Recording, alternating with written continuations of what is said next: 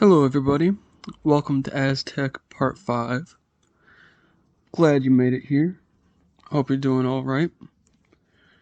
I thought I would start doing little brief summaries of what has happened previously, considering the fact that these are uploaded 1 month apart from each other.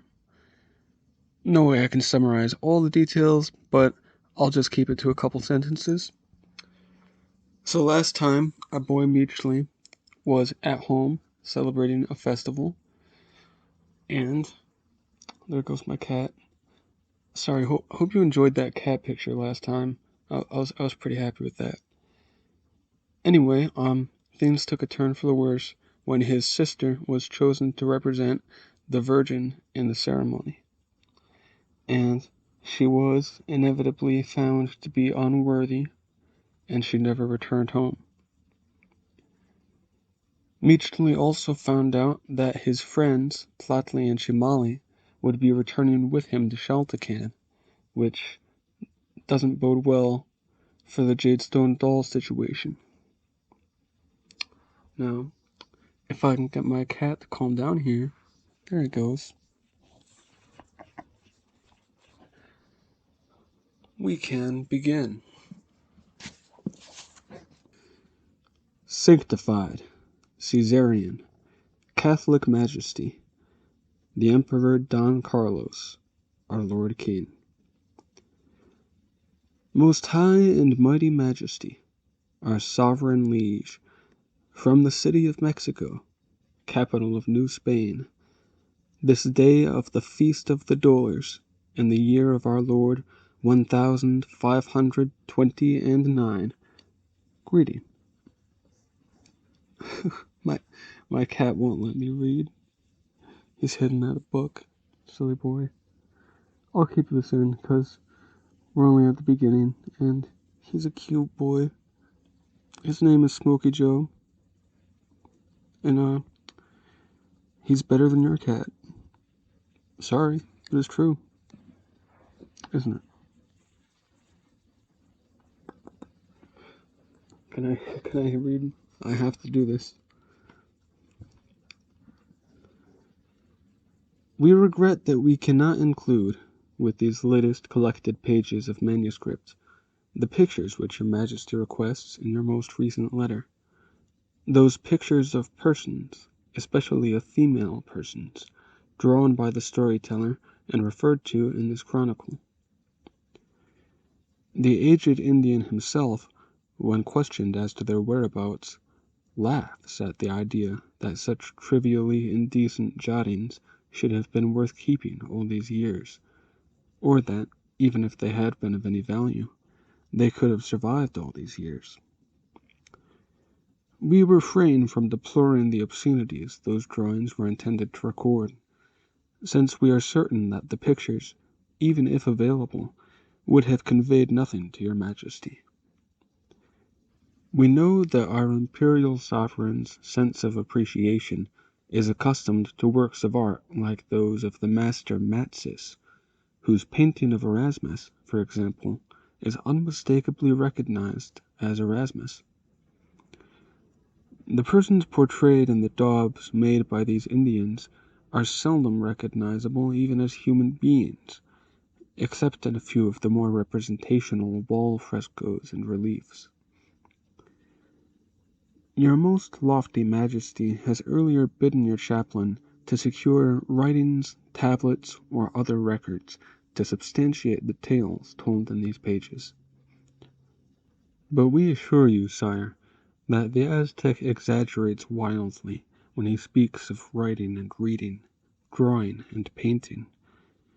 These savages never created or possessed or preserved any mementos of their history aside from some plicate paper folders, skins, and panels bearing multitudes of primitive figures such as children might scribble. These would be inscrutable to any civilized eye, and were of use to the Indians only as mnemonic aids for their wise men, who utilized the scrolls to jog their memory as they repeated the oral history of their tribe or clan. a dubious sort of history at best. Before your servant's arrival in this land, the Franciscan friars, sent here 5 years previous by His Holiness the late Pope Adrian, had already combed every part of the country adjacent to this capital city. Those good brothers had collected, from every still-standing edifice that might be considered an archival depository, many thousands of the Indians' books, but had made no disposition of them, pending higher directive. Wherefore, as your Majesty's delegated bishop, we ourselves examined the confiscated libraries, and found not one item that contained anything but tawdry and grotesque figures. Most of them were nightmarish. Beasts, monsters, false gods, demons, butterflies, reptiles, and other things of like vulgar nature. Some of the figures purported to represent human beings, but, as in that absurd style of art which the Bolognese call caricatura, the humans were indistinguishable from pigs, asses, gargoyles, or anything else the imagination might conceive. Since there was not a single work in which there was not to be seen rank superstition and delusions inspired by the devil, we commanded that the thousands upon thousands of volumes and scrolls be made a heap in this city's main marketplace, and there had them burned to ashes, and the ashes dispersed. We submit that such was the fitting end for those pagan mementos, and we doubt that there remain any others in all the regions of New Spain thus far explored. Be it noted, sire, that the Indian onlookers at the burning, though almost all of them are now professed Christians, unashamedly showed a disgusting degree of regret and anguish. They even wept whilst they gazed upon the pyre, as they might have been so many real Christians, watching the desecration and destruction of so many holy scriptures. We take that as evidence that these creatures have not yet been so wholeheartedly converted to Christianity as we and Mother Church would wish. Hence, this most humble servant of your very pious and devout Majesty still has, and will have, many urgent episcopal duties pertinent to the more intense propagation of the faith. We beg your Majesty's understanding that such duties must take precedence over our acting as auditor and monitor of the loquacious Aztec, except in our increasingly rare spare moments. We also beg that your Majesty will understand the necessity of our occasionally sending a package of pages without a commentary letter, and sometimes even sending it unread by us.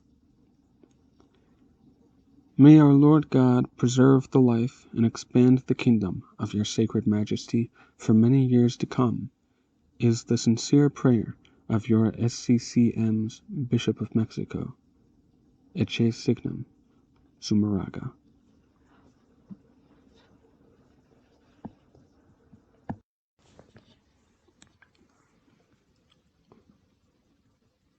My little slave boy, Cozcatl, welcomed me back to Texcoco with unfeigned delight and relief, because, as he told me, Jadestone Doll had been exceedingly vexed at my going on holiday, and had taken out her ill humour on him. Though she had an ample staff of serving women, she had appropriated Cozcatl as well, and had kept him drudging for her, or running at a trot, or standing still to be whipped, all the while I had been away. He hinted at the ignobility of some of the errands and chores he had done for her, and also, at my prompting, finally disclosed that the woman named something delicate had drunk corrosive shoutout upon her next summons to the ladies' chambers, and had died there, foaming at the mouth and convulsed with pain.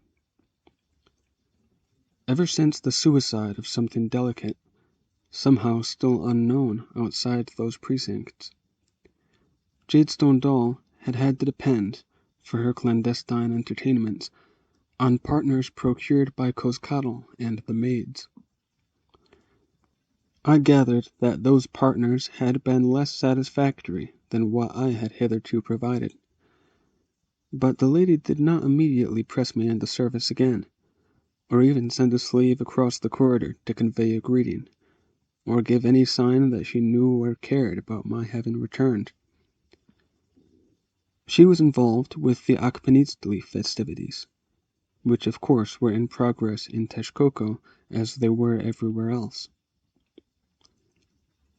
Then, when that celebration was over, Tlatli and Chimali arrived at the palace as scheduled, and Jadestone Doll occupied herself with getting them quartered, making sure that their studio was supplied with clay and tools and paints, and giving them detailed instructions regarding the work they were to do. I deliberately was not present at their arrival. When, a day or two later, we accidentally met in a palace garden, I gave them only a curt salute, in which they replied with a diffident mumble. Thereafter, I encountered them quite frequently, as their studio was situated in the cellars under Jadestone Doll's wing of the palace. But I merely nodded as I passed. They had by then had several interviews with their patroness, and I could see that their earlier exaltation about their work had dissipated considerably. They were, in fact, now looking nervous and fearful. They obviously would have liked to discuss with me the precarious situation in which they found themselves, but I coldly discouraged any approaches. I was busy with a job of my own, doing one particular drawing which I intended to present to Jadestone Doll when she finally should summon me to her presence. And that was a difficult project I had set myself. It was to be the most irresistibly handsome drawing of a young man I had yet done, but it also had to resemble a young man who really existed. I made and tore up so many false starts, and, when I at last achieved a satisfactory sketch, I spent still more time reworking and elaborating on it until I had a finished drawing that I was confident would fascinate the girl queen. And it did. "Why, he is beyond handsome. He is beautiful," she exclaimed when I gave it to her. She studied it some more, and murmured, "If he were a woman, he would be Jadestone Doll." She could pay no higher compliment. "Who is he?" I said, "His name is Joy." "Aiyo, and it should be. Where did you find him?" "He is the crown prince of my home island, my lady, Paklitzin, son of Choltzin, the Cecutli of Chaltacan." "And when you saw him again, you thought of me, and you drew his likeness for me. How sweet of you, Fetch. I almost forgive your deserting me for so many days. Now go and get him for me." I said truthfully, "I fear he would not come at my behest, my lady. Pactley and I bear a mutual grudge. However—" "Then you do not do this for his benefit," the girl interrupted. "I wonder why you should do it for mine." Her depthless eyes fixed on me suspiciously. "It is true that I have never mistreated you, but neither have you cause to feel great affection for me. Then why this sudden and unbidden generosity?" I tried to anticipate my lady's desires and commands. Without comment, she pulled on the bell rope, and, when a maid responded, ordered that Shimali and Tlatli be brought to join us. They came, looking intrepid, and the Jadestone doll shoved the drawing at them. "You two also came from Cozcatl. Do you recognize this young man?"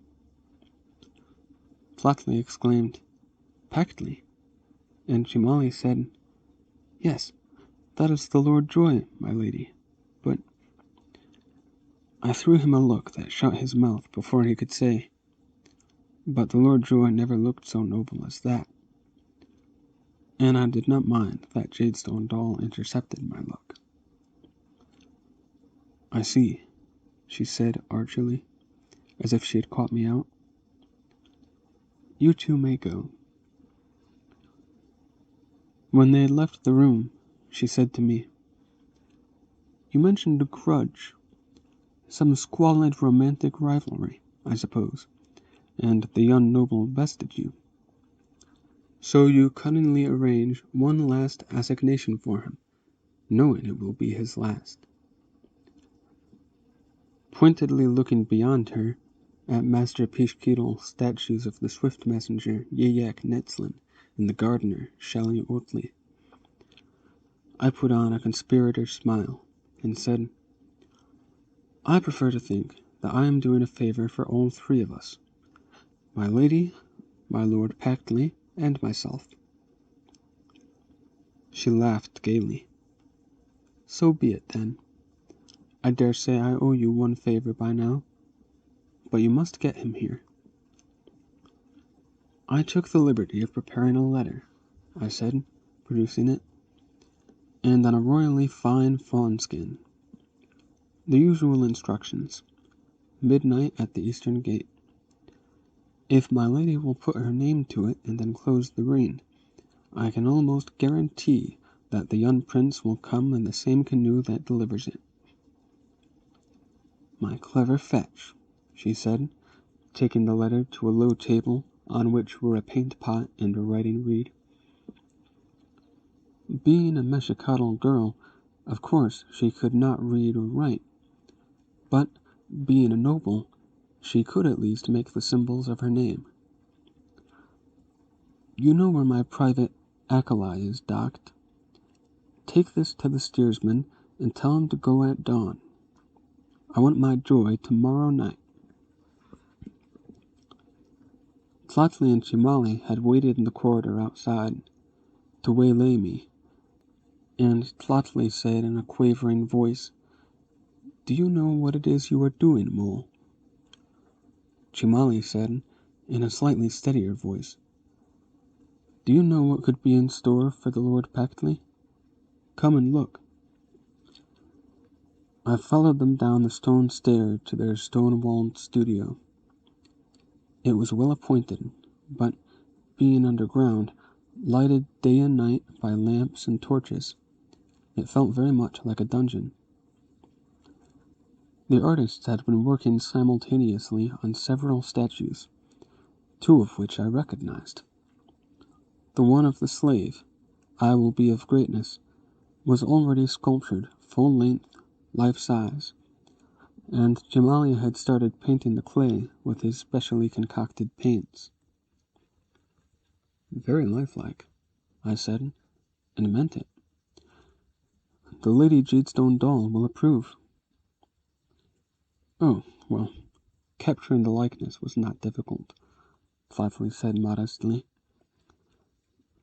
"Not when I could work from your excellent drawing and mold the clay upon the actual skull." "But my pictures show no colors," I said, "and even the master sculptor Cozcatl has been unable to recreate those. Chimali, I applaud your talent." I meant that, too. Cozcatl's statues had been done in the usual flat colors, a uniform pale copper for all exposed skin surfaces, an unvarying black for the hair, and so on.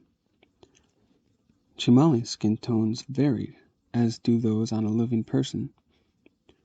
The nose and ears just the least bit darker than the rest of the face, the cheeks a little more pink. Even the black of the hair glinted here and there with brownish lights.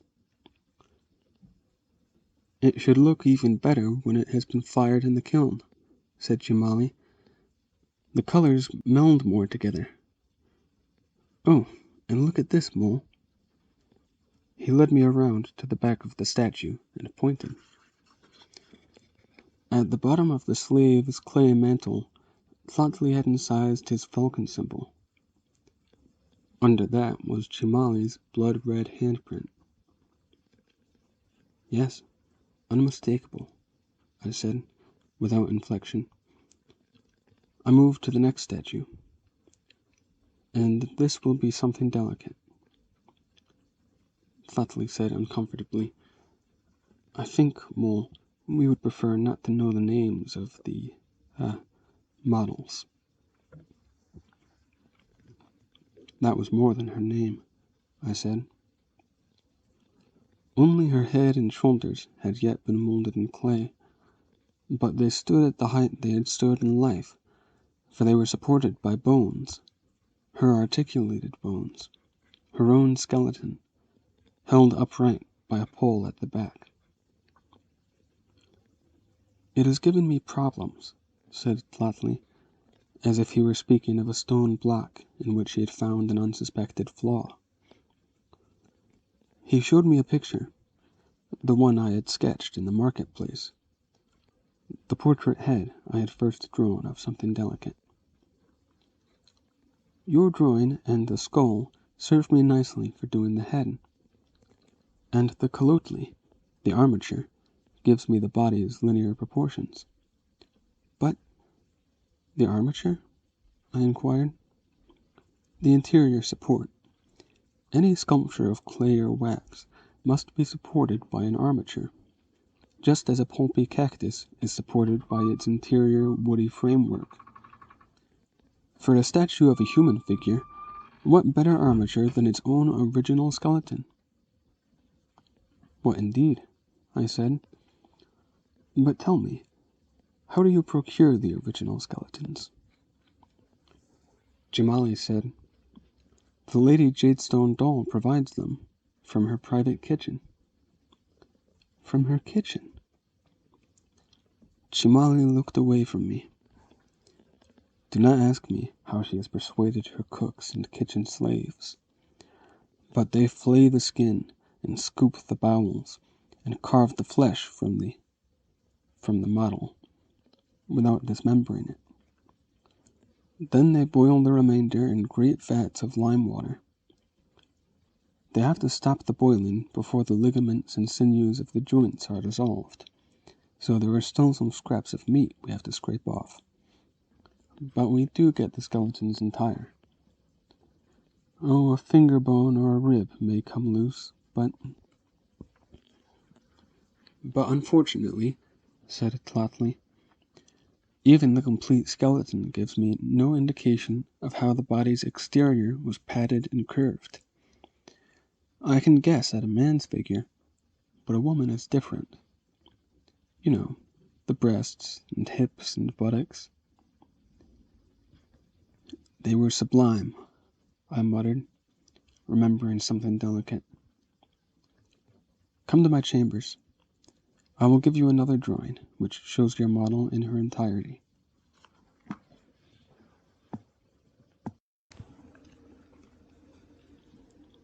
In my apartment, I ordered Cozcatl to make chocolate for us all.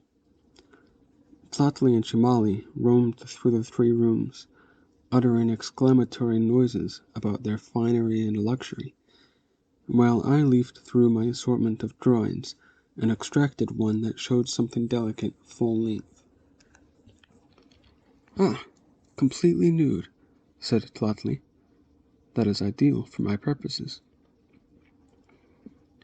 He might have been passing judgment on a sample of good marl clay. Jemali also looked at the picture of the dead woman and said, "Truly, Mole, your drawings are skillfully detailed. If you would leave off doing only lines, and learn to work with the lights and shadows of paint, you could be a real artist. You too could give beauty to the world." I laughed harshly. like statues built on boiled skeletons. Tlotli sipped at his chocolate and said defensively, "We did not kill those people, Mole, and we do not know why the young queen wants them preserved. But consider, if they were merely buried or burned, they would disintegrate into mold or ashes. We at least make them endure. And yes, we do our best to make them objects of beauty." I said, "I am a scribe. I do not prettify the world. I only describe it." Tlotli held up the picture of something delicate. "You did this, and it is quite a beautiful thing. From now on, I will draw nothing but word pictures. I have done the last portrait I shall ever do." "That one of the Lord Joy," Chimali guessed. He glanced about to make sure my slave was not within hearing.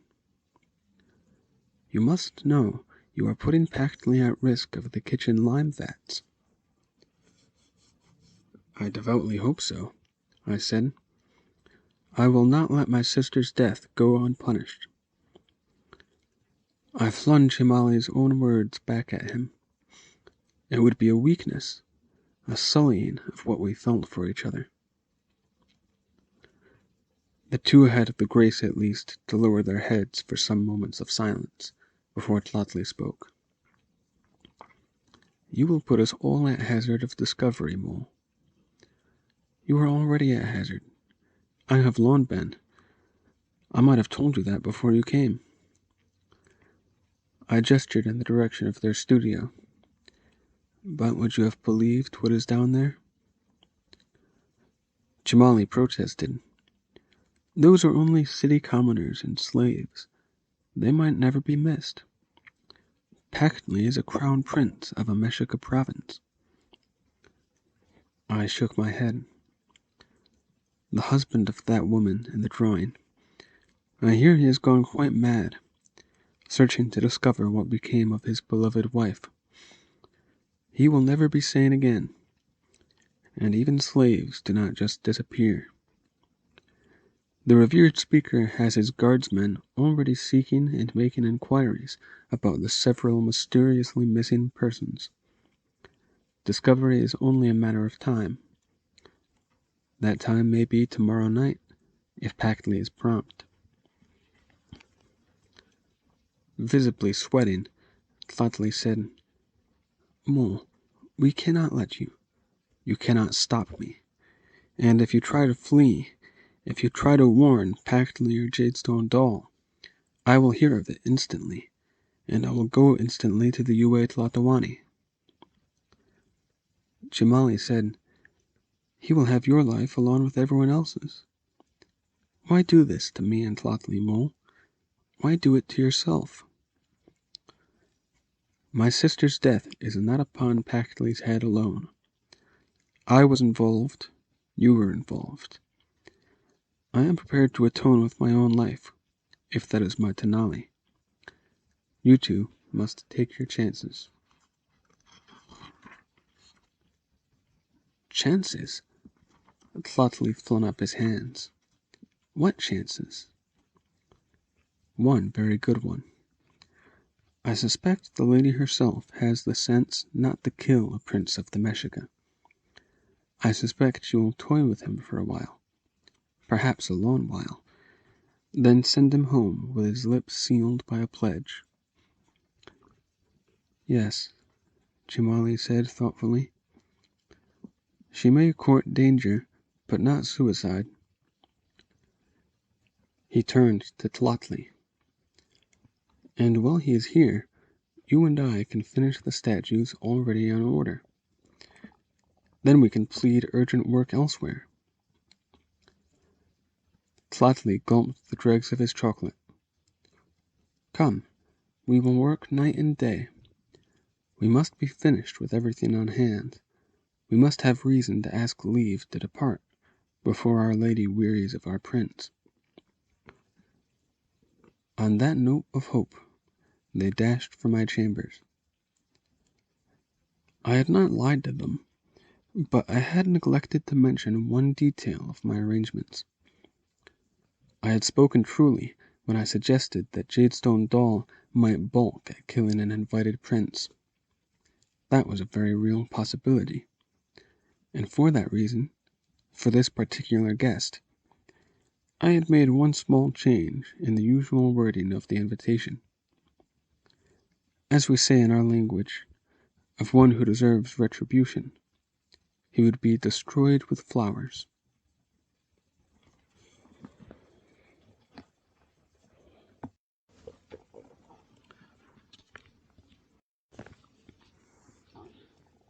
The gods supposedly know all our plans, and know their ends before their beginnings.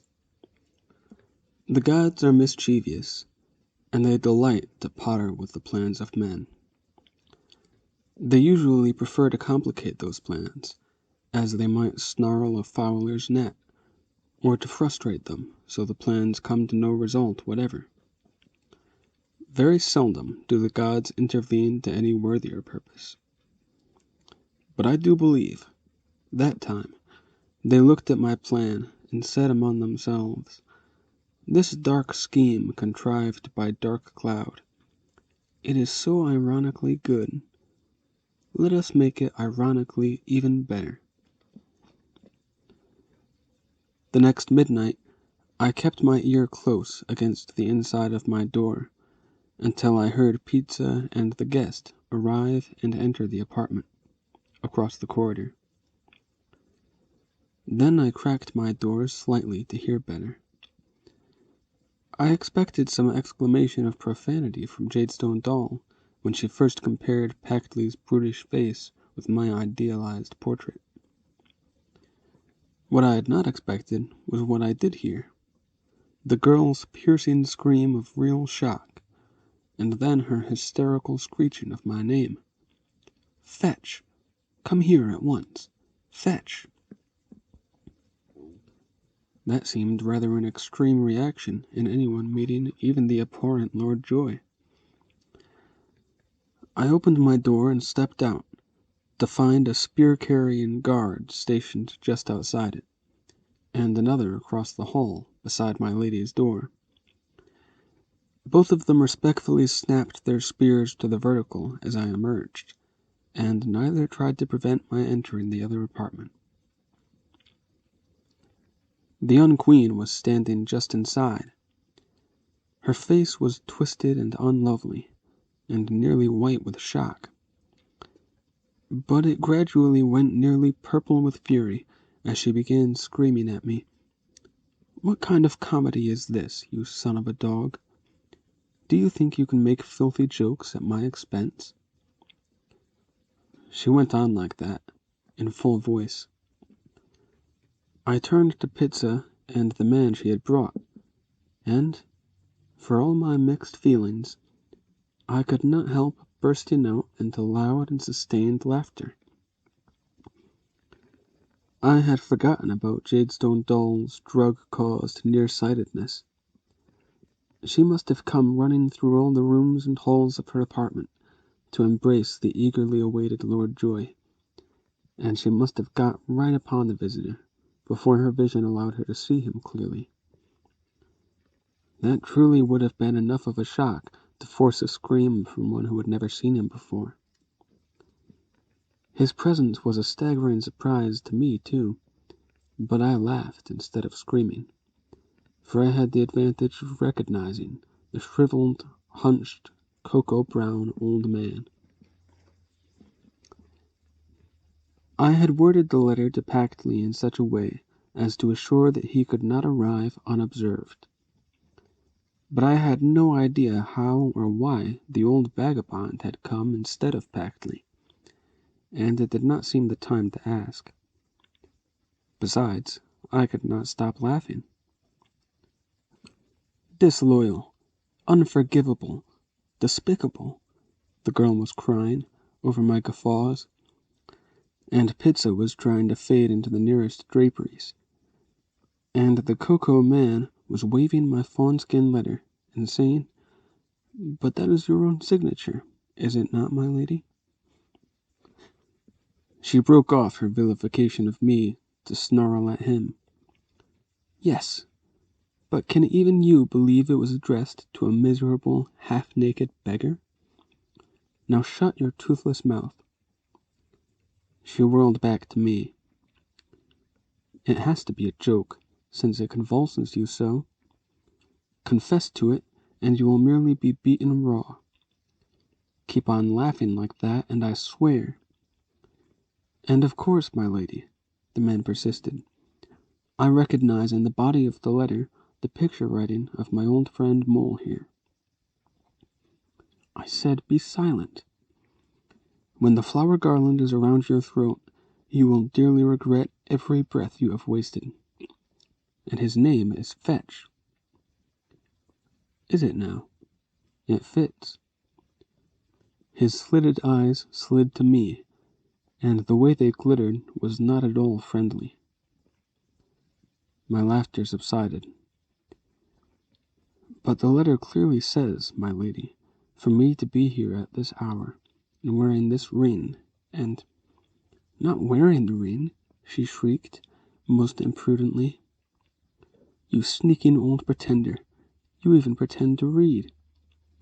The ring was to be carried concealed, and you must have flourished it through all Texcoco. Ya, ya. She ground her teeth and swung again to me. Do you realize what your joke may have caused, you unspeakable lout? Ya, oh ya, but you will die in the slowest of agonies. How is it a joke, my lady? The bent man asked. According to this invitation, you must have been expecting someone, and you came running so joyfully to greet me. You! To greet you? Screamed the girl, throwing out her arms as if she were physically throwing away all caution. Would the cheapest, hungriest waterfront whore in Texcoco lie with you? Once more she turned on me. Fetch, why did you do this?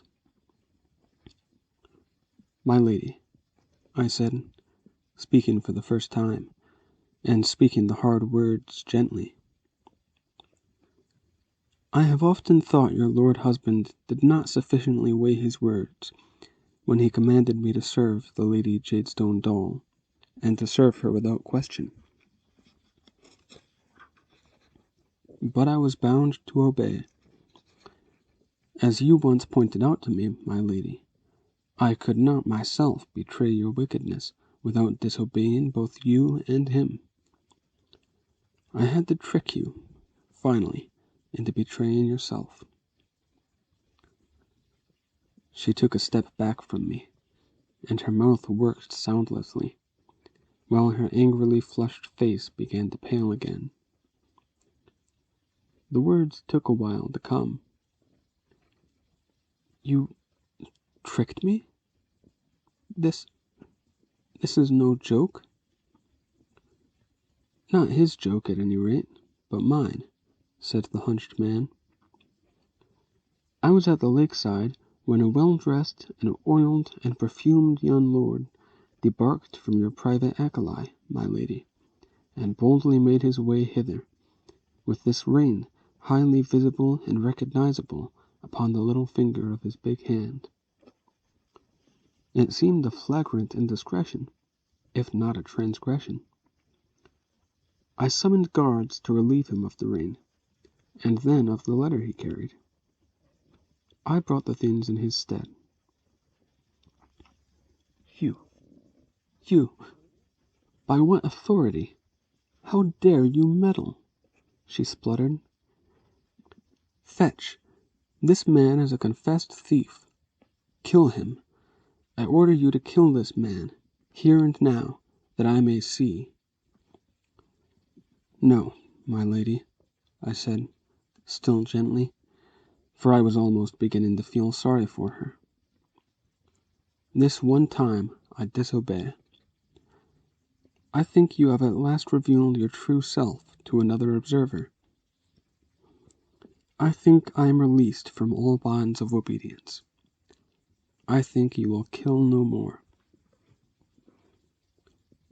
She spun swiftly and yanked open the door to the corridor. Perhaps she meant to flee, but when the sentinel outside turned to face her, blocking the doorway, she said sharply, "Guard, I have here one thief and one traitor.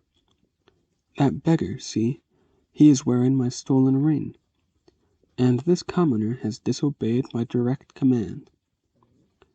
I want you to take them both and—" "Your pardon, my lady," the guard rumbled.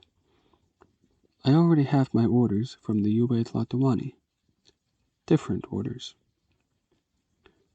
Her mouth fell open. I said, "Guard, lend me your spear for one moment." He hesitated, then handed it to me.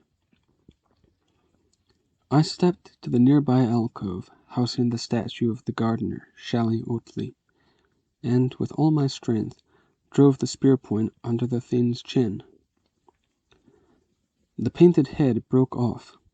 It hit the floor and rolled, its baked clay shattering and crumbling. When the head bounced to a stop against a far wall, it was a bare, white, gleaming skull, the cleanest and most honest face of man. The brown beggar watched its progress without expression, but the immense pupils of Jadestone Doll's eyes seemed now to have engulfed her eyes entirely. They were liquid black pools of terror. I gave the spear back to the guard and asked, "What are your orders, then?" "You and your slave boy are to remain in your apartment. The Lady Queen and her serving women are to stay in this one. You will all remain under guard while your chambers are searched, and until further orders come from the revered speaker."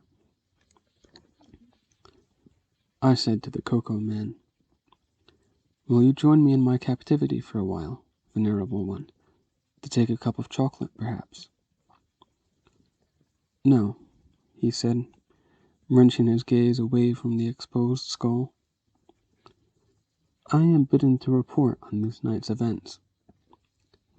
I think the Lord Nizuwalpili will now command a more extensive search of the sculpture studios and other places." I made the gesture of kissing the earth. "Then I bid you good night, old man, my lady." She stared at me, but I do not think she saw me. I returned to my own chambers, to find them being ransacked by the Lord Strongbone and some others of the revered speaker's confidential aides. They had already discovered my drawings of Jadestone Doll and something delicate in embrace.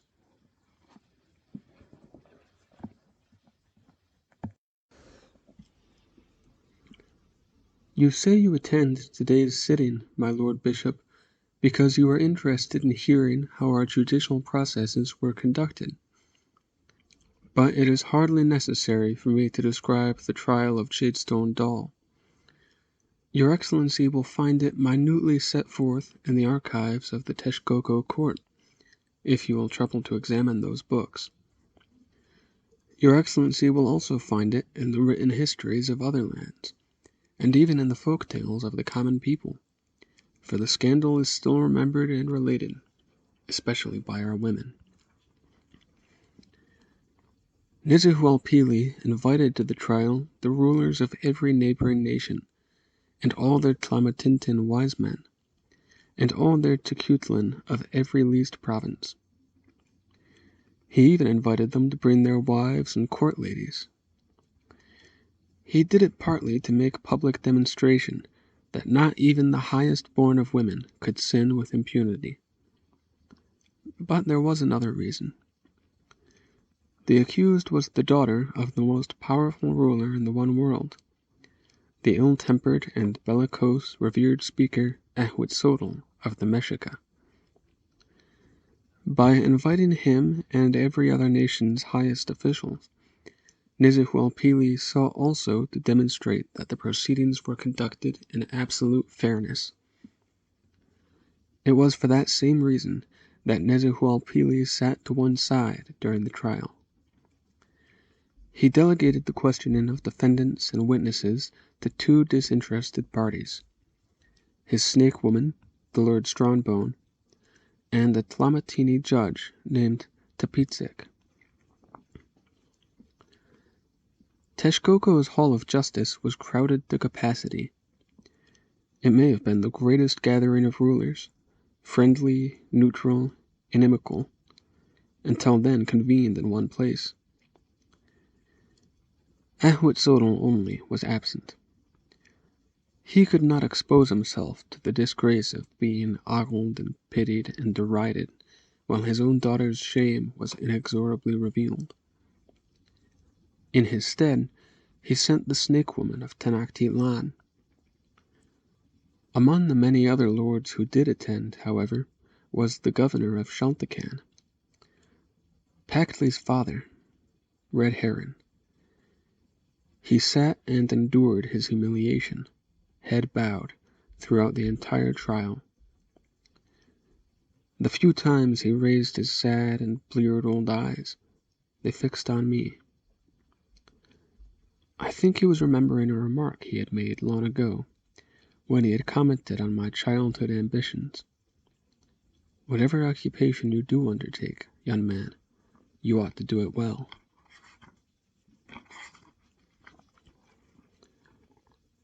The interrogation of all persons involved was lengthy and detailed and tedious and often repetitive.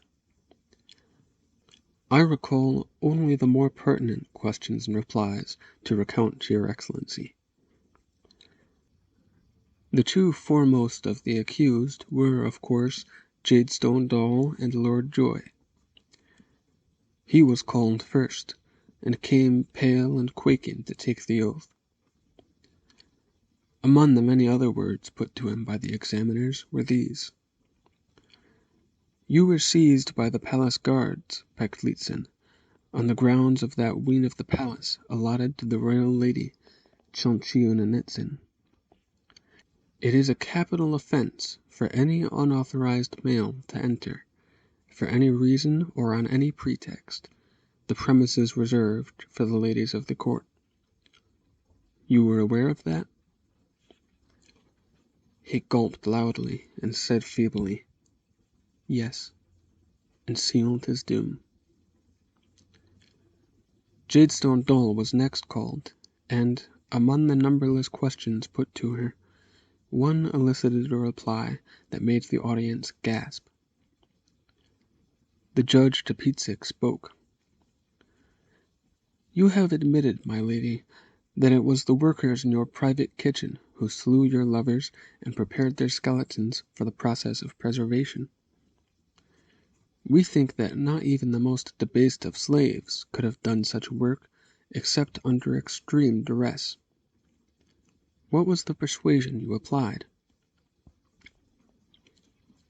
In the meek voice of a little girl, she said, "For a long time previous, I posted my guards in the kitchen to see that the workers got no food at all, that they did not even taste what they cooked for me.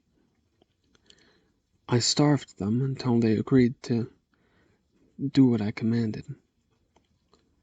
When they had done it once, and thereby had been full fed, they required no more persuasion or threats or watching guards." The rest of her words were lost in the general commotion. My little slave Cozcatl was retching, and had to be taken outside the hall for a while. I knew how he felt, and my own stomach wobbled slightly. Our meals had come from that same kitchen.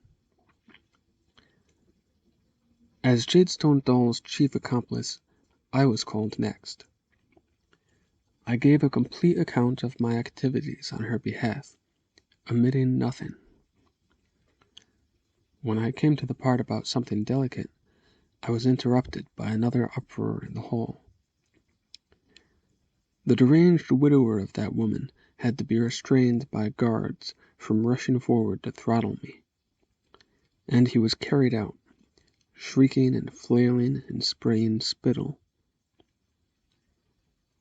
When I came to the end of my account, the Lord Strongbone eyed me with open contempt, and said, "A frank confession, at least.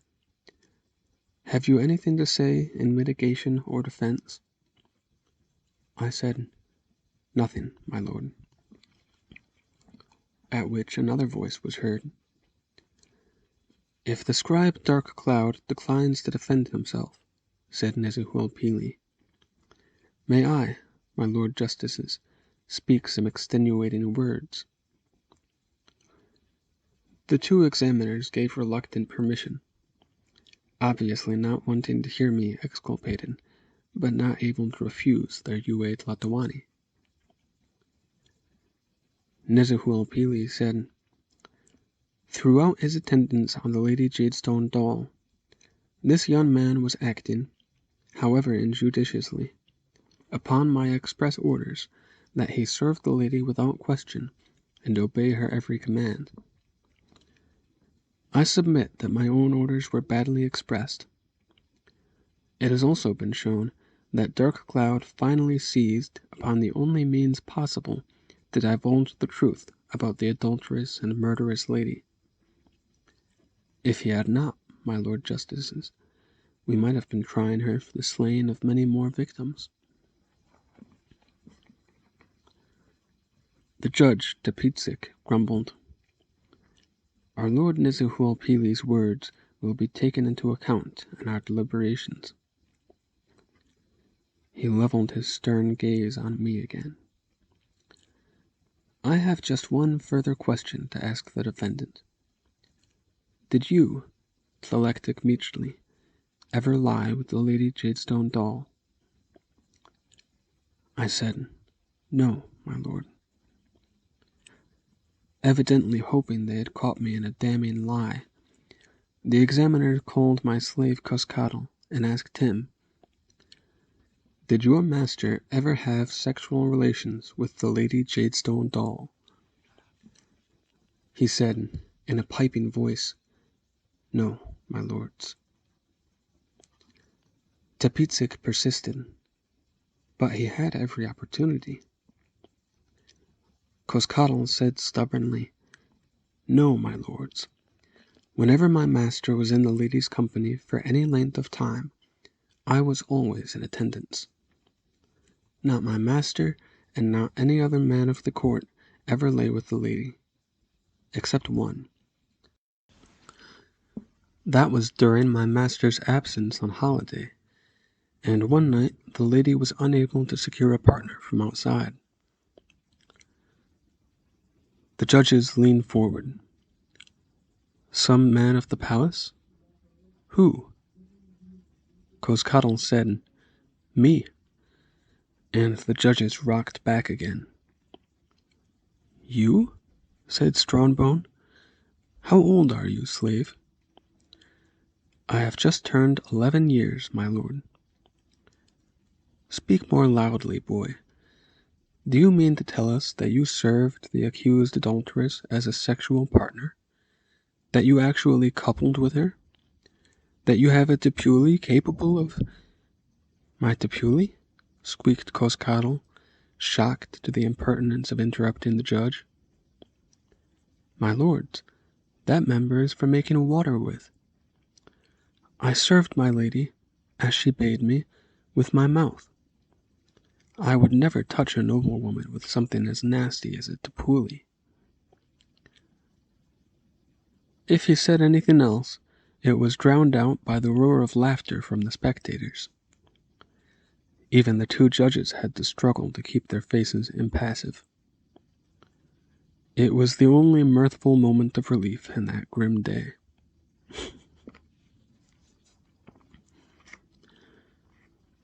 Tlotli was one of the last accomplices called. I have forgotten to mention that, on the night Nezuhualpili's guards raided the studio, Chimali was absent on some errand. There had then been no cause for Nezuhualpili or his aides to suspect the existence of another artist. Apparently, no other of those accused had subsequently thought to mention Shibali, and apparently Tlatli had since been able to pretend that he had worked alone. Strongbone said, Chikwake Kali Ishtak Tlatli. You admit that certain of the statues introduced in evidence were of your making. Yes, my lords, he said firmly. I could hardly deny it. You see upon them my signature mark, the incised symbol of a falcon's head, and beneath it the slap of my bloodied hand. His eyes sought mine and beseeched silence, as if saying, Spare my woman, and I kept silent. Eventually, the two examiners retired to a private chamber for their deliberations. Everyone else in the Hall of Justice thankfully debouched from the big but now stuffy room to enjoy a breath of fresh air or to smoke a poquilletto in the gardens outside. We defendants remained, each with an armed guard standing alert at our side, and we carefully avoided meeting each other's eyes. It was not long before the judges returned and the hall refilled. The snake woman, Lord Strongbone, made the routine prefatory announcement.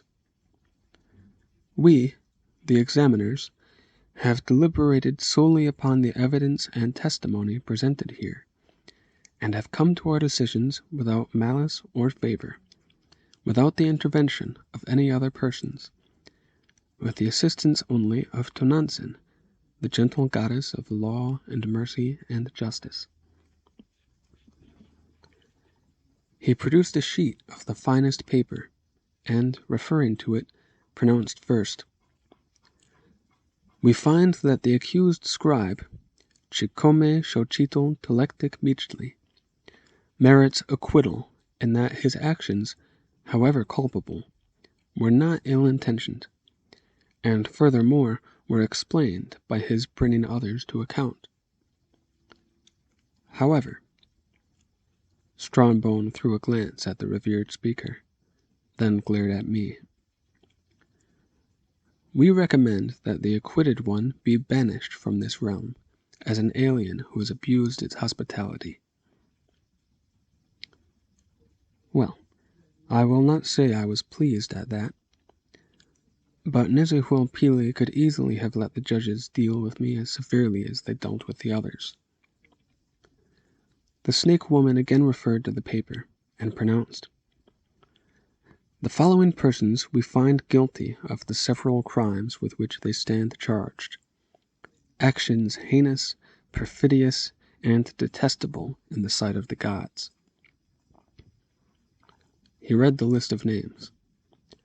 The Lord Joy, the Lady Jadestone Doll, the sculptors Pishkito and Tlatli, my slave Cozcatl, 2 guards who had alternated night duty on the palace's eastern gate, Jadestone Doll's maid Pizza, and numerous other servants, all the cooks and workers of her kitchen. The judge concluded his drone. Regarding these persons found guilty, we make no recommendations, either of severity or lenity, and their sentences will be pronounced by the revered speaker. Nezuhualpili got slowly to his feet. He stood in deep study for a moment, then said, As my lords recommend, the scribe Dark Cloud will be banished from Texcoco and all the domains of the Akalhua. The convicted slave, Cozcatl, I here pardon in consideration of his tender years, but he will likewise be exiled from these lands. The nobles Paklitzin and Chalchionanetzin will be executed in private, and I shall leave their mode of execution to be determined by the noble ladies of the Texcoco court. All others found guilty by the Lord Justices are sentenced to be publicly executed by means of the Xochitl, and no recourse to Tlazolteotl beforehand. Their dead bodies, together with the remains of their victims, will be burned in a common pyre. I rejoiced that little Cozcatl had been spared, but I felt sympathy for the other slaves and commoners. The Xochitl was the flower-enlaced garroting cord, which was bad enough. But Nezuhualpili had also denied them the solace of confessing to a priest of Tlazolteotl.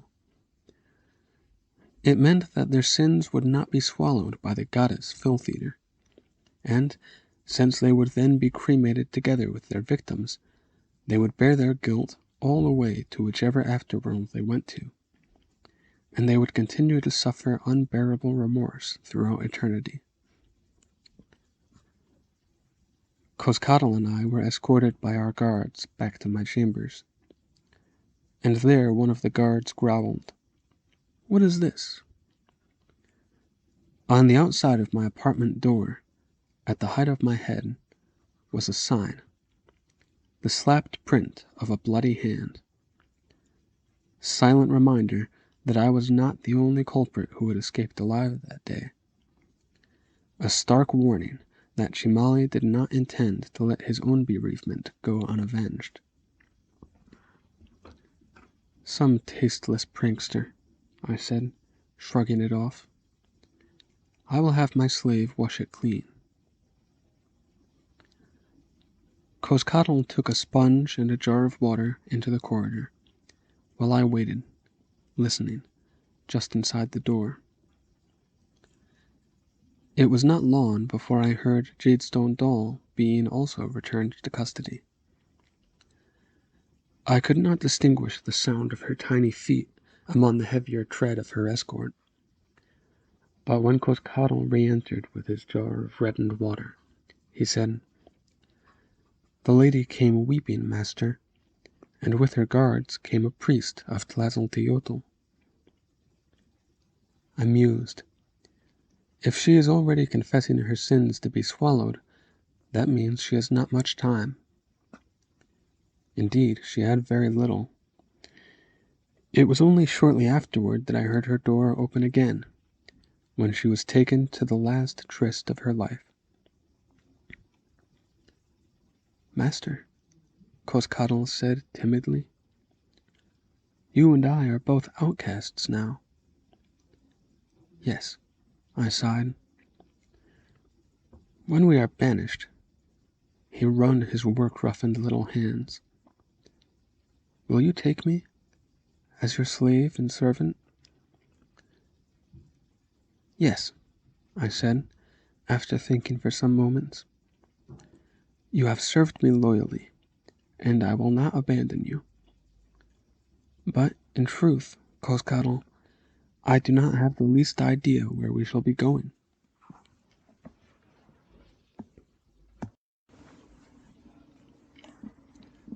The boy and I, kept in confinement, did not witness any of the executions, but I later learned the details of the punishment inflicted on the Lord Joy and the Lady Jadestone Doll, and those details may be of interest to your Excellency.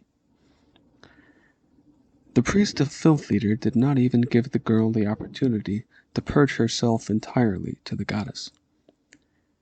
In a pretense of kindness, he offered her a drink of chocolate, to calm your nerves, my daughter, in which he had mixed an infusion of the plant Toloatzin, which is a powerful sleeping drug. Jadestone Doll was probably unconscious before she had recounted even the misdeeds of her 10th year, so she went to her death still burdened with much guilt. She was carried to the palace maze of which I have spoken, and there she was stripped of all her clothes. Then the old gardener, who alone knew the secret paths, dragged her to the very center of the maze, where Pactli's corpse already lay. The Lord Joy had earlier been delivered to the convicted kitchen workers, and they were commanded to do one last task before their own execution. Whether they first mercifully put Packley to death, I do not know, but I doubt it, since they had little reason to feel kindly toward him. They flayed his whole body, except for his head and genitals, and they gutted him and hacked away the other flesh on his body. When all that remained was a skeleton, not a very clean skeleton, still festooned with shreds of raw meat, they used something, perhaps an inserted rod, to stiffen his tepuli erect. That grisly cadaver was taken to the maze, while Jadestone Doll was still closeted with her priest. The girl woke in the middle of the night, at the middle of the maze, to find herself naked, and her tepili snugly impaled, as in happier times, on a tumescent male organ.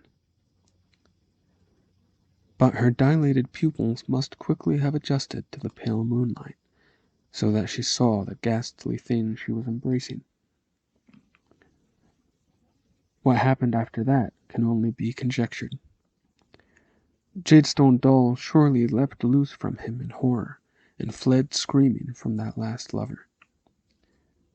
She must have run off into the maze, again and again, the tortuous paths always bringing her back to the head and bones and upright tepuli of the late Lord Joy. And every time she came back, she would have found him in the company of more and ever more ants and flies and beetles. At last he would have been so covered by squirming scavengers that it must have looked to Jadestone Doll that the cadaver was writhing in an attempt to rise and pursue her. How many times she ran! How many times she dashed herself against the unyielding thorn walls! How many times she found herself again stumbling onto the carrion of Lord Joy! No one will ever know. When the gardener brought her out in the morning, she was no longer beautiful. Her face and body were gashed and bloodied by the thorns. Her fingernails had been torn off. Patches of her scalp showed, where hanks of her hair had been ripped loose. Her eye-enhancing drug had worn off, and the pupils were almost invisible points in her bulging, staring eyes. Her mouth was locked wide open in a silent scream. Jadestone Doll had always been so vain of her beauty that she would have mortified and outraged to have been so ugly. But now she could not care. Somewhere in the night, somewhere in the maze, her terrified and pounding heart had finally burst.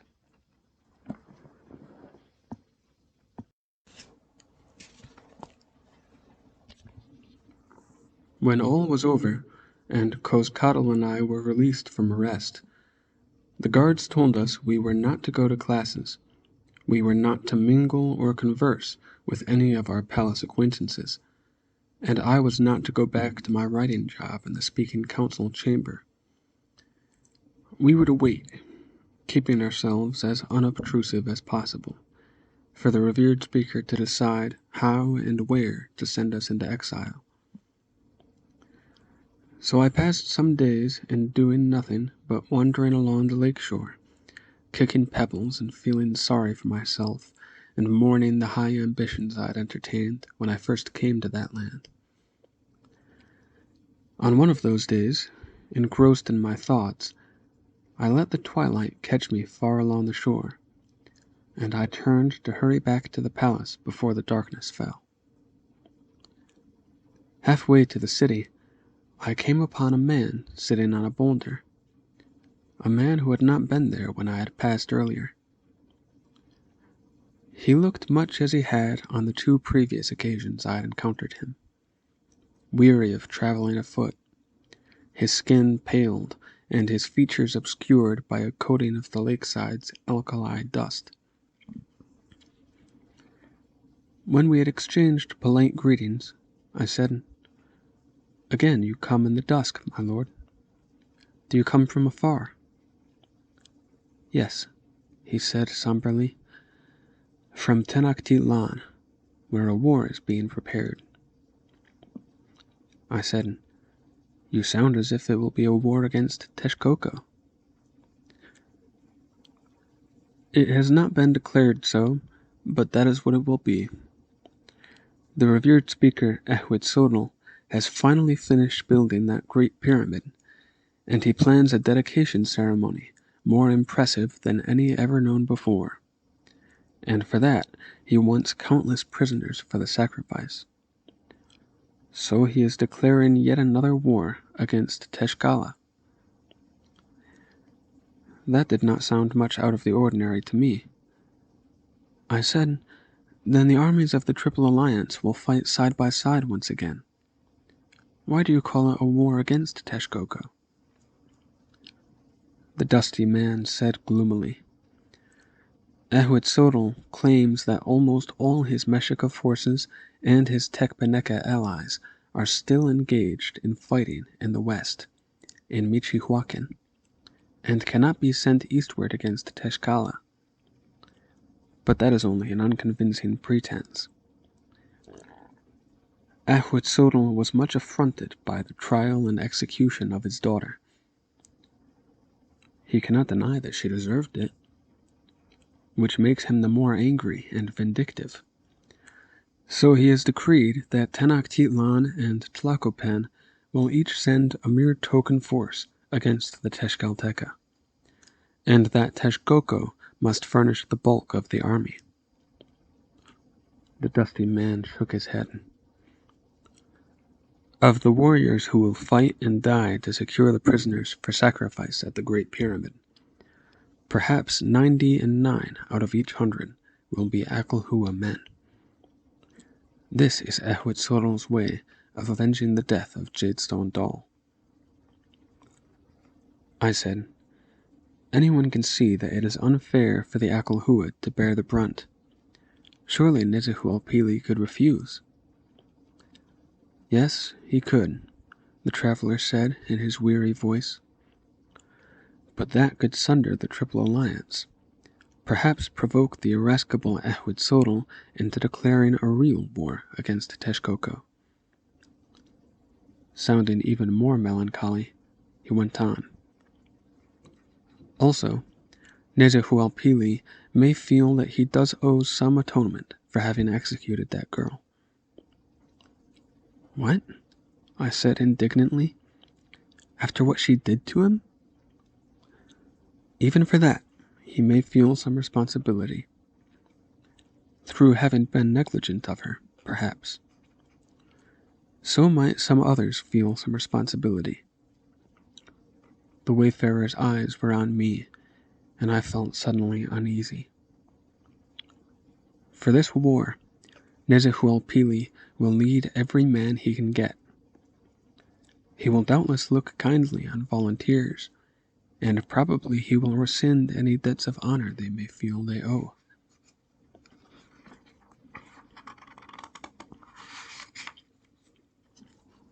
I swallowed and said, My lord, there are some men who can be of no use in a war. They can die in it, he said flatly. For glory, for penance, for repayment of an obligation, for a happy afterlife in the warrior's afterworld, for any other reason. I once heard you speak of your gratitude to Nezahualpili, and your readiness to demonstrate it. There was a long silence between us. Then, as if casually changing the subject, the dusty man said, in a conversational tone, It is rumored that you will soon be leaving Texcoco. If you have your choice, where will you go from here? I thought about it for a long time, and the darkness settled all around, and the night wind began to moan across the lake. And at last I said, To war, my lord. I will go to war.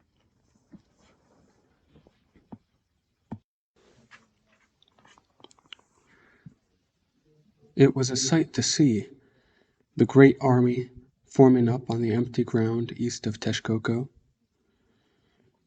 The plain bristled with spears and sparkled with bright colors, and everywhere the sun glinted from obsidian points and blades.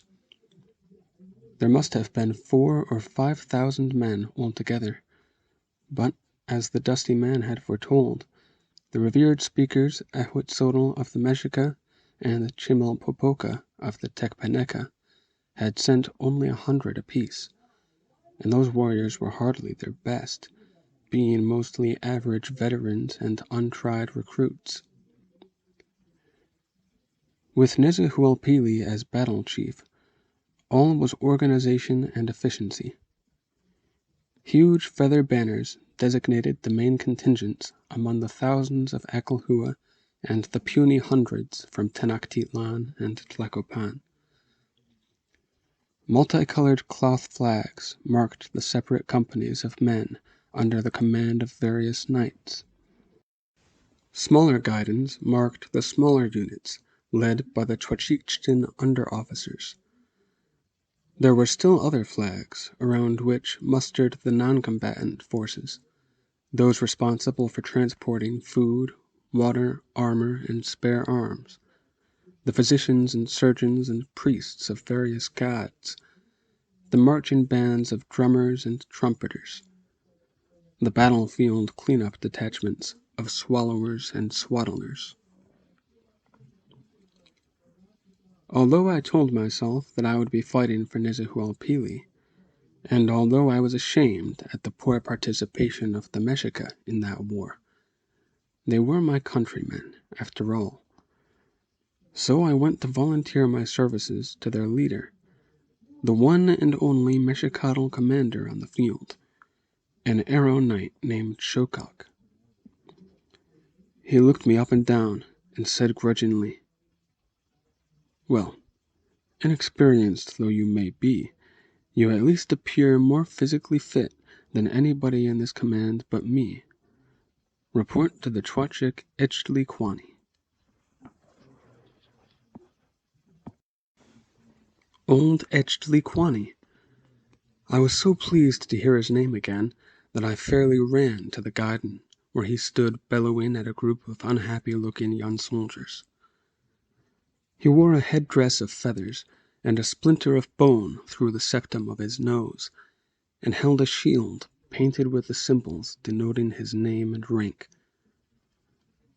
I knelt and brushed the ground in a perfunctory gesture of kissing the earth, then flung an arm around him as if he had been a long-lost relative, crying delightedly, "Master Blood Glutton, I rejoice to see you again." The other soldiers goggled. The elderly Chwachik flushed dark red and roughly thrust me away, spluttering, "Unhand me! By the stone balls of Huitzilopochtli, but this man's army has changed since I was last afield. Doddering old growlers, pimply striplings, and now this. Are they enlisting Quilontin now? To kiss the enemy to death?" "It is I, master," I cried. "The commander Shokak told me to join your company." It took me a moment to realize that Blood Glutton must have taught hundreds of schoolboys in his time. It took him a moment to search his memory and find me in some remote corner of it. "Fogbound, of course," he exclaimed, though not with such glee as I had evinced. "You were in my company? Are your eyes cured, then? You can see now?" "Well, no," I had to admit. He stamped ferociously on a small ant. "My first active duty in 10 years," he muttered, "and now this. Maybe Quilontin would be preferable. Ah, well, Fogbound, fall in with the rest of my trash." "Yes, Master Chwachik," I said, with military crispness.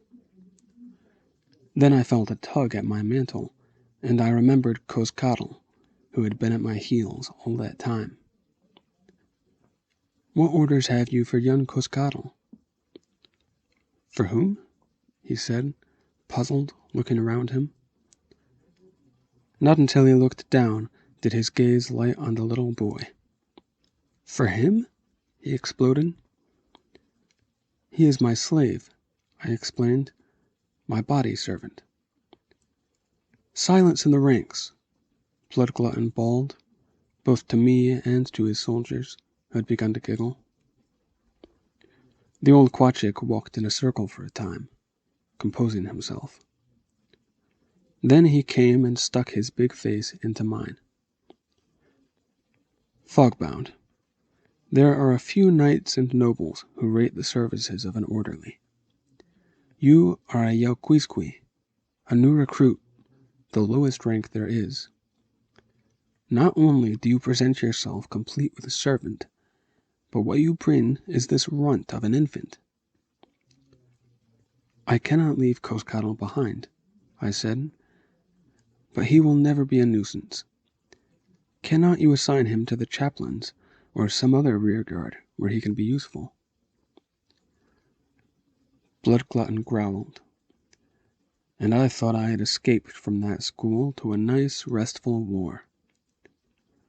"All right. Runt, you report to that black and yellow guidon yonder. Tell the quartermaster that Eshley Quani ordered you to scullery duty. Now, Fogbound," he said sweetly, persuasively, "if the Meshuggah army is arranged to your satisfaction, let us see if you remember anything of battle drill." I and all the other soldiers jumped when he bellowed, "You misbegotten rabble, 4 abreast, make ranks." I had learned at the House of Building Strength that training to be a warrior was far different from my childhood play at being one. Now I learned that both the playing and the training were pale imitations of the real thing. To mention just one hardship that the tellers of glorious war stories omit, there is the dirt and the smell. At play or in school, after a day of hard exercise, I had always had the pleasant relief of a bath and a good sweat in the steam house. Here there were no such facilities. At the end of a day of drilling, we were filthy, and we stayed that way, and we stank. So did the open pits dug for our excretory functions. I loathed my own odor of dried sweat and unwashed garments as much as I did the ambient miasma of feet and feces. I regarded the uncleanliness and stench as the nastiest aspect of war. At that time, anyway, before I had been to war. Another thing. I have heard old soldiers complain that, even in the nominally dry season, a warrior can rely on it that Tlaloc will mischievously make any and every battle the more difficult and miserable, with rain drenching a man from above, and mud dragging at his feet below. Well, that was the rainy season, and Tlaloc sent unremitting rain during the several days we spent practicing with our weapons and rehearsing the various maneuvers we would be expected to perform on the battlefield. It was still raining, and our mantles were dead weights, and our sandals were ponderous lumps of mud, and our mood was foul, when at last we set out for Teshkala. That city was 13 one-long runs to the east-southeast. In decent weather, we could have traveled there in 2 days of forced march, but we would have arrived breathless and fatigued to face an enemy who had had nothing to do but rest while they waited for us. So, considering the circumstances, Nizihualpili ordered that we make the journey more leisurely and stretch it over 4 days, so that we could arrive comparatively unwearied. For the first 2 days we tramped directly east, so that we had to climb and cross only the lower slopes of the volcanic range, which, farther south, became the steep peaks called Tlalactepetl, Iztaccíhuatl, and Popocatépetl. Then we turned southeast and headed directly toward Tlaxcala City. The whole way, we went slogging through mud, except when we were slipping and sliding on a wet rock terrain.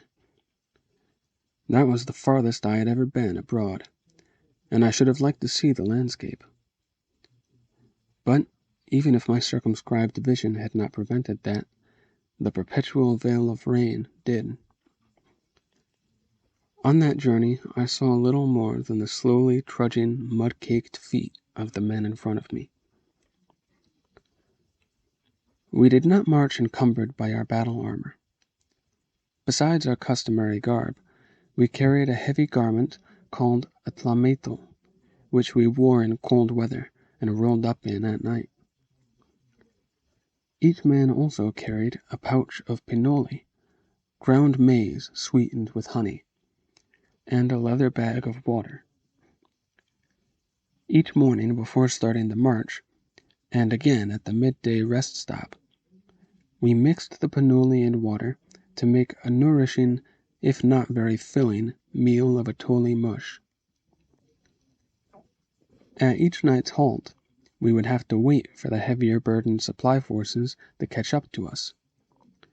But then the commissary troops would provide every man with a substantial meal of hot food, including a cup of thick, nutritious, spirit-lifting hot chocolate. Whatever his other duties, Cozcatl always brought my evening meal with his own hands, and often managed to get me a larger than standard portion or to slip me a stolen fruit or sweet. Some of the other men of Bloodclutton's company grumbled or sneered at the way I was coddled, so I weakly tried to refuse the extras Cozcatl brought. He admonished me. "Do not act noble and deny yourself, master. You are not depriving your fellows in these forward columns. Do you not know that the best fed men are the ones who stay farthest back from the fighting? The porters and cooks and message carriers. They are also the most boastful about their service. I only wish that I could somehow sneak a pot of hot water up here.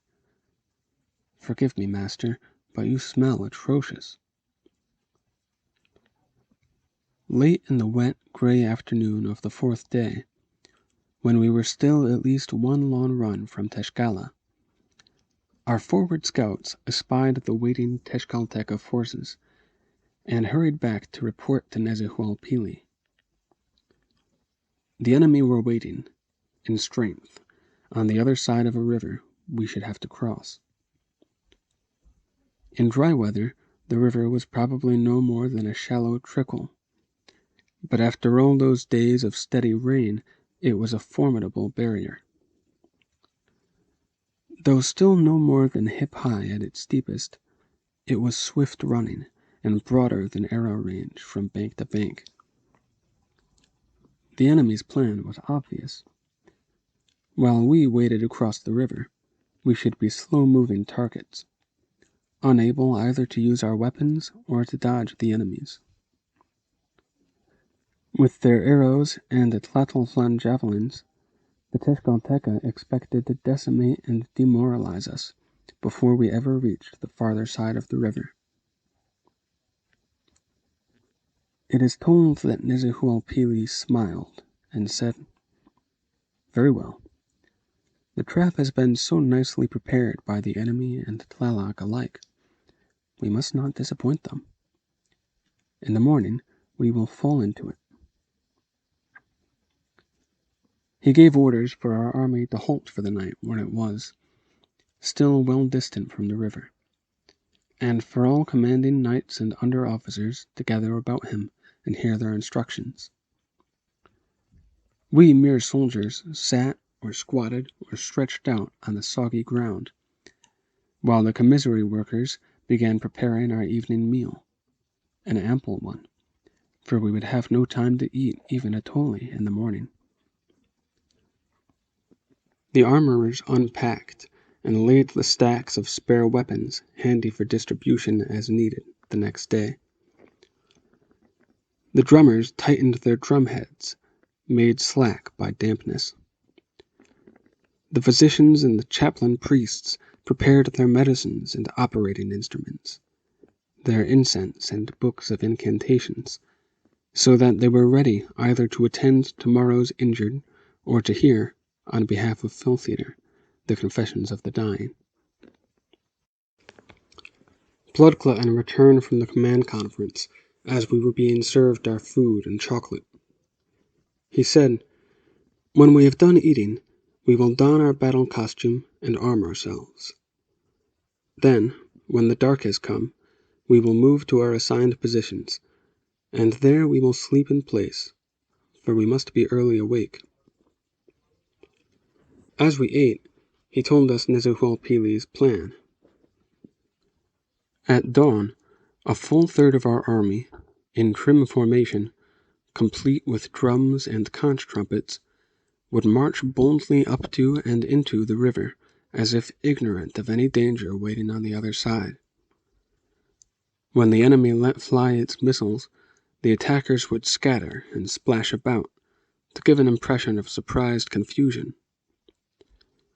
When the rain of missiles got intolerable, the men would turn and flee the way they had come, in seemingly undisciplined rout. Nezuhualpili's belief was that the Tezcatlipoca would be deceived by that disarray, and would incautiously give chase, so excited by their apparent easy triumph that they would give no thought to its possibly being a ruse. Meanwhile, the remainder of Nezuhualpili's army would have been waiting, concealed in rocks, shrubbery, trees on both sides of the long line of march leading to the river. Not a man of them would show himself or use a weapon until our retreating forces had enticed the entire Tezcatl army across the river. The Tezcatlipoca would be running along a corridor between hidden walls of warriors.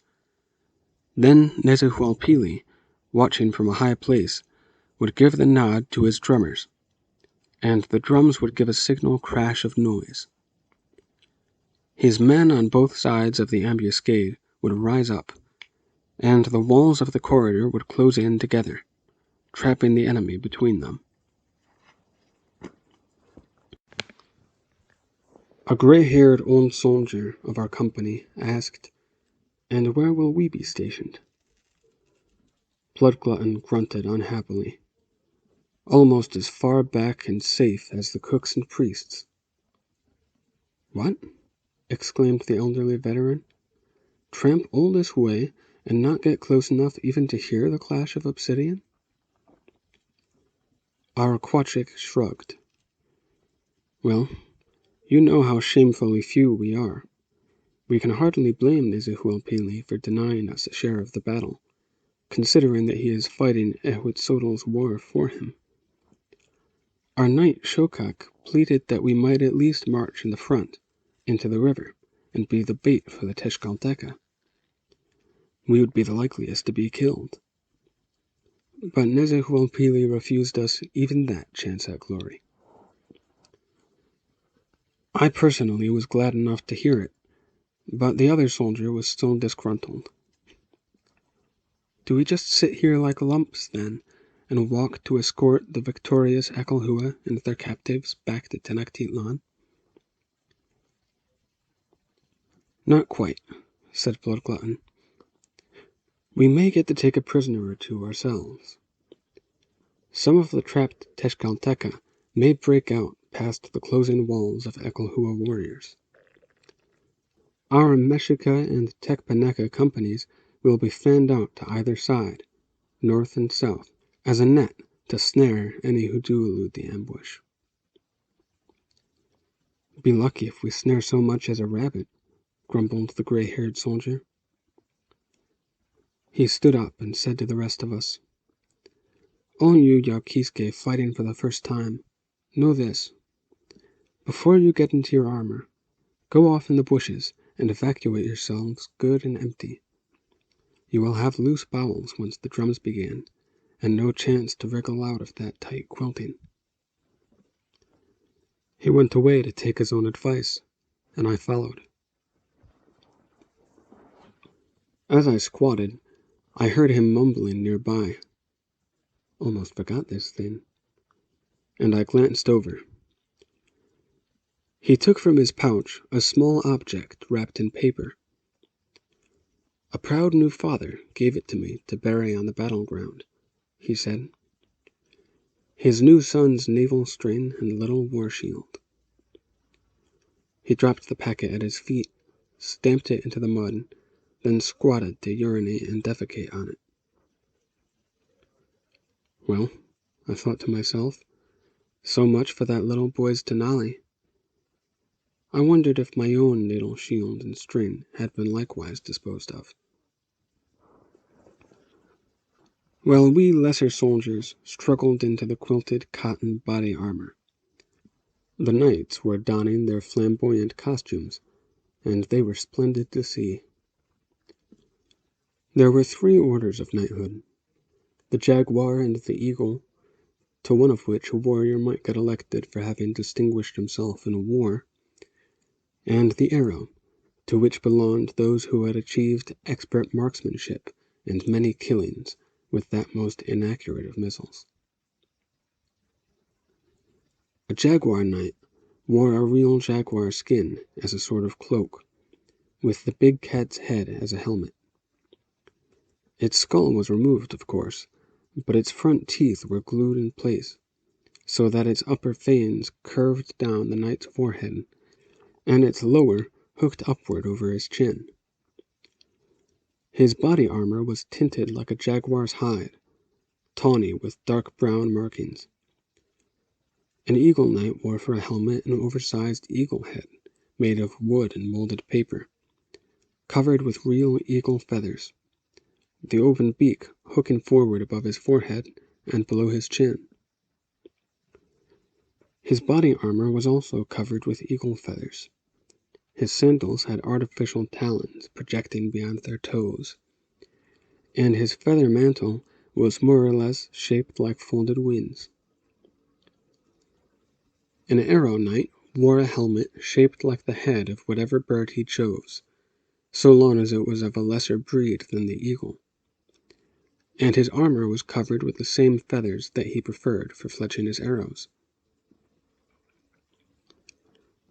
All the knights carried wooden, leather, or wickerwork shields covered with feathers, and those feathers were worked into colorful mosaic designs, each knight's design being his own name symbols. Many knights had become known for their bravery and prowess, so it was an act of daring for them to go into battle flaunting their symbols on their shields.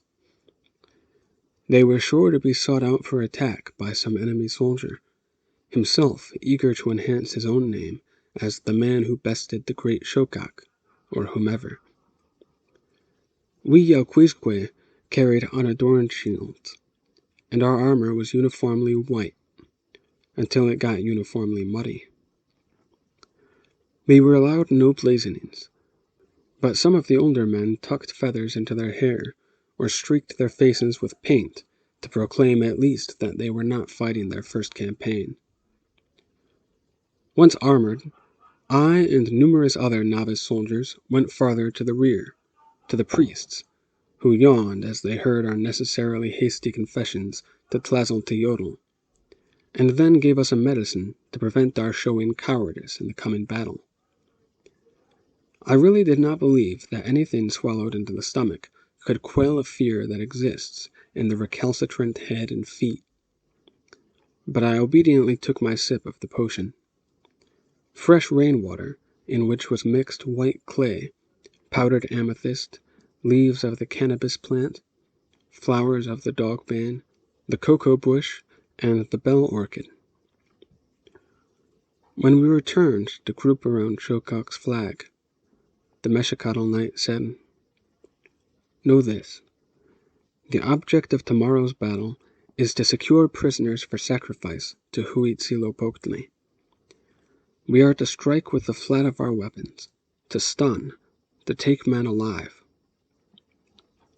He paused, then said ominously, "However, while this is for us merely a war of flowers, for the Tezcatlipoca it is not. They will fight for their lives, and fight to take ours. The Akalhua will suffer most, or win the most glory. But I want all of you, my men, to remember, if you should encounter a fleeing enemy, your orders are to capture him. His orders are to kill you." With that not very inspiriting speech, he led us out into the rainy darkness, each of us armed with a spear and a maquahuitl, northward at a right angle off the previous line of march, dropping off companies of men at intervals along the way. Bloodglutton's company was the first to be detached, and when the other Mexica had plodded on, the Quachik gave us one last bit of instruction. "Those of you who have fought before, and have previously taken an enemy prisoner, you know you must take the next one unaided, or you will be accounted unmanly. However, you new Yauquisque, if you have a chance at taking your first captive, you are allowed to call for the help of as many as 5 of your fellow recruits, and you will all share equally in credit for the capture. Now follow me. Here is a tree. You there, soldier, you climb and hide in its branches. You there, crouch in that jumble of rocks. Fogbound, you get behind this bush." And so we were sown in a long line stretching northward, our separate posts 100 strides or more apart. Even when daylight came, none of us would be within sight of the next man, but we would all be within calling distance. I doubt that many of us slept that night, except perhaps the hardened old veterans. I know I did not, for my shrub offered concealment only if I hunkered on my heels. The rain continued to drizzle down, my overmantle soaked through, and then my cotton armor, until it hung so clammy and heavy that I thought I might never be able to stand erect when the time came. After what seemed like a sheaf of years of misery, I heard faint sounds from the southward, from my right. The main bodies of Akalhua troops would be preparing to move, some into ambuscade, some into the very teeth of the Tezcatlipoca. What I heard was a chaplain chanting the traditional prayers before battle, though only snatches of it were audible to me so far away. "O mighty Huitzilopochtli, God of battles, a war is being mounted. Choose now, O great God, those who must kill, those who must be killed, and those who must be taken as Xochimilque, that you may drink their heart's blood. O Lord of war, we beg you to smile upon those who will die on this field or on your altar. Let them proceed straight to the house of the sun, to live again, loved and honored, among the valiants who have preceded them."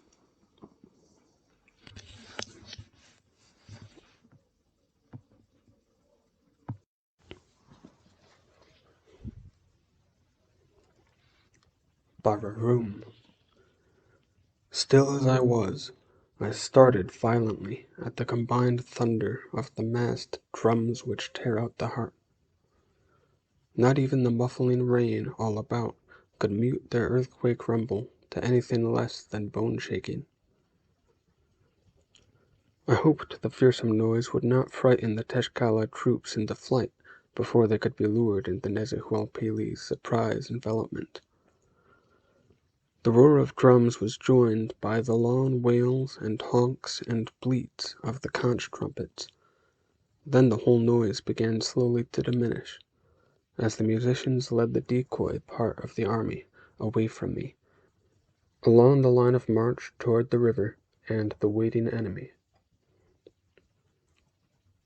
What with the rain clouds practically within arm's reach overhead, the day did not begin with anything like a sunrise, but it was by then perceptibly lighter. Light enough, anyway, for me to see that the shrub behind which I had sat hunched all night was only a wizened, nearly leafless huishkachi, which would not adequately have hidden a ground squirrel. I would have to seek a better place to lurk, and I still had plenty of time to do so. I got up creakily, carrying my maquahuitl and dragging my spear so it was not visible above the surrounding scrub, and I moved off in a sort of crouching lope. What I could not tell you, even to this day, Reverend Friars, not even if you were to put me to the inquisitorial persuasions, is why I went in the direction I did. To find other concealment, I could have moved backwards or to either side, and still have been within hailing distance of the others of my company. But where I went was forward, eastward, toward the place where the battle would soon commence. I can only presume that something inside me was telling me, "You are on the fringe of your first war, Dark Cloud, perhaps the only war you will ever be engaged in.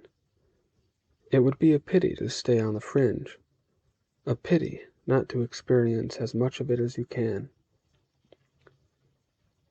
However, I did not get near the river where the Aklahua confronted the Tezcatlipoca.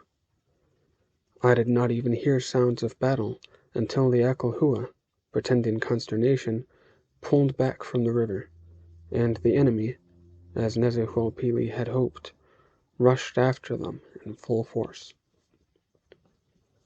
Then I heard the bellow and whoop of war cries, the shrieks and curses of wounded men, and, above all, the whistling of arrows and warbling of flung javelins. All our mock weapons at school, harmlessly blunted, had made no distinctive noise. But what I heard now were real missiles, pointed and bladed with keen obsidian, and, as if they exulted in their intent and ability to deal death, they sang as they flew through the air. Ever afterwards, whenever I drew a history that included a battle, I always pictured the arrows, spears, and the javelins accompanied by the curly symbol that means sinning.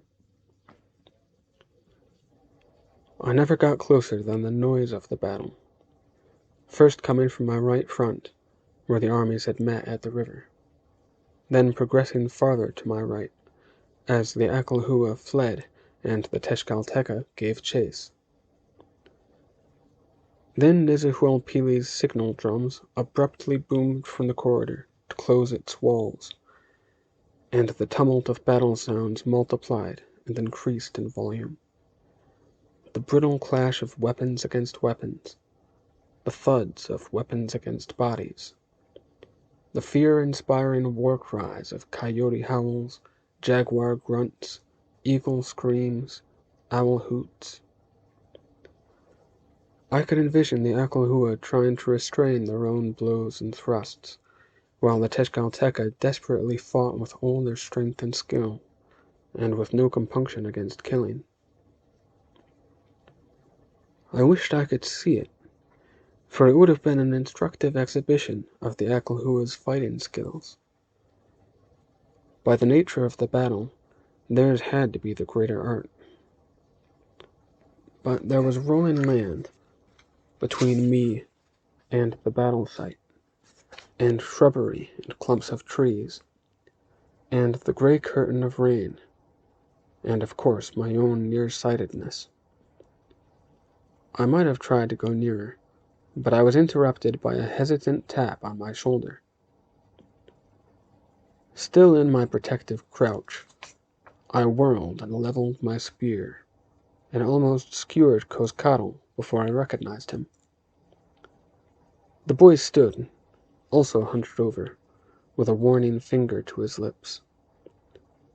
With the breath I had gasped in, I hissed out, "Cozcatl, curse you, what are you doing here?"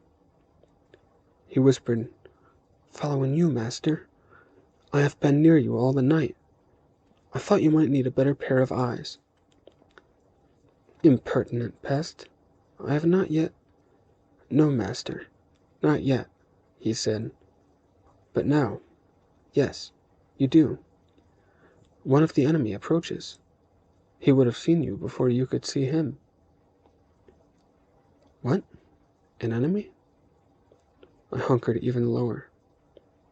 "Yes, master. A jaguar knight in full regalia. He must have fought his way out of the ambush." Cozcatl risked raising his head far enough for a quick look. "I think he hopes to circle around and fall upon our men again from an unexpected direction." "Look again," I said urgently. "Tell me exactly where he is and where he is headed." The little slave bobbed up and down again and said, "He is perhaps 40 long paces to your left front, master. He is moving slowly, bent over, though he does not appear to be wounded, merely cautious. If he continues as he goes, he will pass between 2 trees that stand 10 long paces directly to your front." With those directions, a blind man could have managed the interception. I said, "I am going to those trees. You stay here and keep a discreet eye on him. If he notices my movement, you will know it. Give me a shout and then run for the rear." I left my spear and my overmantle lying there, and took only my maquahuitl. Squirming almost as close to the ground as a snake does, I moved ahead until the trees loomed out of the rain. The 2 trees stood amid an undergrowth of high grass and low shrubs, through which an almost imperceptible deer trail had been lightly trampled.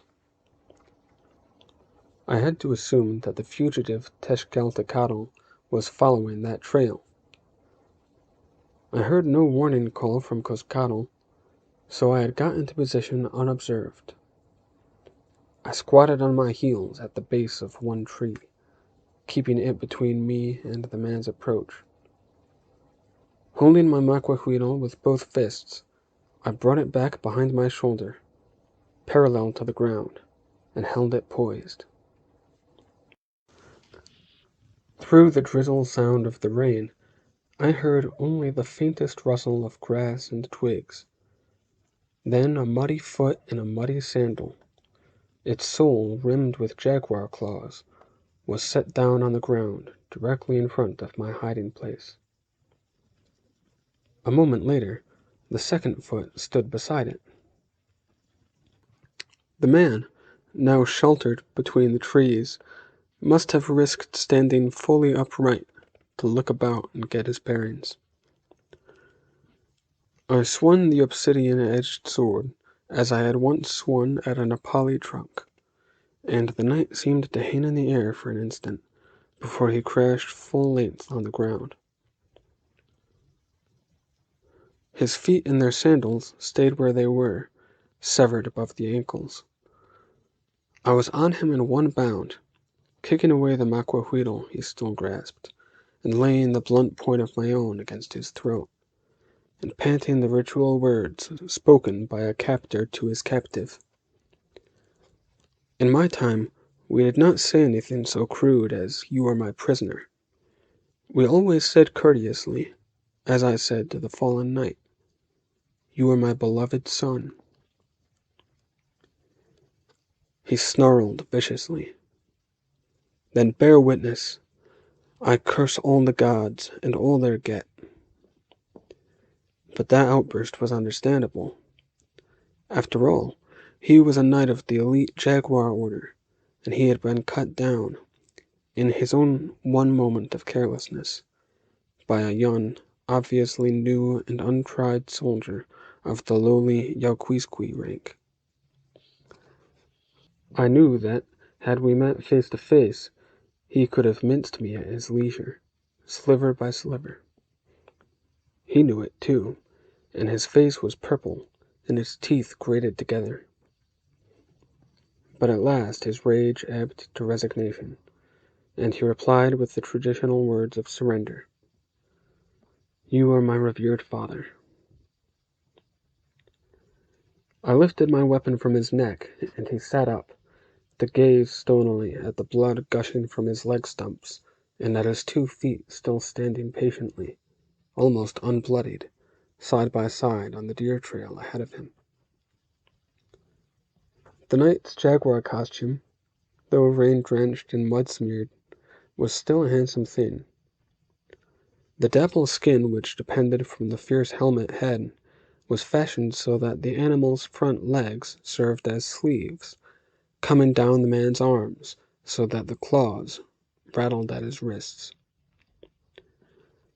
His fall had not broken the strap which held his brightly feathered round shield to his left forearm.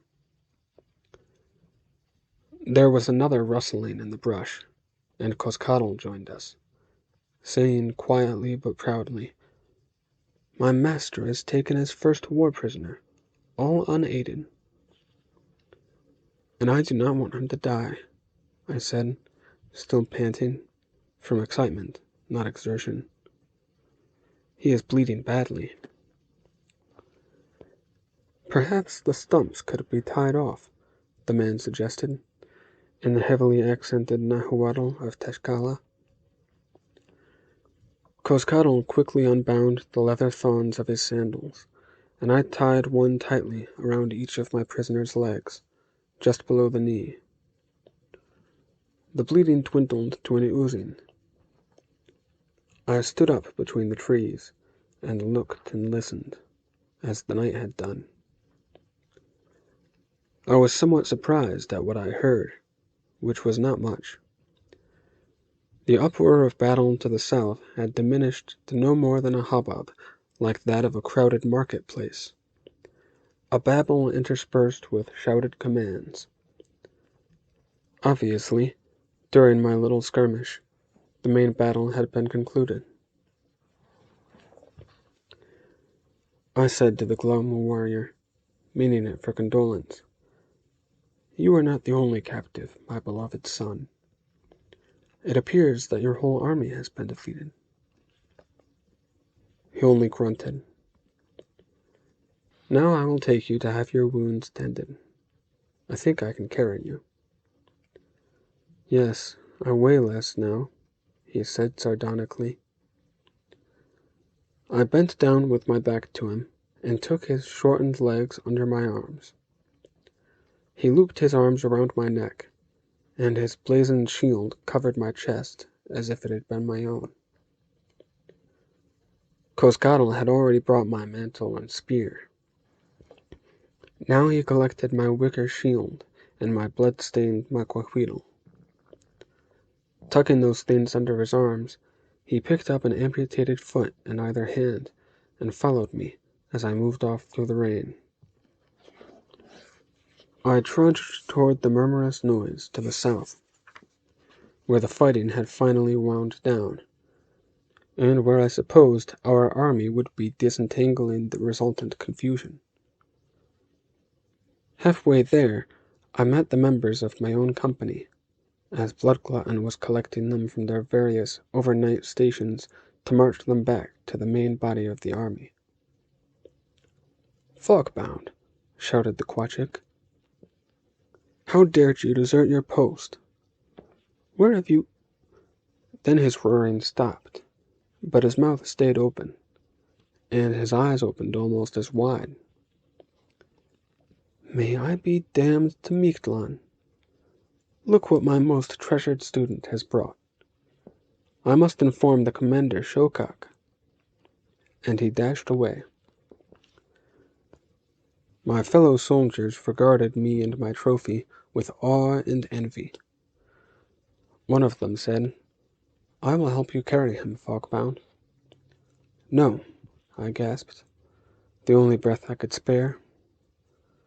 No one else would claim a share of the credit for my exploit.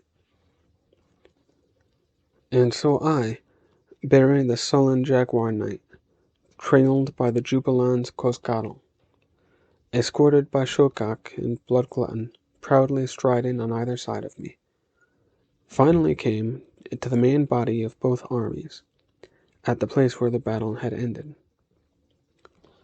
A tall pole bore the flag of surrender which the Tezcatlipoca had raised, a square of wide gold mesh, like a gilded piece of fishnet. The scene was not of celebration or even tranquil enjoyment of victory. Most of those warriors of both sides who had not been wounded or were only trivially wounded lay about in postures of extreme exhaustion. Others, both Ekalhua and Tezcatlipoca, were not lying still, but writhing and contorting, as they variously screamed or moaned a ragged chorus of "Ya, ya ha, ya, oh ya," while the physicians moved among them with their medicines and ointments, and the priests with their mumbles. A few able-bodied men were assisting the doctors, while others went about collecting scattered weapons, dead bodies, and detached parts of bodies, hands, arms, legs, even heads. It would have been difficult for a stranger to tell which of the men in that wasteland of carnage were the victors and which the vanquished. Over all hung the commingled smell of blood, sweat, body dirt, urine, and feces. Weaving as I walked, I peered about, looking for someone in authority to whom I might deliver my captive. But the word had got there before me. I was suddenly confronted by the chief of all the chiefs, Nezahualpili himself. He was garbed as a Yue Tlatoani should be, in an immense feather fan headdress and a long multicolored feather cloak, but under that he wore the feathered and quilted armor of an eagle knight, and it was spattered with blood spots. He had not just stood aloof in command, but had joined in the fighting himself. Shoutout and Bloodglutton respectfully dropped several steps behind me, as Nezahualpili greeted me with a raised hand. I eased my captive down to the ground, made a tired gesture of presentation, and said, with the last of my breath, "My lord, this is my well-beloved son." "And this," the knight said with irony, nodding up at me, "this is my revered father, Mishpancinco, Lord Speaker." "Well done, young Michtli," said the commander. "Shimoponolti, Jaguar Knight Tlawi Colotl." "I greet you, old enemy," said my prisoner to my lord. "This is the first time we have met outside the frenzy of battle." "And the last time, it appears," said the Yue Tlatoani, kneeling down companionably beside him. "A pity. I shall miss you.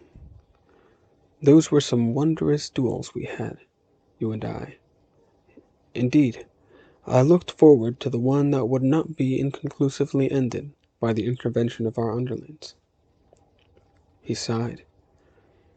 "It is sometimes as saddening to lose a worthy foe as to lose a good friend."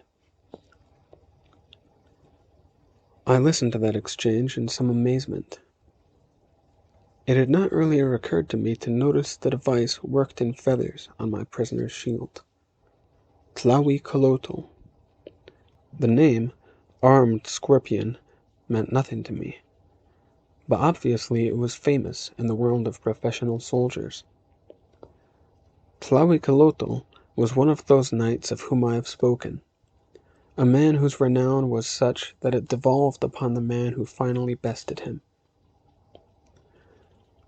Armed Scorpion said to Nezuhualpili, I slew 4 of your knights, old enemy, to fight free of your cursed ambush.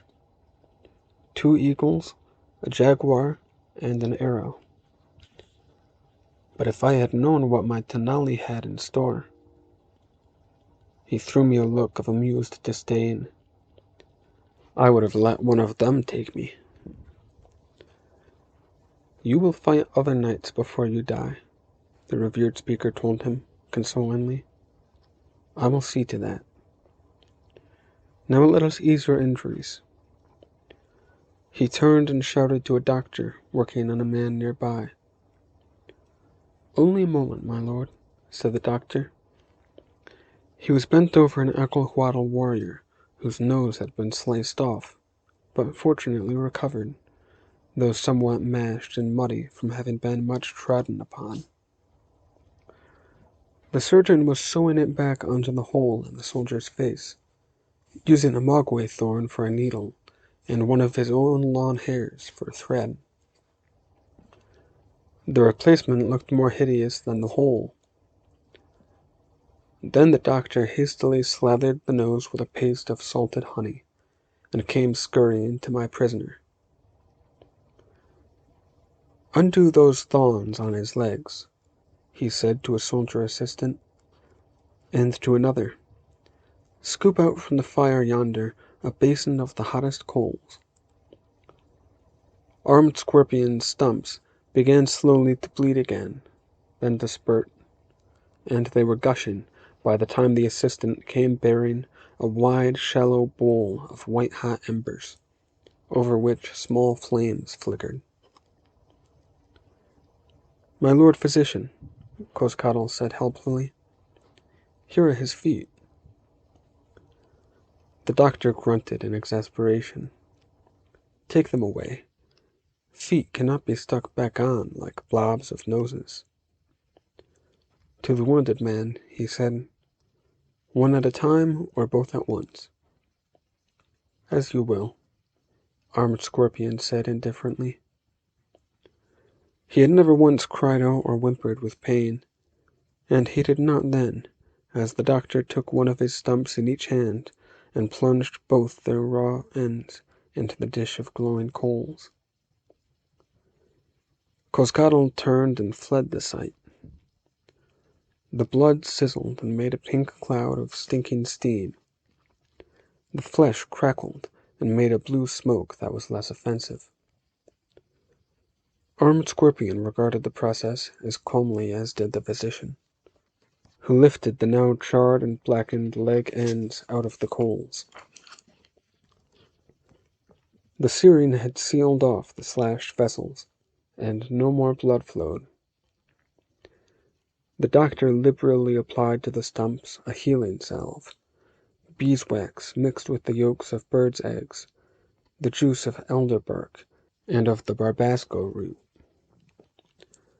Then he stood up and reported, The man is in no danger of dying, my lord, but it will be some days before he recovers from the weakness of having lost so much blood.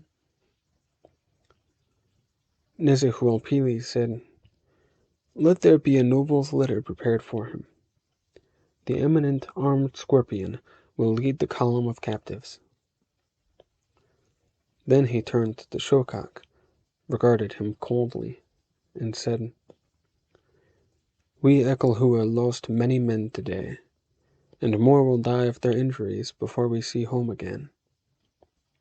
The enemy lost about the same, but the surviving prisoners are almost as many as our surviving warriors, to the number of thousands. Your revered speaker, Ehuitzotl, should be pleased at the work we have done for him and his God.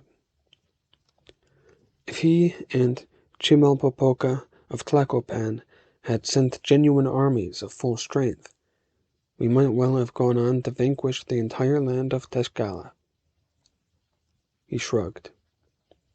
Ah, well. How many captives did your Mexica take? Knight Shoutout shuffled his feet, coughed, pointed the armed scorpion, and mumbled, "My lord, you are looking at the only one. Perhaps the Tekpaneca took a few stragglers. I do not know yet. But of the Mexica," he motioned at me, "only this Yauquisqui. No longer a Yauquisqui, as you well know," Nezuhualpili said tartly. "His first capture makes him an Ayak in rank, and this single captive. You heard him say he slew 4 Akalhua knights today. Let me tell you, Armed Scorpion has never troubled to count his victims of lesser rank than knight, but he has probably accounted for hundreds of Akalhua, Mexica, and Tekpaneca in his time." Bloodglutton was sufficiently impressed to murmur, "Fogbound is a hero in truth." "No," I said. "It was not really my sword stroke, but a stroke of fortune, and I could not have done it without Cozcatl. But it happened," Nezuhualpili said, silencing me. To Shokak he continued, "Your revered speaker may wish to reward the young man with something higher than Ayak rank. In this engagement he alone has upheld the Mexica reputation for valor and initiative. I suggest that you present him in person to Ehuitzotl, along with a letter which I myself will write." "As you command, my lord," said Shokak, almost literally kissing the earth. "We are very proud of our Fogbound." "Then call him by some other name. Now, enough of this loitering about. Get your troops in order, Shokak. I appoint you and them the swallowers and swaddlers. Move."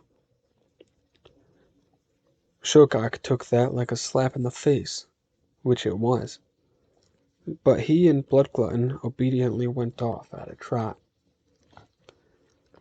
As I have told earlier, the swaddlers were those who either tied or took charge of the prisoners, so that none escaped.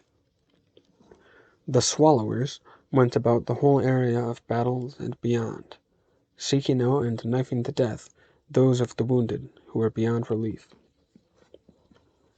When that was done, they heaped and burned the bodies, allies and enemies together, each with a chip of jadestone in its mouth or hand. For a few moments, Nezuhualpili and I were alone together. He said, "You have done here today a deed to be proud of, and to be ashamed of.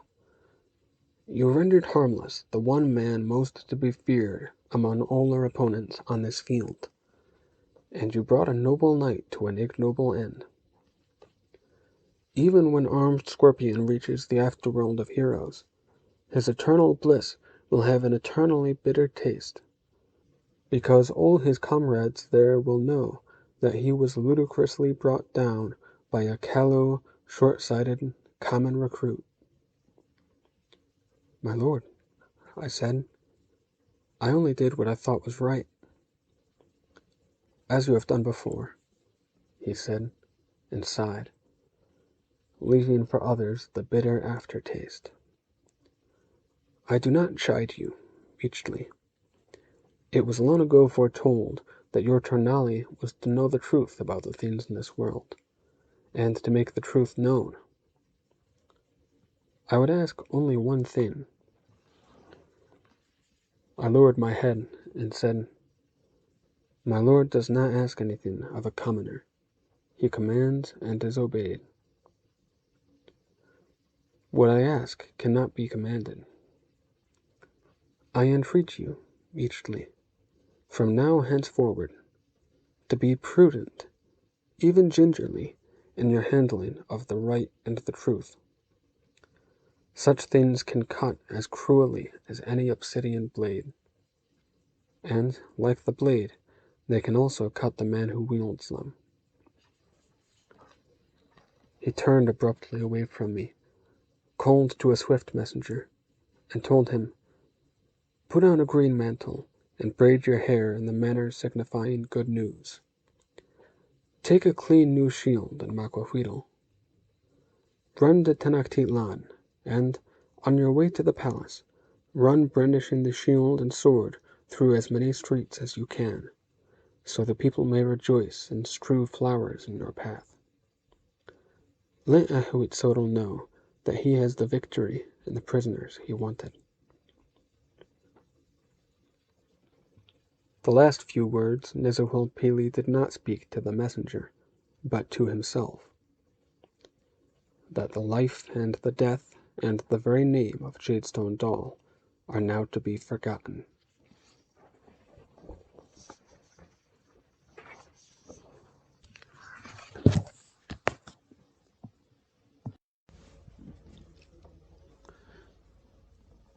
Nezuhilpili and his army parted from the rest of us there, to march back the way we all had come.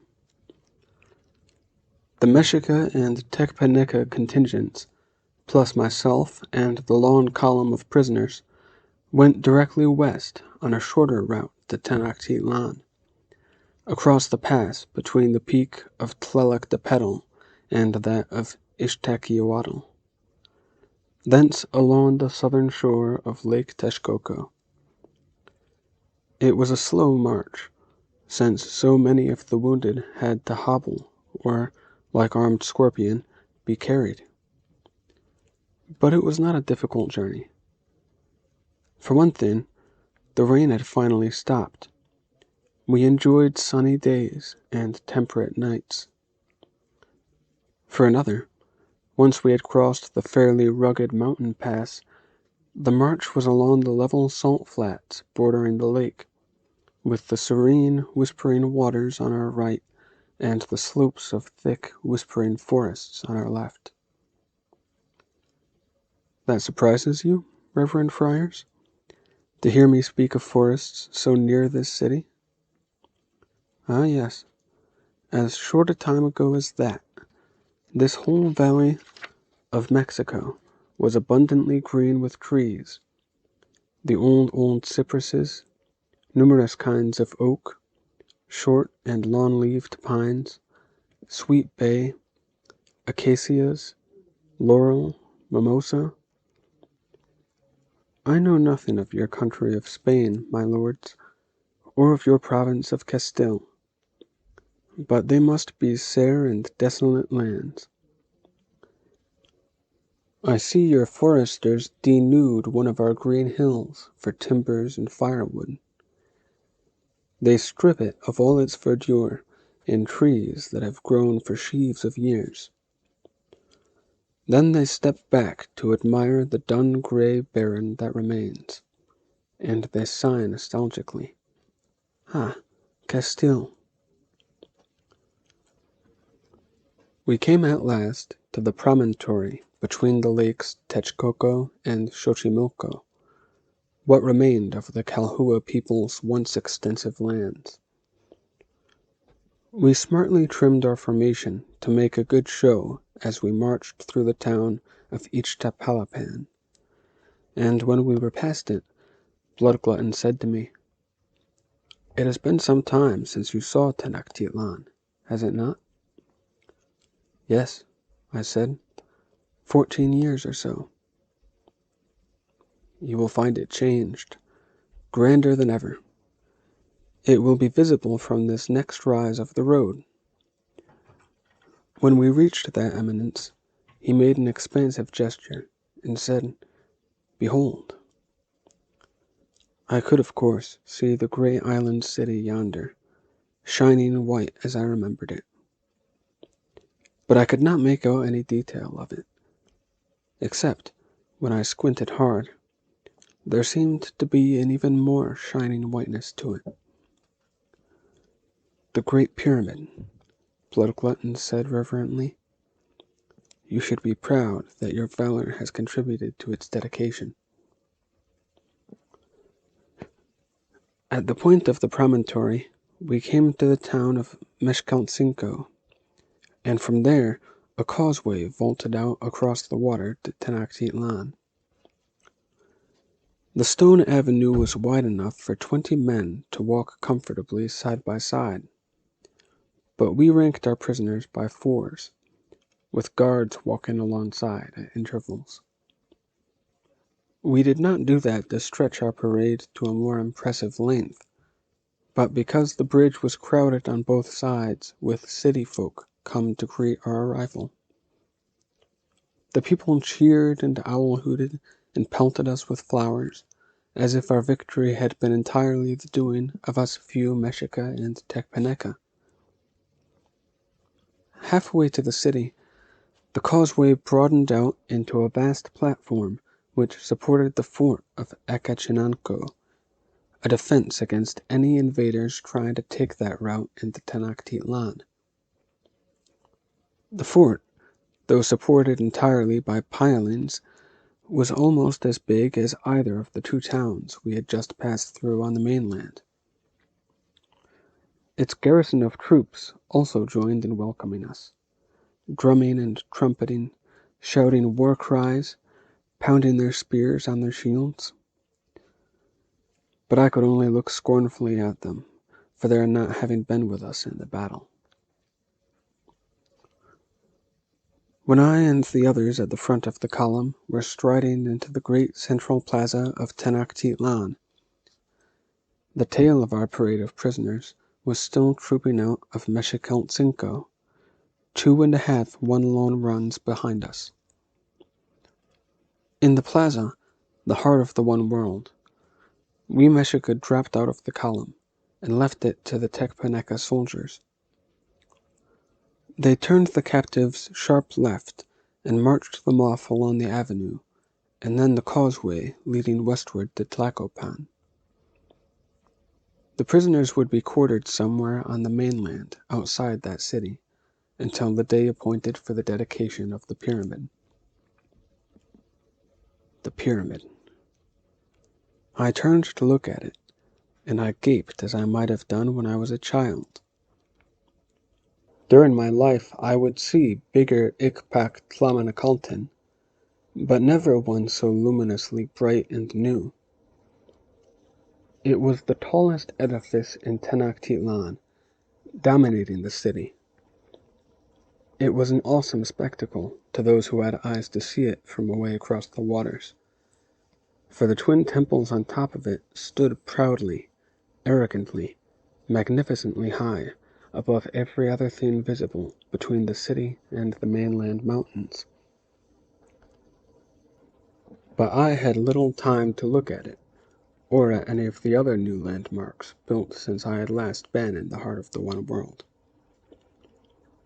A young page from the palace elbowed his way through the throng, asking anxiously for the arrow knight Shoutout. "I am he," said Shoutout importantly. The page said, "The revered speaker Ahuitzotl commands that you attend upon him at once, my lord, and that you bring to him the Ayak named Tlalektic Meachly." "Oh," said Shoutout fretfully. "Very well. Where are you, Fogbound? I mean Ayak Meachly. Come along. I privately thought we ought to bathe and steam ourselves and seek clean clothes before we presented ourselves to the Yue Tlatoani, but I accompanied him without protest. As the page led us through the crowd, Shoutout instructed me, "Make your obeisances humbly and graciously, but then excuse yourself and retire, so that the revered speaker may hear my account of the victory." Among the plaza's new features was the snake wall surrounding it. Built of stone, plastered smooth with white gesso, it stood twice as high as a man, and its upper edge undulated like the curves of a snake. The wall, both inside and out, was studded with a pattern of projecting stones, each carved and painted to represent a serpent's head. The wall was interrupted in 3 places. where the 3 broad avenues led north, west, and south out of the plaza, and at intervals it had great wooden doorways leading to the major buildings set outside the wall. One of those was the new palace built for Ahuitzotl, beyond the northeast corner of the snake wall. It was easily as big as that of any of his predecessor rulers in Tenochtitlan, as big as Nezahualpili's palace in Texcoco, and even more elaborate and luxurious. Since it had been so recently built, it was decorated with all the latest styles of art and contained all the most modern conveniences. For example, the upper floor rooms had ceiling lids which could be slid open to admit skylight in good weather. Perhaps the most noticeable feature of the hollow, square-shaped palace was that it straddled one of the city's canals. Thus the building could be entered from the plaza, through its snake wall gate, or it could be entered by canoe. A nobleman idling in his oversized, cushioned accolai, or a common boatman paddling a freight of sweet potatoes, could take that delightfully hospitable route to wherever he was going. On his way, he would drift through a cave-like corridor of dazzling new painted murals, then through Ahuitzotl's lushly gardened courtyard, then through another cavernous hall full of impressive new-carved statuary, before emerging into the public canal again. The page led us, almost at a run, through the snake wall portal to the palace, then along galleries and around corners, to a room whose entire adornment consisted of hunting and war weapons hung upon the walls. The skins of jaguars, ocelots, cougars, and alligators made rugs for the floor and covers for the low chairs and benches. Ahuitzotl, a man of square figure, square head, and square face, sat upon an elevated throne.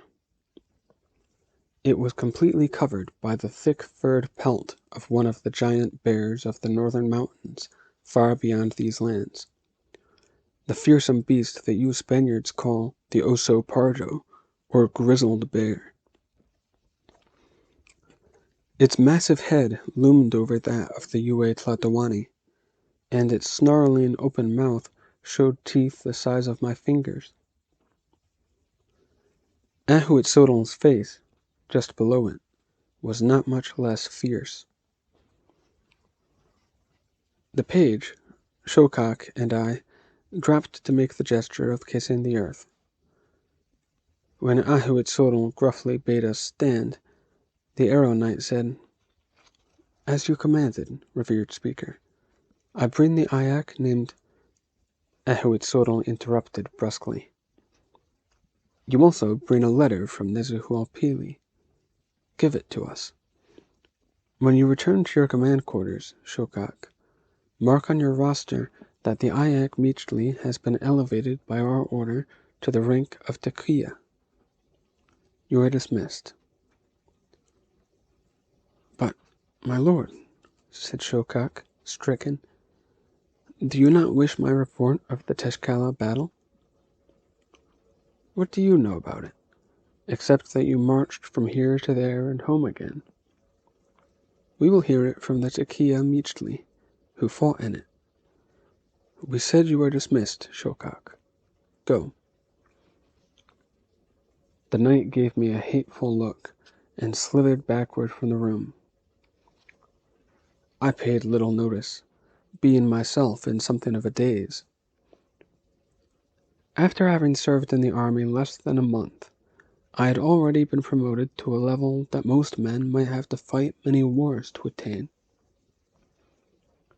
The rank of Tequila, which means beast of prey, was ordinarily awarded only to those who had slain or captured at least 4 enemies in battle. I had approached that interview with Ehud rather less than eagerly, not knowing what to expect, since I had been so closely associated with the Yue Tlatoani's late daughter and her downfall. But it seemed that he had not connected me with that scandal. There was some advantage in having a common name like Meechley. I was relieved that he regarded me as benignly as his severe countenance would allow. Also, I was intrigued by his manner of speech. It was the first time I had ever heard a man alone refer to himself as we and us. Nizuhualpili's letter, he said, when he had perused it, is considerably more flattering to you, young soldier, than it is to us. He sarcastically suggests that, next time, we send him some companies of belligerent scribblers like yourself, instead of blunt arrows like Shoutout. Ehud smiled as well as he could, even more resembling the bear's head over his throne. He also suggests that, with sufficient forces, this war could finally have subdued that obstreperous land of the Tezcatlipoca. Do you agree? I can hardly disagree, my lord, with an experienced commander like the revered speaker, Nezahualpili. I know only that his tactics defeated one entire army in Tezcala. If we could have pushed the siege, any subsequent defenses must have been weaker and weaker. You are a word-knower, said Ehud. Can you write out for us a detailed account of the dispositions and movements of the various forces engaged, with comprehensible maps? Yes, my Lord Speaker, I can do that. Do it. You have 6 days before the temple dedication ceremonies get underway, when all work will cease, and you will have the privilege of presenting your illustrious prisoner for his flowery death. Page, have the palace steward provide a suitable suite of rooms for this man, and all the working materials he requires. You are dismissed, Takia Meechley. My chambers were as commodious and comfortable as those I had enjoyed at Texcoco, and, since they were on the 2nd floor, I had the advantage of skylight for my work.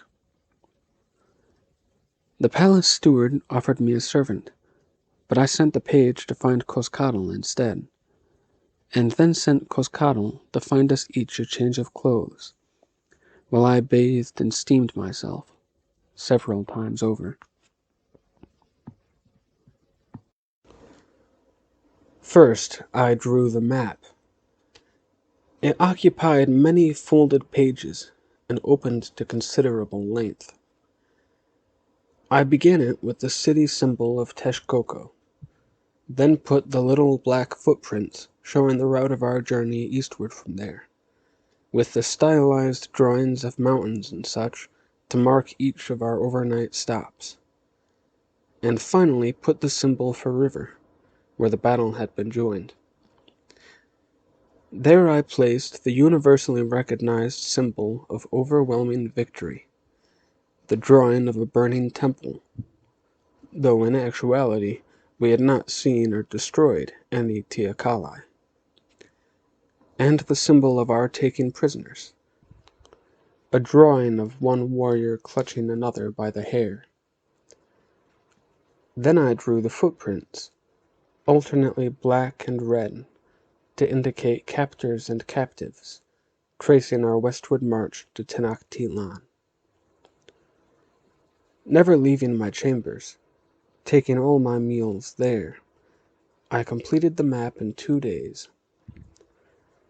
Then I started on the more complex account of the Tezcatlipoca and Aklhua's strategy and tactics, at least in so far as I had observed and understood them.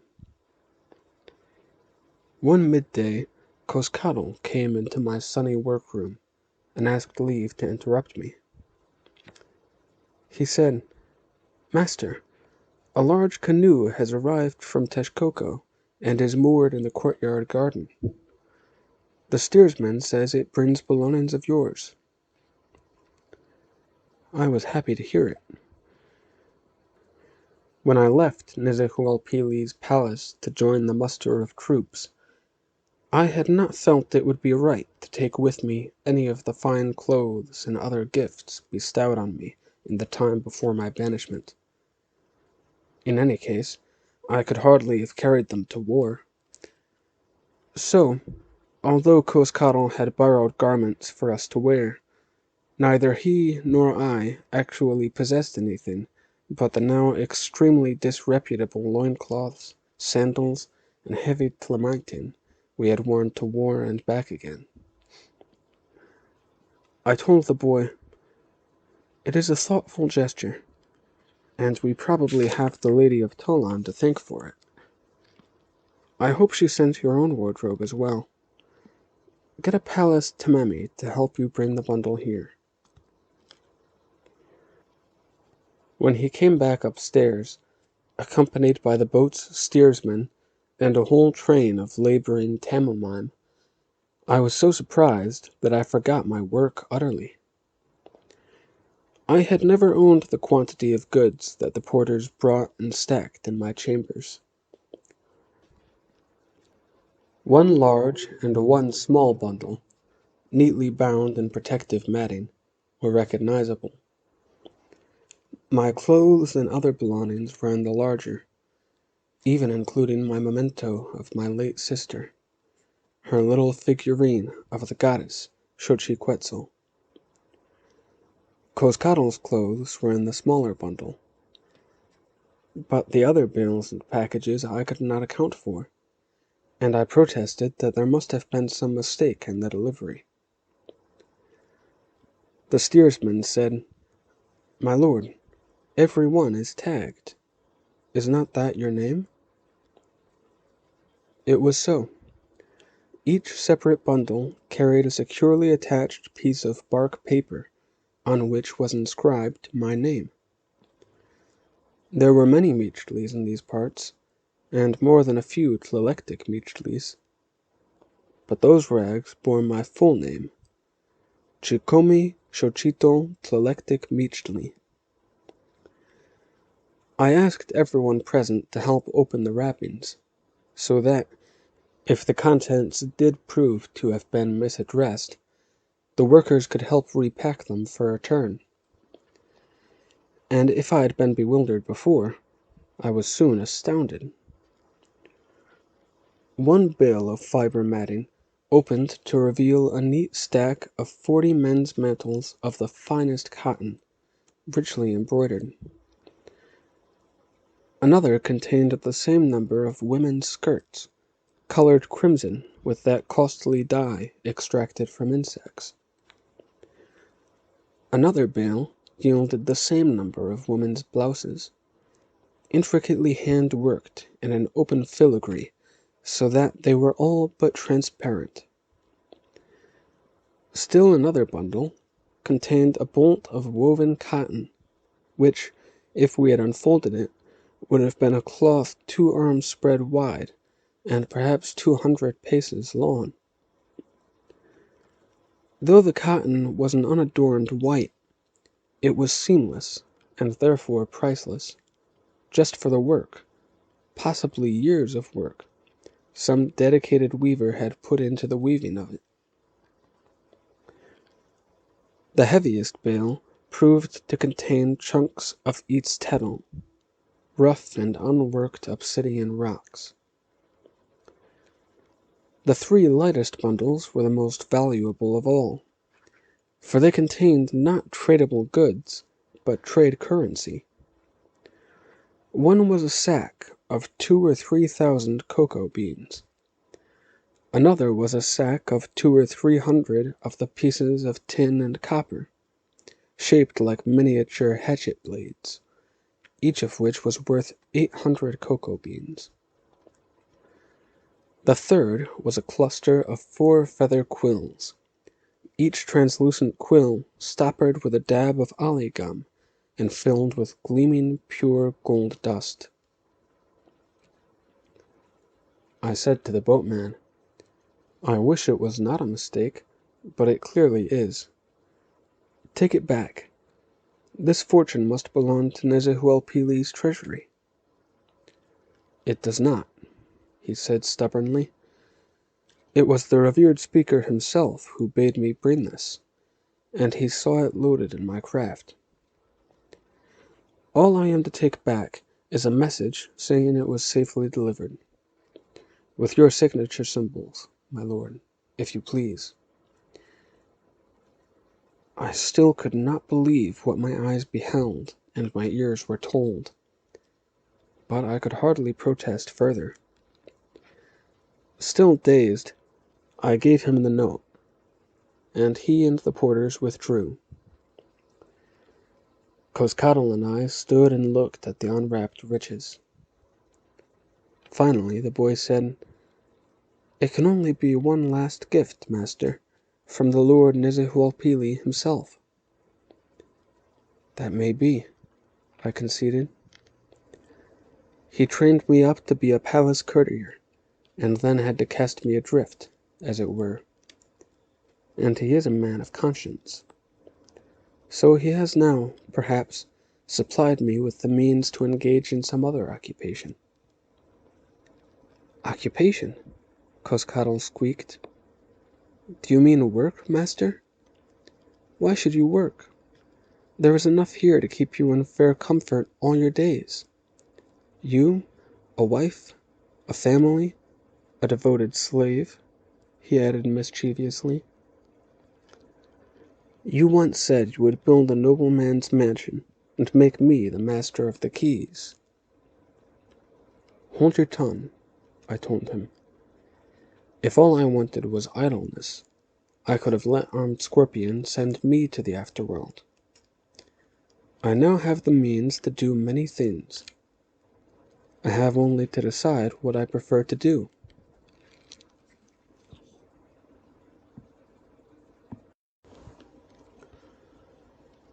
When I completed the battle report, the day before the pyramid's dedication, I took it downstairs, seeking Ehuitzottl's trophy-hung den where I had first met him. But the palace steward, looking flustered, intercepted me to accept it in his stead. "The revered speaker is entertaining many notables who have come from far lands for the ceremony," said the man distractedly. "Every palace around the plaza is crammed with foreign rulers and their retinues. I do not know how or where we can accommodate many more. But I will see that Ehuitzotl gets this account of yours, when he can read it in tranquillity. He will summon you for another interview after things quiet down again." And he bustled off. As long as I was on the ground floor, I wandered through those rooms accessible to the public, just to admire the architecture and decor. Eventually I found myself in the great hall of statues, through the middle of which the canal flowed. The walls and ceiling were spangled with light reflections from the water. Several freight boats came through while I was there, their rowers admiring, as I was doing, the several sculptures of Ehuitzotl and his wives, of the patron god Huitzilopochtli, of numerous other gods and goddesses. They were all most excellent works, most skillfully done, as they should have been. Every one of them bore the incised falcon symbol of the late sculptor Tlotli. But, as he had boasted many years before, Tlotli's work scarcely needed a signature. His god statues were indeed very different from those which had been imitated and replicated through generations of less imaginative sculptors. His distinctive vision was perhaps most evident in his depiction of Cozcatl, the goddess mother of the god Huitzilopochtli. The massive stone object stood nearly a third again as tall as I did, and, looking up at it, I felt my back hair prickle at the eeriness of it. Since Cozcatl was, after all, the mother of the god of war, most earlier artists had portrayed her as grim of visage, but in form she had always been recognizable as a woman. Not so in Lotley's conception. His Cozcatl had no head.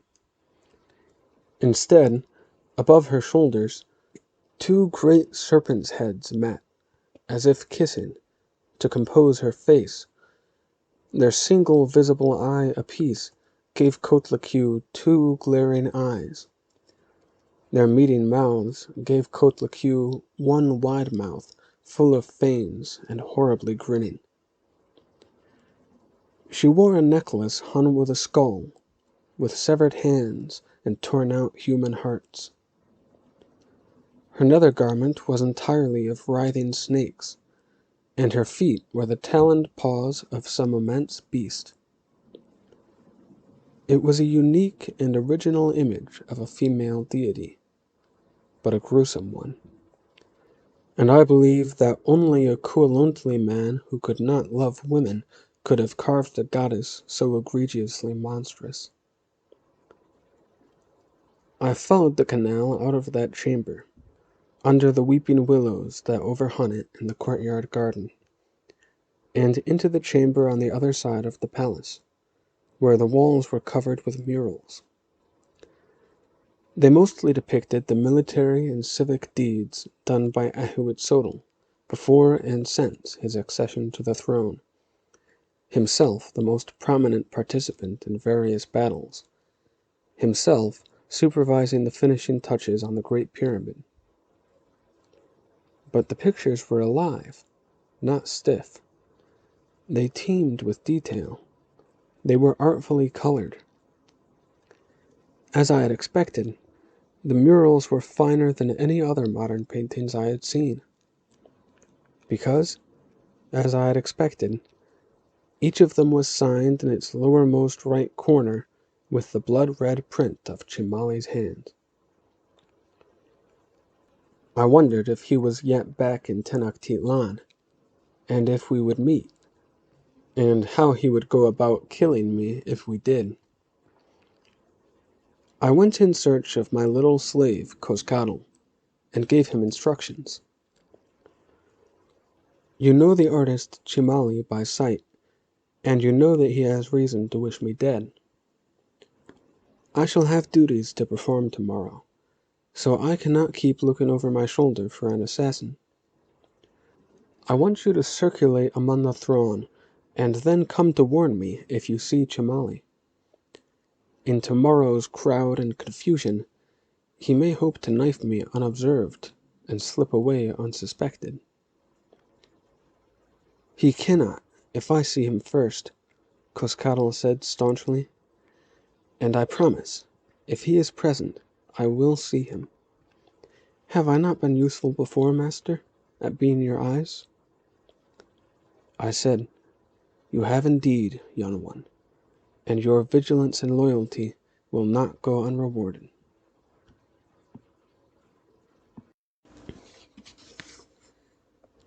Yes, your excellency. I know that you are most particularly interested in our former religious observances, hence your attendance here today. Although I was never a priest, nor much of a friend to priests, I will explain the dedication of the Great Pyramid, the manner of it and the significance of it, as well as I can. If that was not the most resplendent, populous, and awesome celebration ever held in the history of the Mexica, it certainly outdid all others I beheld in my time. The heart of the one world was a solid mass of people, of colorful fabrics, of perfumes, of feather plumes, of flesh, of gold, of body heat, of jewels, of sweat. One reason for the crowding was that lanes had to be kept open, by cordons of guards, their arms linked, struggling to contain the jostling mob, so the lines of prisoners could march to the pyramid and ascend to the sacrificial altar. But the spectator crush was also due to the fact that the standing room in the plaza had been reduced by the building of numerous new temples over the years, not to mention the gradually spreading bulk of the Great Pyramid itself. Since Your Excellency never saw it, perhaps I'd better describe that Ikpak Tlamanakali.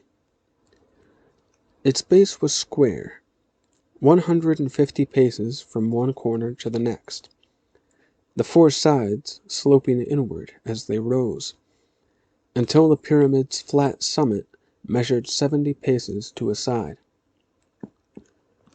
The staircase ascending its front or western incline was actually two stairways, one each for those persons climbing and descending, separated by an ornamental gutter for blood to flow down. 52 stairs of steep risers and narrow treads led to a terrace that encircled the pyramid a third of the way up.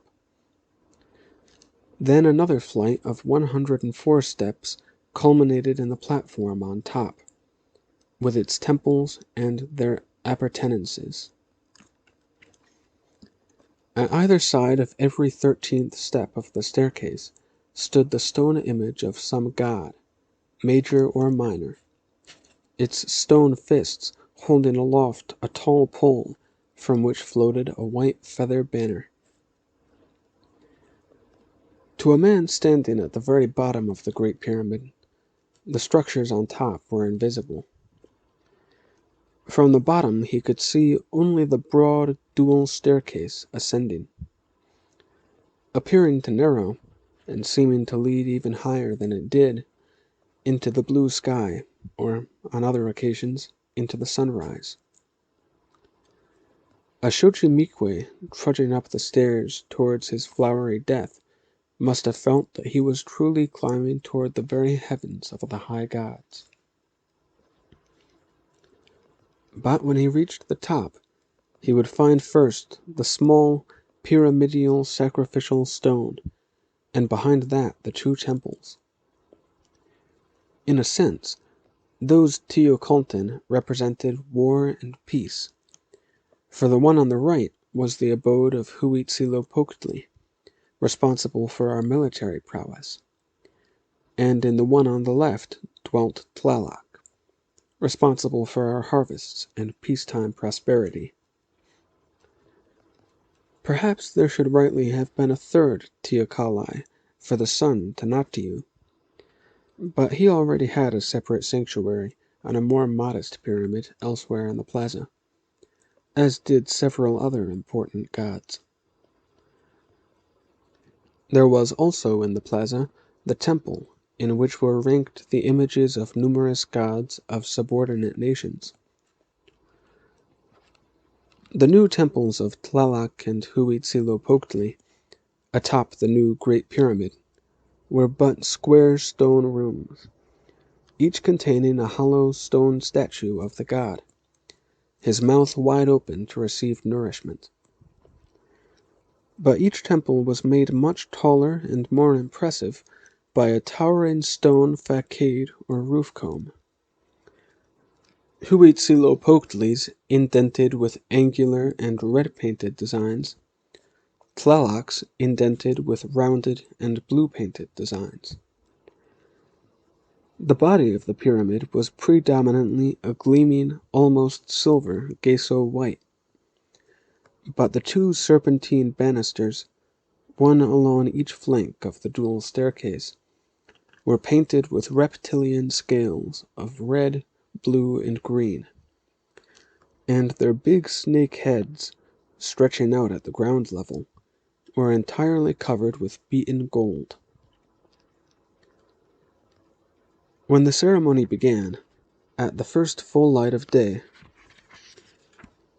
the chief priests of Tlaloc and Huitzilopochtli, with all their assistants, were fussing around the temples at the top of the pyramid. doing whatever it is that priests do at the last moment. On the terrace encircling the pyramid stood the more distinguished guests. Tenochtitlan's revered speaker, Ahuitzotl, naturally, with Texcoco's revered speaker, Nezahualpili, and Tlacopan's revered speaker, Chimalpopoca. There were also the rulers of other cities, provinces, and nations, from far-flung Mexica domains, from the Zapoteca lands, from the Mixteca, from the Totonaca, from the Huasteca, from nations whose names I did not then even know. Not present, of course, was that implacably inimical ruler, old Xicotenca of Tlaxcala. But Iquingara of Michoacan was there. Think of it, Your Excellency. If your Captain General Cortez had arrived in the plaza on that day, he could have accomplished our overthrow with one swift and easy slaughter of almost all our rightful rulers. He could have proclaimed himself, there and then, the lord of practically all of what is now New Spain, and our leaderless peoples would have been hard put to dispute him. They would have been like a beheaded animal, which can twitch and flail only futilely. We would have been spared, I now realize, much of the misery and suffering we later endured. But yo.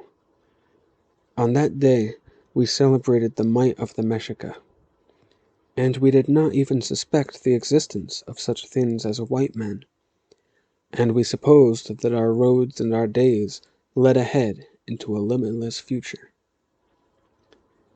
Indeed, we did have some years of vigor and glory still before us, so I am glad, even knowing what I know. I am glad that no alien intruder spoiled that splendid day.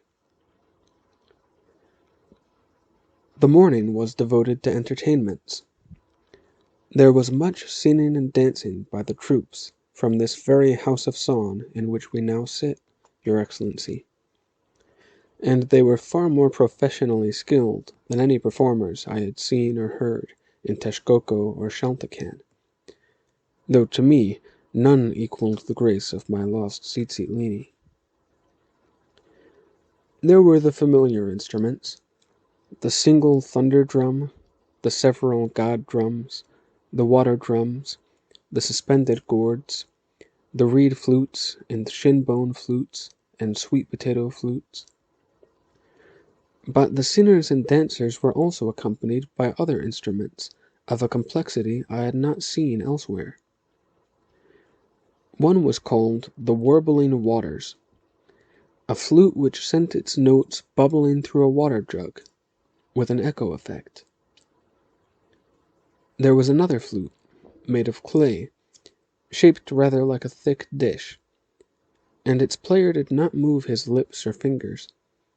He moved his head about while he blew into the mouthpiece, so that a small clay ball inside the flute rolled to stop one hole or another around its rim. And, of course, of every kind of instrument there were many. Their combined music must have been audible to any stay-at-homes in every community around all the 5 lakes. The musicians, singers, and dancers performed on the lower steps of the pyramid and on a cleared space directly in front of it. Whenever they tired and required a rest, their place was taken by athletic performers. Strong men lifted prodigious weights of stone, or tossed nearly naked beautiful girls back and forth to each other as if the girls had been feathers. Acrobats outdid grasshoppers and rabbits with their leaping, tumbling antics. Or they stood upon each other's shoulders, 10, then 20, then 40 men at a time, to form human representations of the Great Pyramid itself. Comic dwarfs performed grotesque and indecent pantomimes. Jugglers kept incredible numbers of tlectli bowls spinning aloft, from hand to hand, in intricate looping patterns. No, Your Excellency, I do not mean to imply that the morning's entertainments were a mere diversion, as you put it, to lighten the horror to come, as you put it. And I do not know what you mean when you mutter of bread and circuses. Your Excellency must not infer that those merriments were in any wise irreverent. Every performer dedicated his particular trick or talent to the gods we honored that day. If the performances were not somber but frolicsome, it was to cajole the gods into a mood to receive with gratitude our later offerings.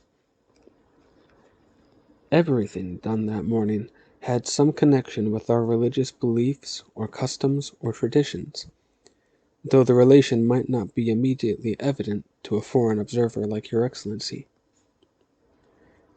For example, there were the Cozcatl, come on invitation from the Totonaca oceanside lands where their distinctive sport had been invented, or perhaps God-inspired. Their performance required the erection of an exceptionally tall tree trunk in a socket specially drilled in the plaza marble. A live bird was placed in that hole and mashed by the insertion of the tree trunk, so that its blood would lend the Cozcatl the strength they would need for flying. Yes, flying. The erected pole stood almost as tall as the Great Pyramid.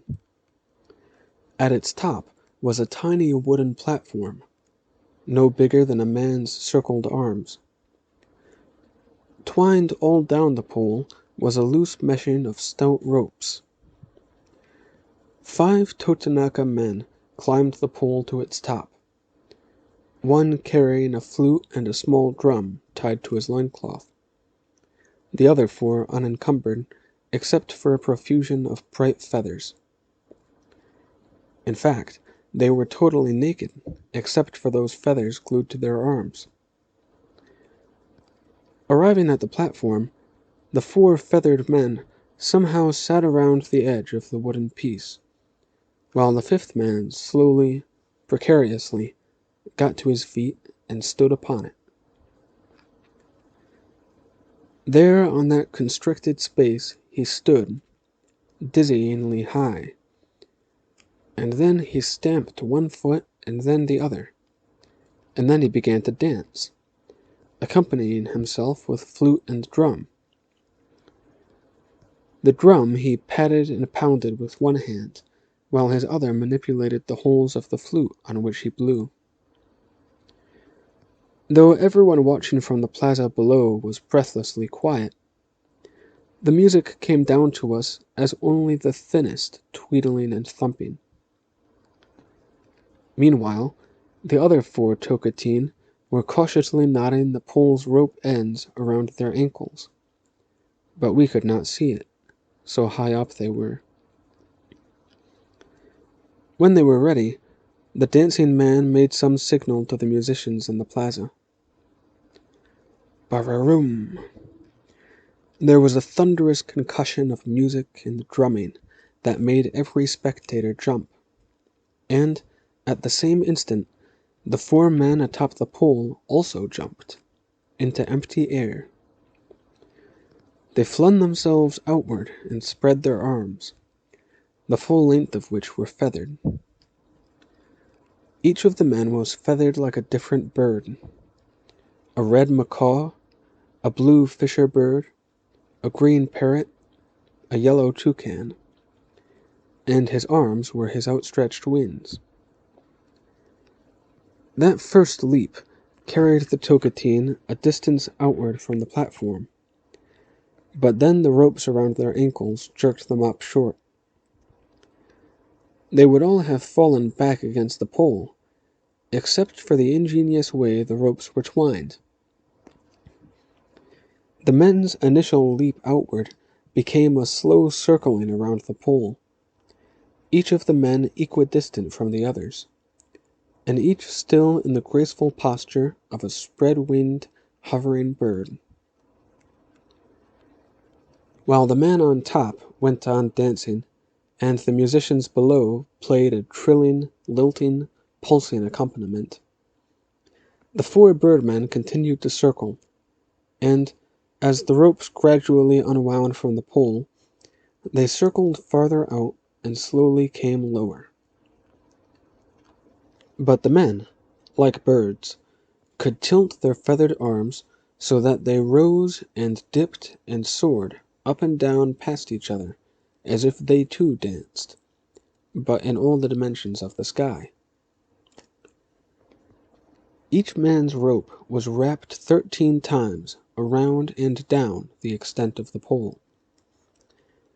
On his final circuit, when his body was swinging in its widest and swiftest circle, almost touching the plaza pavement, he arched his body and backed his wings against the air, exactly in the manner of a bird alighting, so that he skimmed to the ground feet first, and the rope came loose, and he ran to a stop. All four did that at the same moment. Then one of them held his rope taut for the fifth man to slide down to the plaza.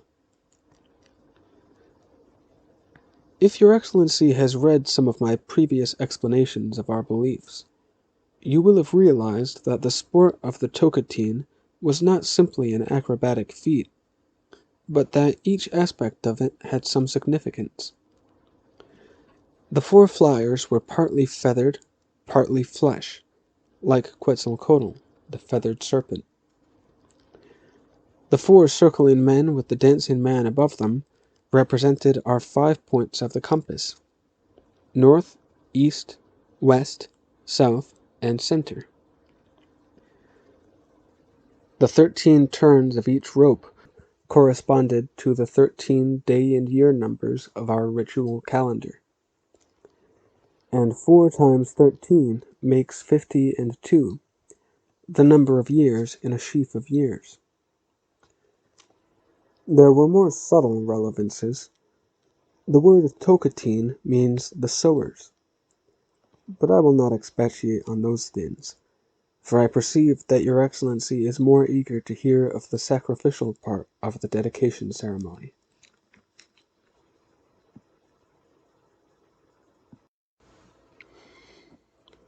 The night before, after they had all confessed to Filthider's priests, our Tezcatlipoca prisoners had been moved to the perimeter of the island, and divided into 3 herds, so that they could move toward the Great Pyramid along the 3 broad avenues leading into the plaza. The first prisoner to approach, well forward of the rest, was my own, armed Scorpion. He had haughtily declined to ride a litter chair to his flowery death, but came with his arms across the shoulders of 2 solicitous brother knights, though they were of course Meshica. Armed Scorpion swung along between them, the remains of his legs dangling like gnawed roots. I was positioned at the base of the pyramid, where I fell in beside the 3 and accompanied them up the staircase to the terrace where all the nobles waited.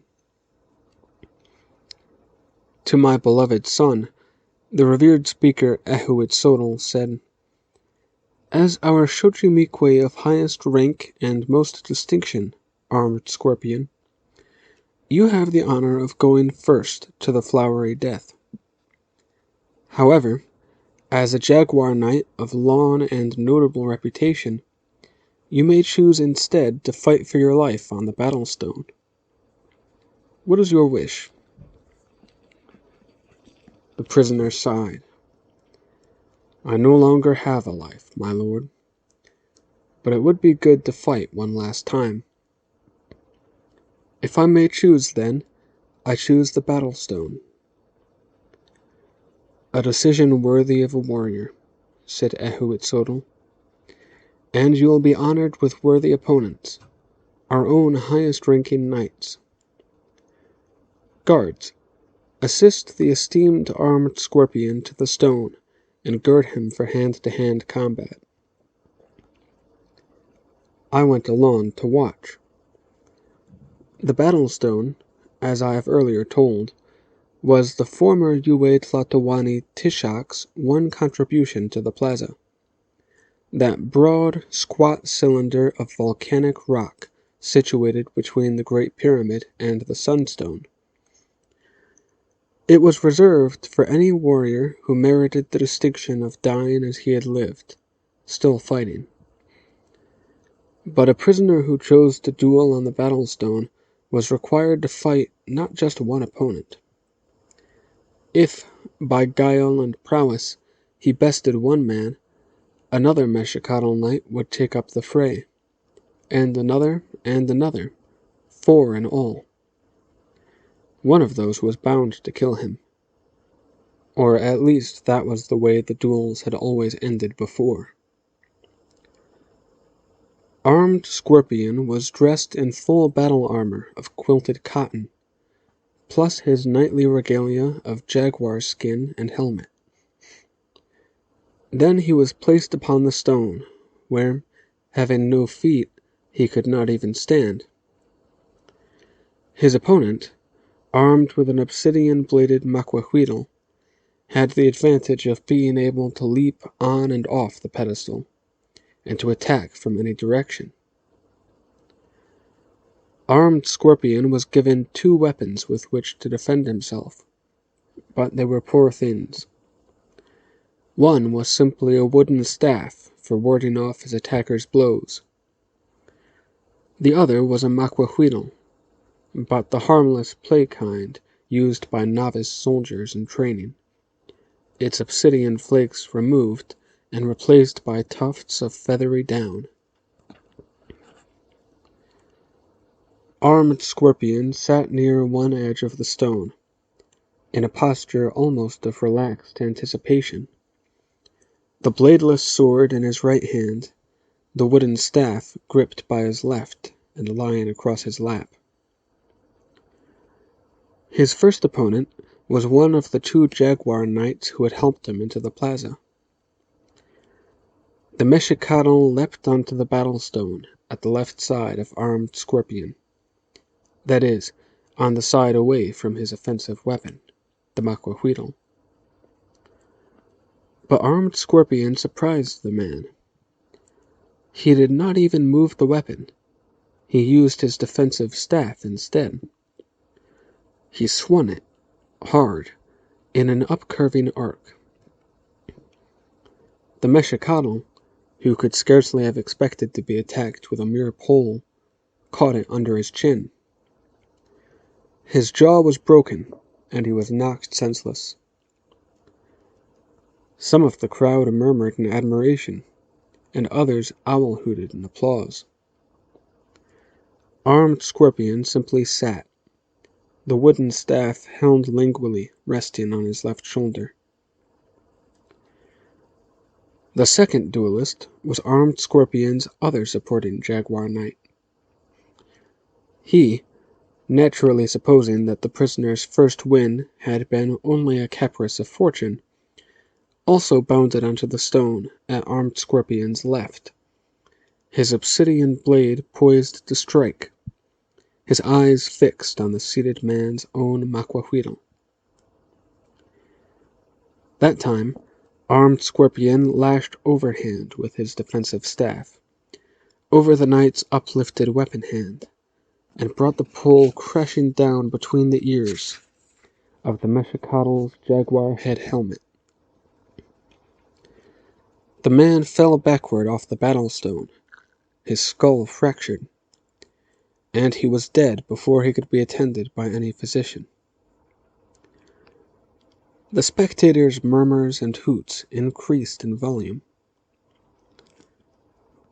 The third opponent was an arrow knight, and he was justly wary of the Cozcatl's not-at-all harmless staff. He leapt onto the stone from the right, and swung his maquahuitl in the same movement. Armed Scorpion again brought up his staff, but only to parry the swinging sword to one side. That time he also used his own maquahuitl, though in an unusual way. He jabbed the hard, blunt end of it upward with all his strength into the arrow knight's throat. It crushed that prominence of cartilage which you Spaniards call the nut of the neck. The Cozcatl fell and writhed, and he strangled to death, right there on the battle-stone. As the guards removed that limp carcass, the crowd was going wild with shouts and hoots of encouragement. Not for their Mexico warriors, but for the Cozcatl. Even the nobles high on the pyramid were milling about and conversing excitedly. In the memory of no one present had a prisoner, even a prisoner with the use of all his limbs, ever bested as many as 3 opposing duelists. But the 4th was the certain slayer, for the 4th was one of our rare left-handed fighters. Practically all warriors were naturally right-handed, had learned to fight right-handed, and had fought in that manner all their lives.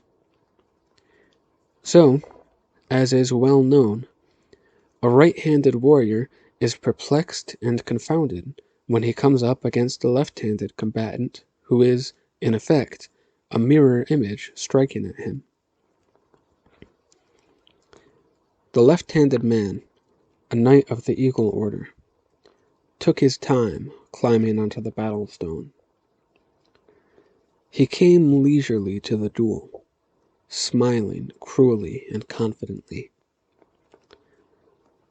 Armed Scorpion still sat, his staff in his left hand, his maquahuitl naturally in his right. The Eagle Knight, sword in his left hand, made a distracting feint and then leapt forward. As he did so, Armed Scorpion moved as deftly as any of the morning's jugglers. He tossed his staff and maquahuitl a little way into the air, and caught them in the opposite hands.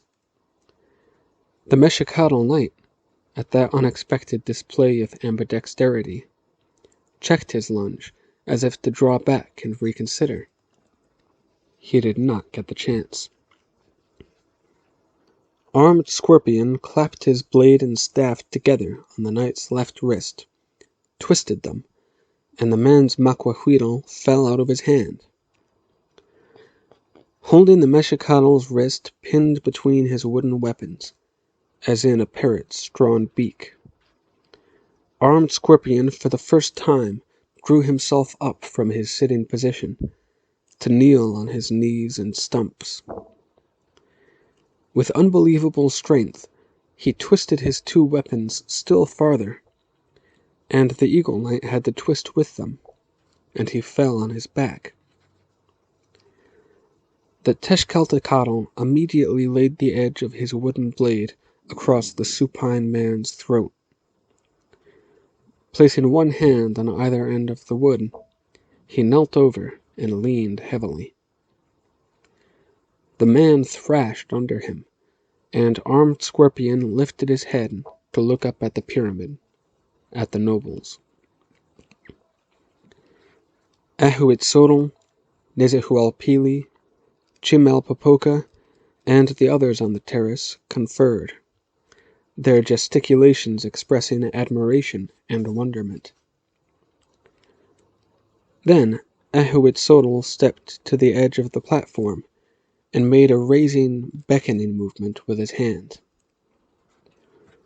Armed Scorpion leaned back and lifted the maquahuitl off the fallen man's neck.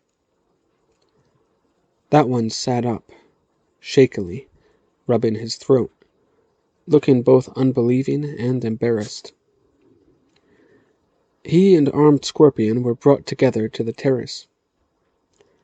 I accompanied them, glowing with pride in my beloved son.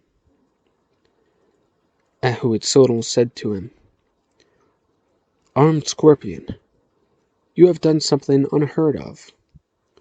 You have fought for your life on the battlestone, under greater hardship than any previous duelist, and you have won. This swaggerer whom you last defeated will take your place as Xochimilque of the first sacrifice. You are free to go home to Tezcala. Armed Scorpion firmly shook his head. Even if I could walk home, my Lord Speaker, I would not. A prisoner once taken is a man destined by his Tenali and the gods to die. I should shame my family, my fellow knights, all of Tezcala, if I returned dishonorably alive. No, my lord. I have had what I requested. One last fight. And it was a good fight. Let your eagle knight live. A left-handed warrior is too rare and valuable to discard. If that is your wish, said the Yue Tlatoani, then he lives. We are prepared to grant any other wish of yours. Only speak it. That I now be allowed to go to my flowery death, and to the warrior's afterworld. Granted, said Ehuitzotl, and then, magnanimously, the revered speaker Nizuhualpili and myself will be honored to bear you thither. Armed Scorpion spoke just once more, to his captor, to me, as was customary, to ask the routine question. Has my revered father any message he would like me to convey to the gods? I smiled and said, Yes, my beloved son. Tell the gods that I wish only that you be rewarded in death as you have deserved in life, that you live the richest of afterlives, forever and forever. He nodded, and then, with his arms across the shoulders of two revered speakers, he went up the remaining stairs to the stone block. The assembled priests, almost frenzied with delight at the auspicious events attendant on that first sacrifice of the day, made a great show of waving incense pots around, and throwing smoke colorings into the urn fires, and chanting invocations to the gods. The warrior Armed Scorpion was accorded two final honors. Ehuitzotl himself wielded the obsidian knife. The plucked-out heart was handed to Nizuhualpili, who took it in a ladle, carried it into the temple of Huitzilopochtli, and fed it into the god's open mouth.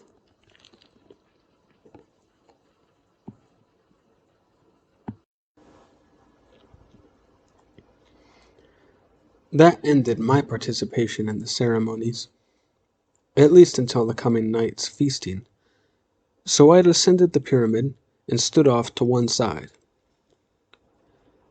After the dispatch of Armed Scorpion, all the rest was rather anticlimactic, except for the sheer magnitude of the sacrifice. The thousands of Xochimilque, more than had ever before been granted the flowery death in one day.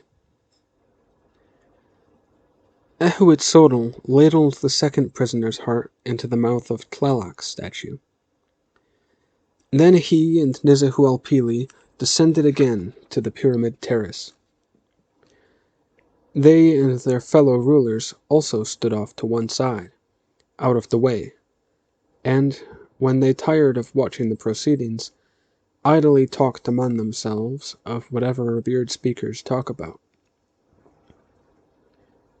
Meanwhile, the three long lines of captives shuffled in single file along the avenues Tlacopan, Ixtapalapan, and Tepeyaca, and into the heart of the one world, and between the close-pressing ranks of spectators, and one behind another up the pyramid staircase.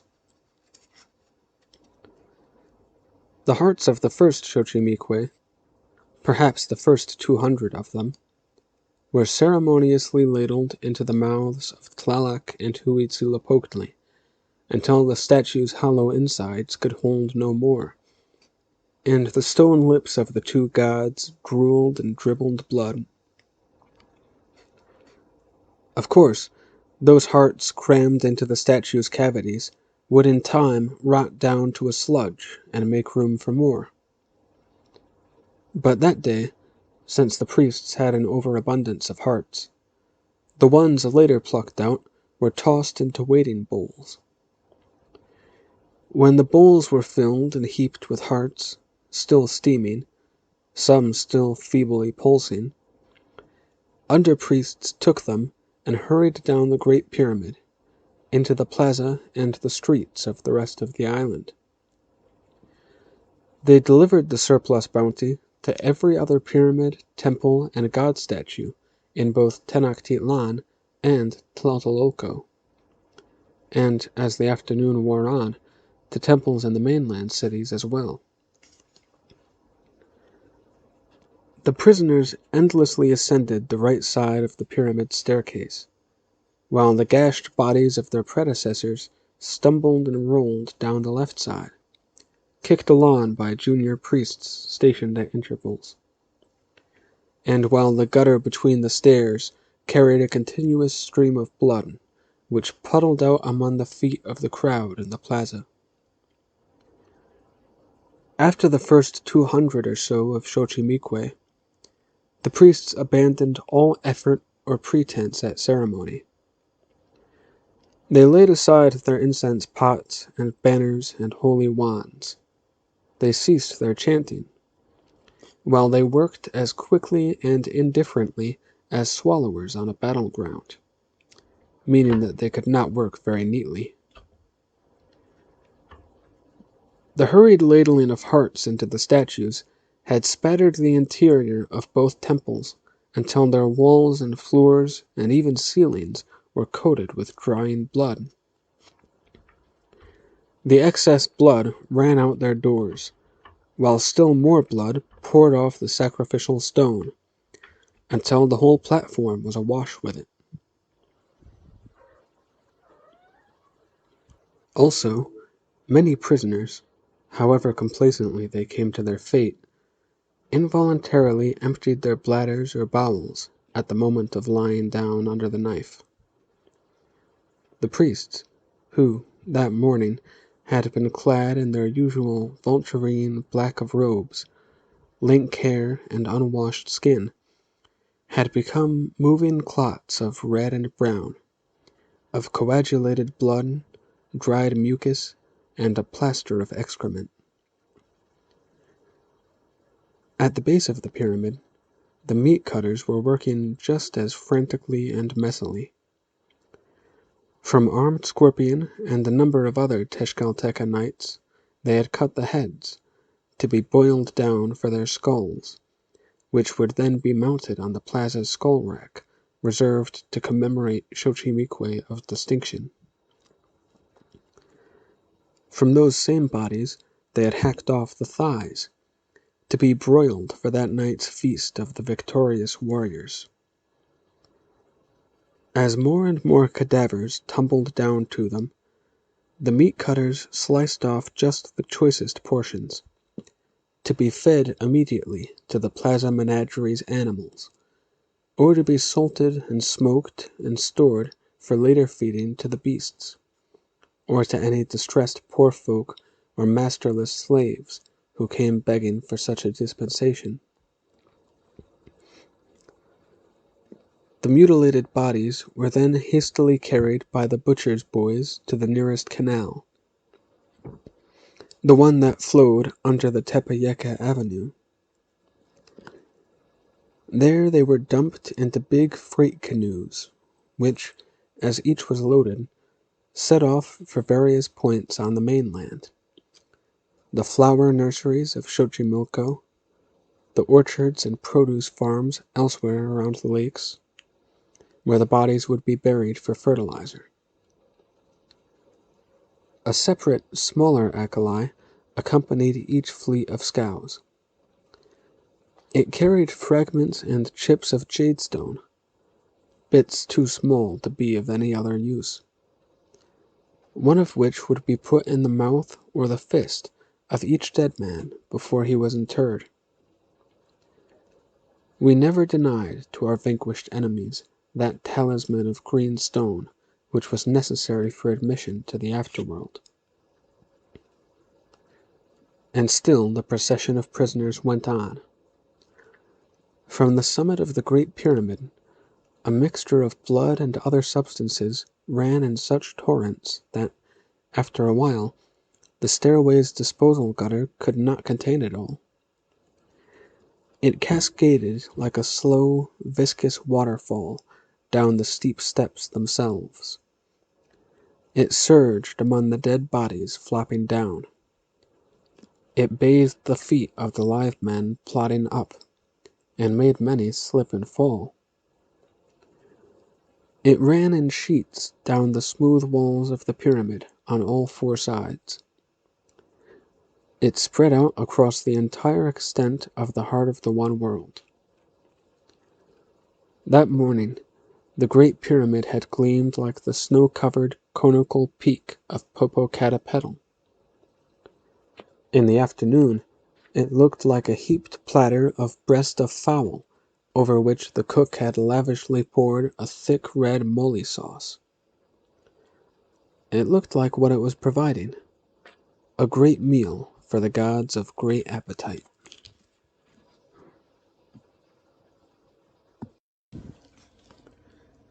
An abomination, Your Excellency? What horrifies and nauseates you, I think, is the number of men put to death at that one time. But how, my lord, can you set a measure to death, which is not an entity, but a void? How can you multiply nothingness by any number known to arithmetic? When just one man dies, the whole living universe ends, as far as he is concerned. Every other man and woman in it likewise ceases to exist. Loved ones and strangers, every creature, every flower, cloud, breeze, every sensation and emotion.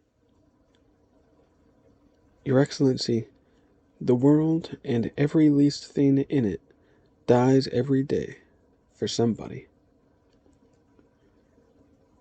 But what demonic gods, you ask, would countenance the obliteration of so many men in a single indiscriminate slaughter? Well, your own Lord God, for one. No, Your Excellency, I do not think I blaspheme. I merely repeat what I was told by the missionary friars who instructed me in the rudiments of Christian history. If they spoke the truth, your Lord God was once displeased by the increasing corruption of the human beings he had created, so he drowned them all in one great deluge. He left alive only a single boatman and his family to repopulate the earth. I have always thought the Lord God preserved a rather curious selection of humans, since the boatman was prone to drunkenness, and his sons to behavior I should judge peculiar, and all their progeny to quarrelsome rivalries. Our world, too, and every human in it, was once destroyed, and also, be it noted, by a calamitous inundation of water, when the gods got dissatisfied with the men then inhabiting it. However, our histories may go back further than yours, for our priests told us that this world had been previously scoured clean of humankind on 3 other occasions. The first time by all-devouring jaguars, the second time by all-destroying windstorms, the third time by a rain of fire from the skies. Those cataclysms happened, of course, sheaves of years apart, and even the most recent one, the Great Flood, was so long ago that not even the wisest Tlamatini could precisely calculate its date. So the gods have 4 times created our one world and peopled it with human beings, and 4 times they have declared the creation a failure, wiped it out, and started again. We here, now, all of us living, constitute the 5th experiment of the gods. But, according to the priests, we live just as precariously as any of those earlier unfortunates. For the gods will someday decide to end the world and all again, the next time by means of devastating earthquakes. There is no knowing when they may commence. We of this land always thought it possible that the earthquakes might come during the 5 hallow days at the end of a year, which is why we made ourselves so inconspicuous during those days. It seemed even likelier that the world would end at the end of that most significant year, the 52nd year of a sheaf of years. So it was at those times that we abased ourselves and prayed for survival, and sacrificed even more abundantly, and celebrated the new fire ceremony. Just as we did not know when to expect the world-ending earthquakes, so we did not know how the earlier men on earth had brought down the wrath of the gods in the form of jaguars, winds, fire, and flood.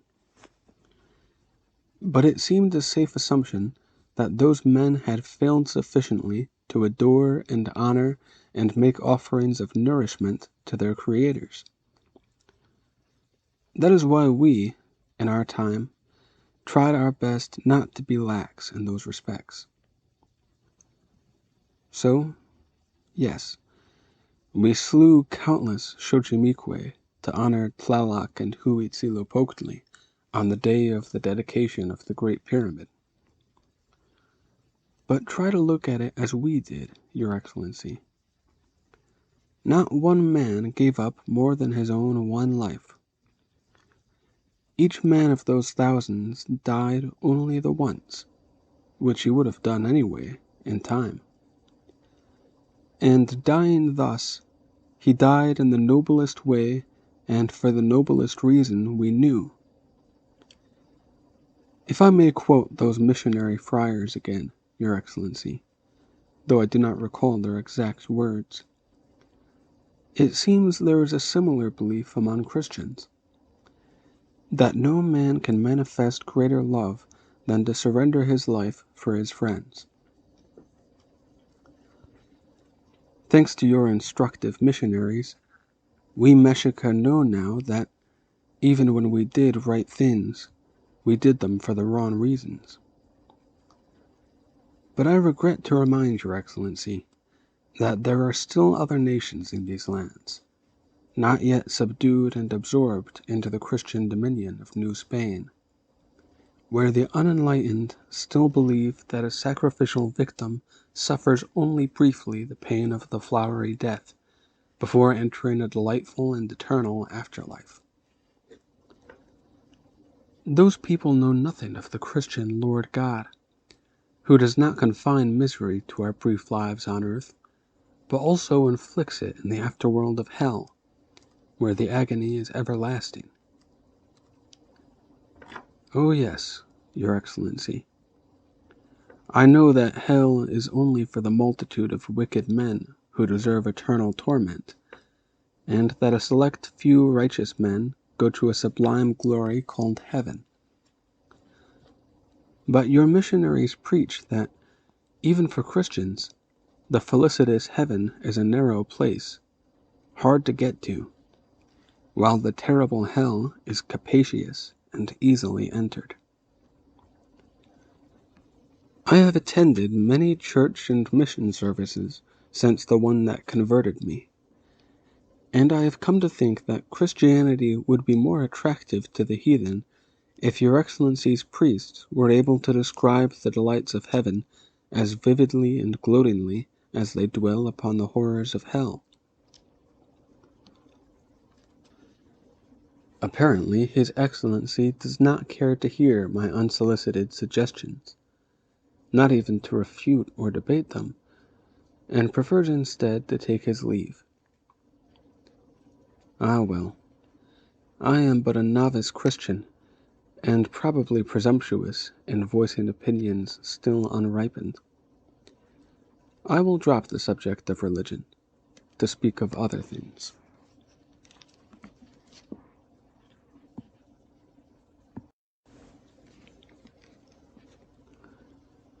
The warriors' feast, held in what was then the banquet hall of this very house of song, on the night of the Great Pyramid's dedication, did have some religious connotations, but they were minor.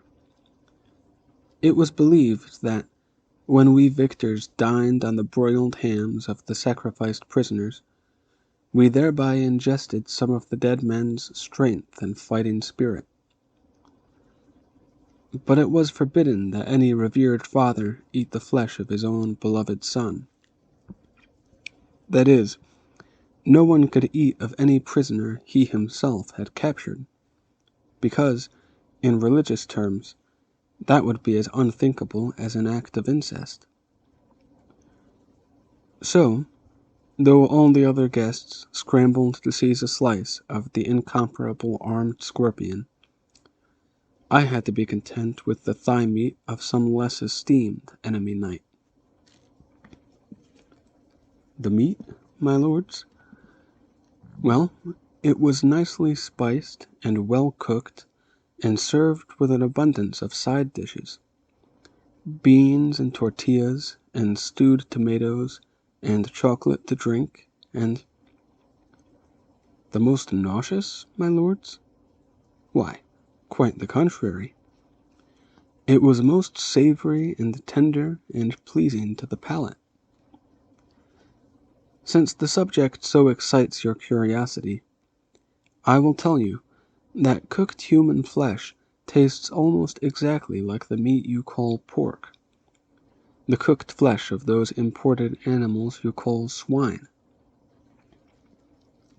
Indeed, it is the similarity of texture and flavor which gave rise to the rumor that you Spaniards and your swine are closely related, that both Spaniards and pigs propagate their species by mutual intercourse, if not legal intermarriage.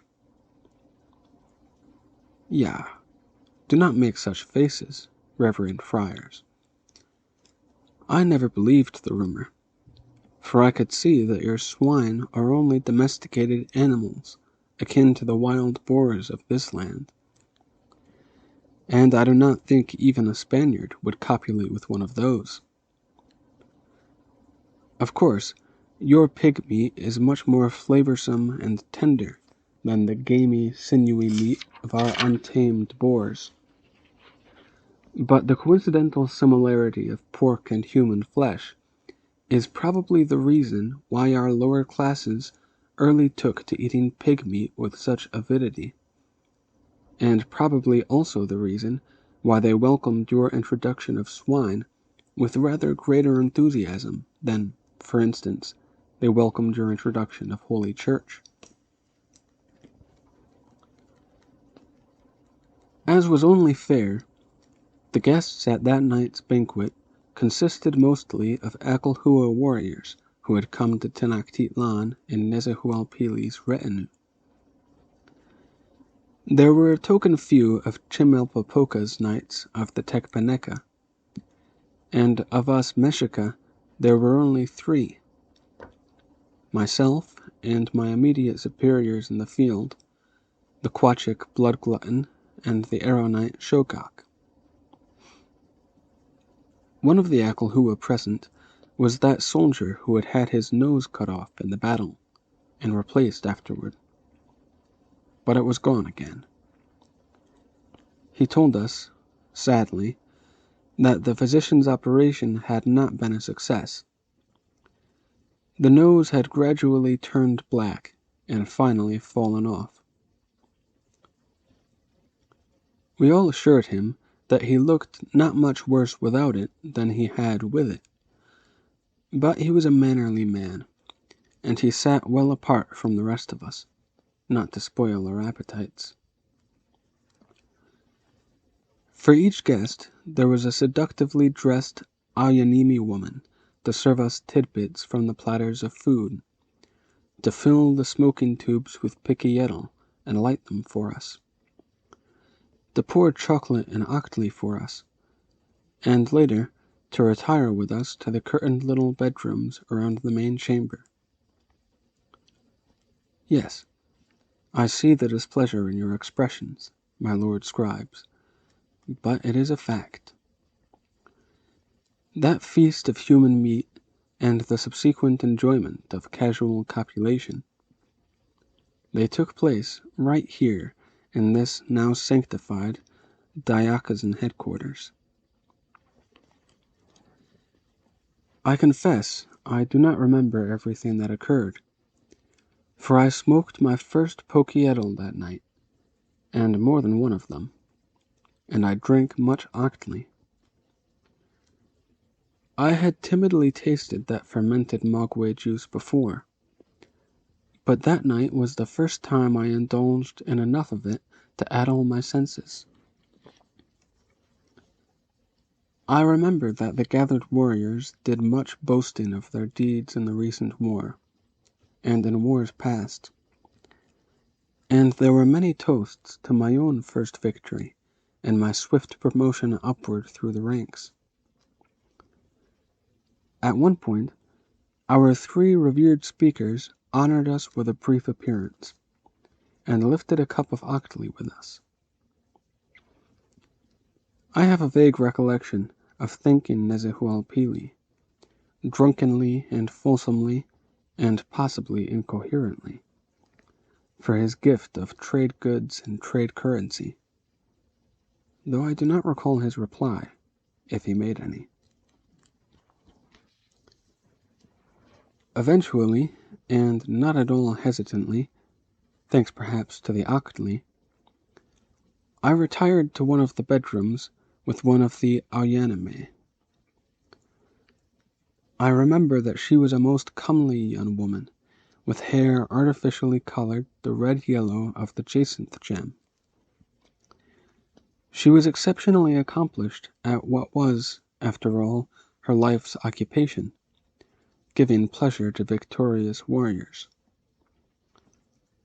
So, besides the usual acts, she taught me some things quite new to me, and I must say that only a soldier in his prime of vigor and agility could have kept up his part of them for long, or endured hers. In return, I caressed her with flowers. I mean to say, I performed upon her some of the subtle things I had witnessed during the seduction of something delicate. The Aoyanami obviously enjoyed those attentions, and marveled much at them. Having coupled always and only with men, and with rather crude men, she had never before known those particular titillations, and I believe she was pleased to learn of them, and add them to her own repertory.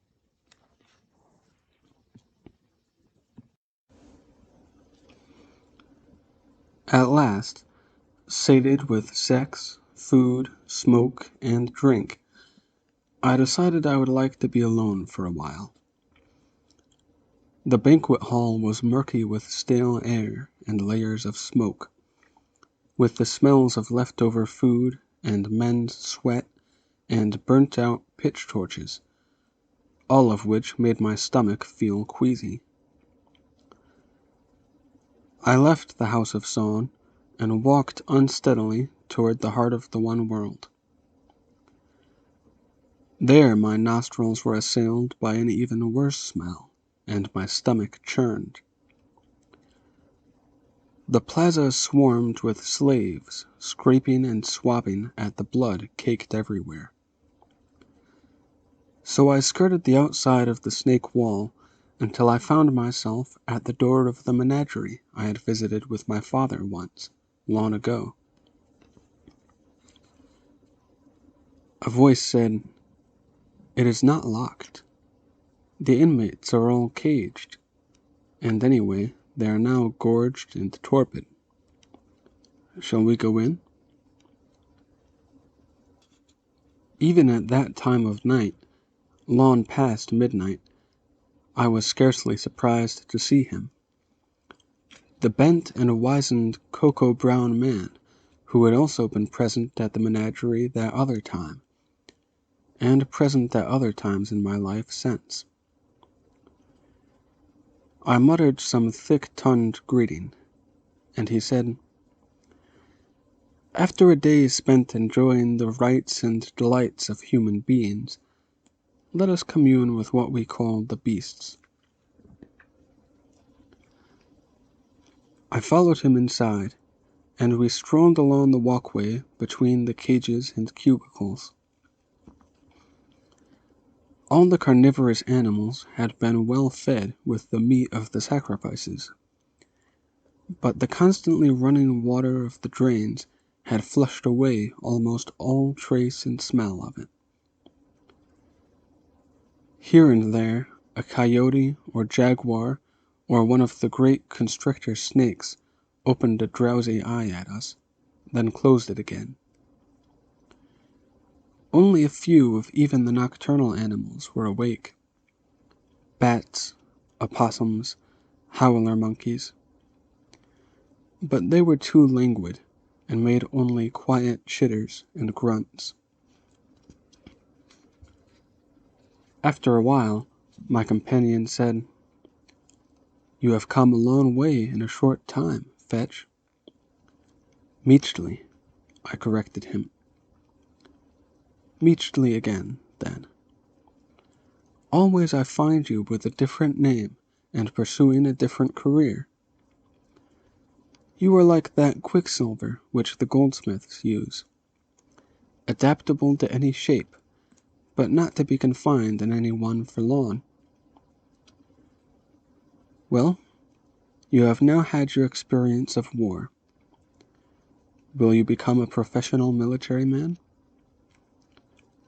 "Of course not," I said. "You know I have not the eyesight for that, and I think I do not have the stomach for it either." He shrugged. "Oh, a soldier acquires callosity after only a few fights, and his stomach no longer rebels." I did not mean a stomach for fighting, but for the celebrations afterward. Right now I feel quite... I belched loudly. "Your first inebriation," he said with a laugh. "A man gets used to that, too, I assure you. Often he gets to enjoy it, even to require it." "I think I'd rather not," I said. "I have recently experienced too many firsts too rapidly. Now I should like just a little while of repose, devoid of incidents and excitements and upsets. I believe I can prevail on Ahuitzotl to engage me as a palace scribe." "Papers and paint pots," he said disparagingly. "Meechly, those things you can do when you are as old and decrepit as I am. Save them for when you have energy only to set down your reminiscences. Until then, collect adventures and experiences to reminisce about. I strongly recommend travel. Go to far places, meet new people, eat exotic foods, enjoy all varieties of women.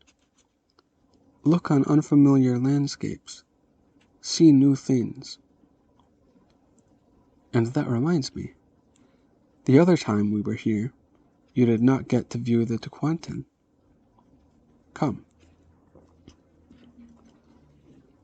He opened a door, and we went into the hall of the human animals, the freaks and monstrosities. They were not caged like the real beasts. Each lived in what would have been quite a nice, small, private chamber, except that it had no fourth wall, so that spectators like us could look in and see the Tequani at whatever activity he might contrive to fill his useless life and empty days.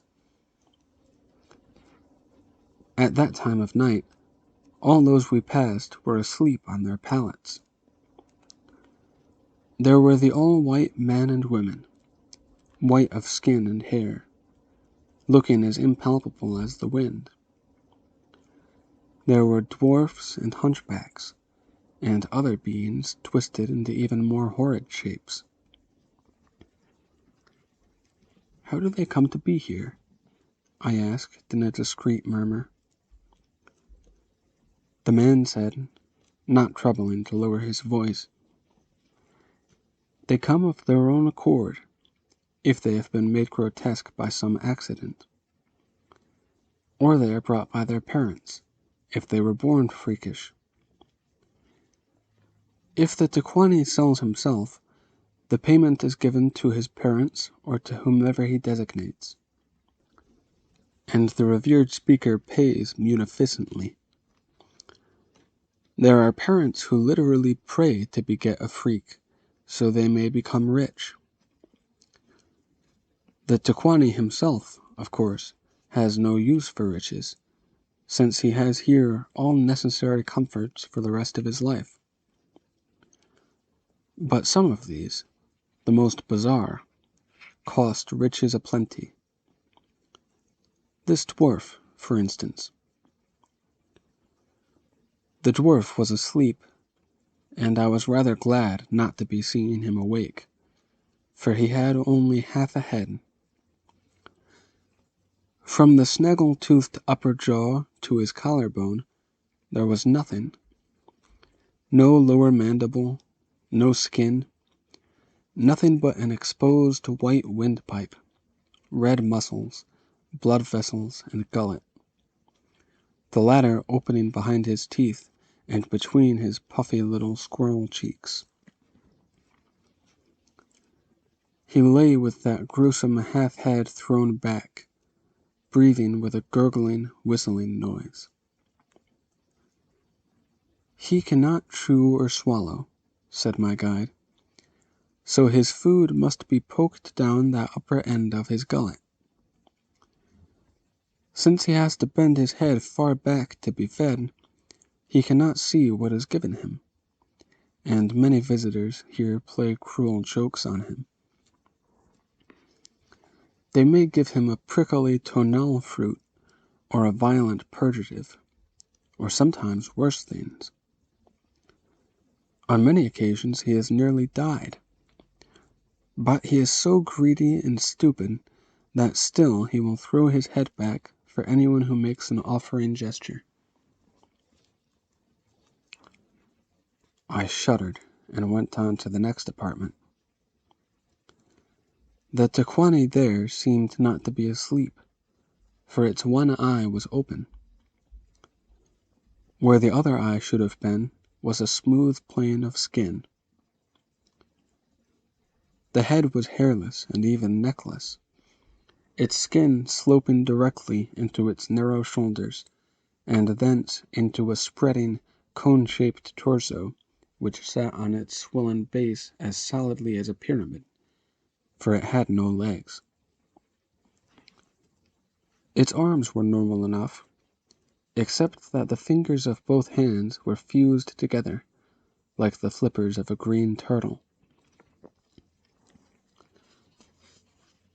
"This one is called the Taper Woman," said the brown man, and I made a motion for him to speak more softly. "Oh, we need not mind our manners," he said. "She is probably sound asleep. The one eye is permanently overgrown, and the other has lost its lids. Anyway, these Tecuanten soon get accustomed to being publicly discussed. I had no intention of discussing that pitiable object. I could see why it was named for the prehensile snouted tapir. Its nose was a trunk-like blob that hung pendulously to hide its mouth, if it had a mouth. But I should not have recognized it for a female, had I not been told. The head was not a woman's, nor even a human's. Any breasts were indistinguishable in the doughy rolls of flesh that composed its immovable pyramid of body. It stared back at me with its one never-closable eye. The jawless dwarf was born in his sad condition, said my guide. But this one was a grown woman when she was mutilated in some sort of accident. It is supposed, from the lack of legs, that the accident involved some cutting instrument, and, from the look of the rest of her, that it also involved a fire. Flesh does not always burn in a fire, you know. Sometimes it merely softens, stretches, melts, so it can be shaped and molded like. My stomach heaved, and I said, "In the name of pity, do not talk in front of it, in front of her." "Her?" the man grunted, as if amused. "You are ever the gallant with women, are you not?" He pointed at me almost accusingly. "You have just come from the embrace of a beautiful her." He pointed at the tapir woman. "Now how would you like to couple with this other thing you describe as her?" The very thought made my nausea uncontainable. I doubled over, and there in front of the monstrous living heap I vomited up everything I'd eaten and drunk that night. When I was finally empty and had recovered my breath, I threw an apologetic glance at that staring eye. Whether the eye was awake or merely watering, I do not know, but a single tear rolled down from it. My guide was gone, and I did not see him again, as I went back through the menagerie and let myself out.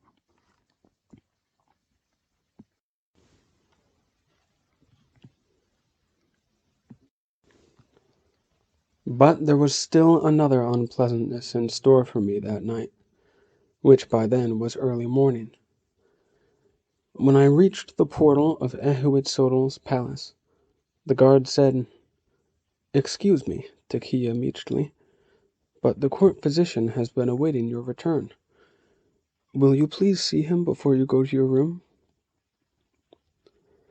The guard led me to the apartment of the palace doctor, where I knocked and found him awake and fully dressed. The guard saluted us both and went back to his post.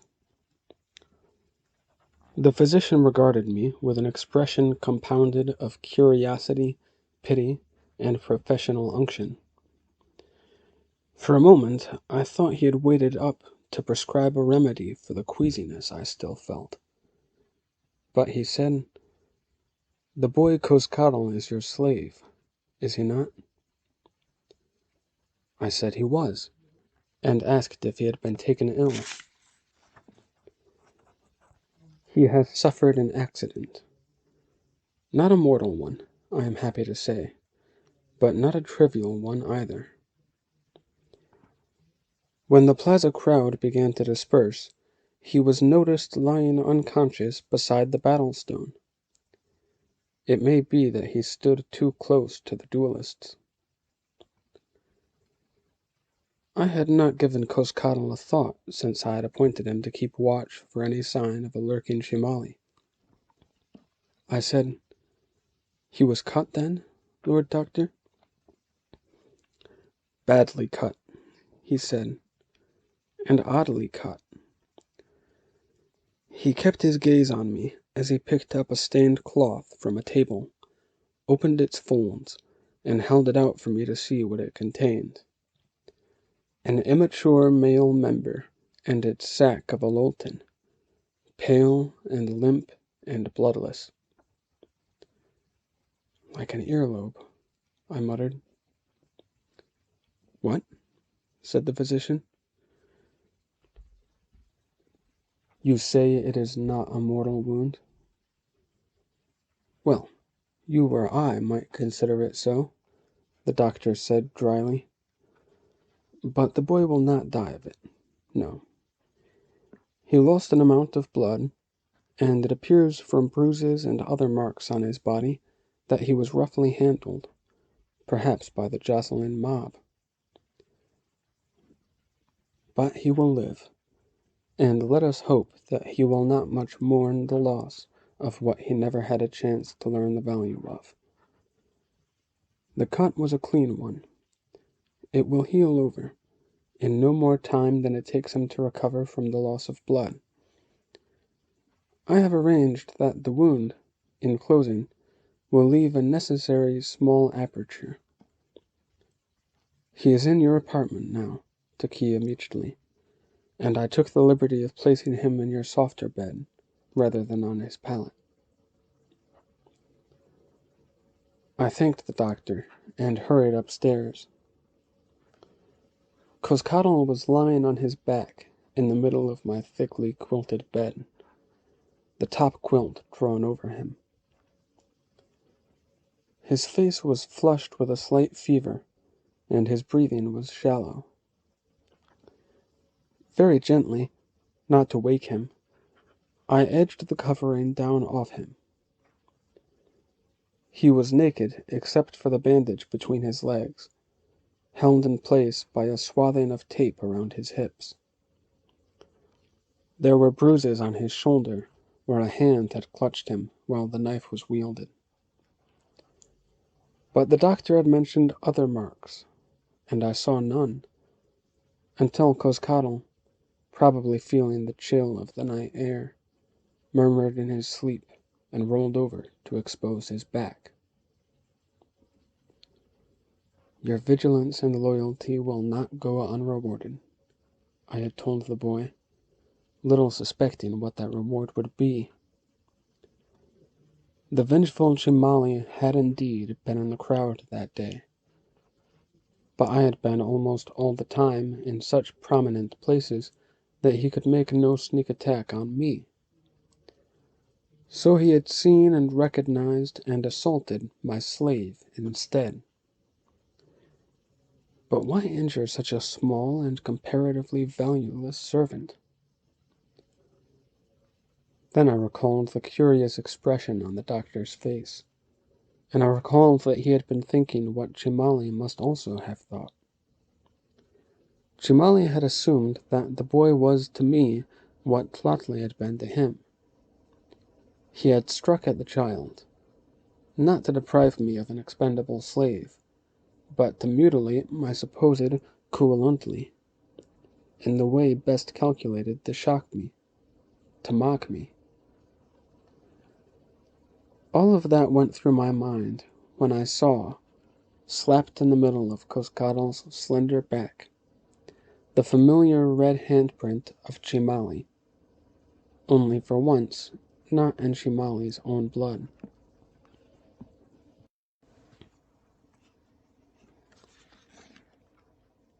Since it was then so late, or so early, that the open skylight in the ceiling was beginning to pale, and since both my head and my stomach still hurt so horrendously, I sat by Cozcatl's sickbed, not even trying to doze, trying instead to think. I remembered the vicious Shimali in the years before he became vicious, in the years when he was still my friend. He had himself been of just about Cozcatl's age on that memorable evening when I led him home across Sheltacan, wearing the pumpkin on his head to hide his tufted hair. I remembered how he had commiserated with me when he went off to the Kalmakak and I did not, and how he once had given me that gift of his specially concocted paints, which led me to think about that other unexpected bequest I had received just a few days ago. Everything in it was of great value, except for one thing which had no apparent value whatever, at least here in Tenochtitlan. That was the bundle containing unfinished obsidian rocks, which were easily and cheaply obtainable from their nearby source, the canyon bed of the River of Knives, no long journey northeast of here. However, those rough chunks would be almost as prized as jadestone in the nations farther south, which had no such sources of obsidian from which to fashion their tools and weapons. That one worthless bundle made me recall some of the ambitions I had entertained, and the ideas I had evolved in my long-ago days as an idly dreaming farm boy on the Chinampa of Sheltacan.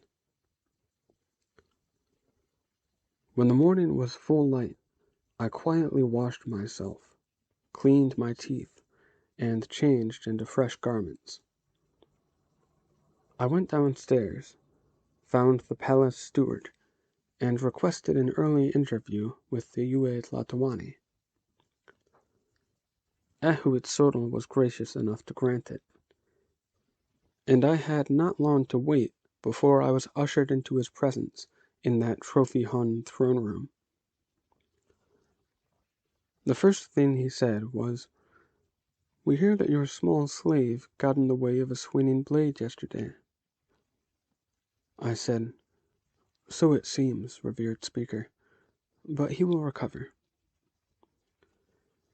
I had no intention of denouncing Shimali, or demanding a search for him, or even of mentioning his name. It would have necessitated some heretofore undisclosed revelations about the last days of Ahuitzotl's daughter, revelations involving Cozcatl and myself as well as Jimali. They could rekindle Ahuitzottl's paternal anguish and anger, and he might very well execute me and the boy before he even sent soldiers looking for Jimali. He said, "We are sorry. Accidents are not infrequent among the spectators of the duels. We will be glad to assign you another slave while yours is incapacitated." "Thank you, Lord Speaker, but I really require no attendant. I came to request a different sort of favor. Having come into a small inheritance, I should like to invest it all in goods and try my success at being a merchant."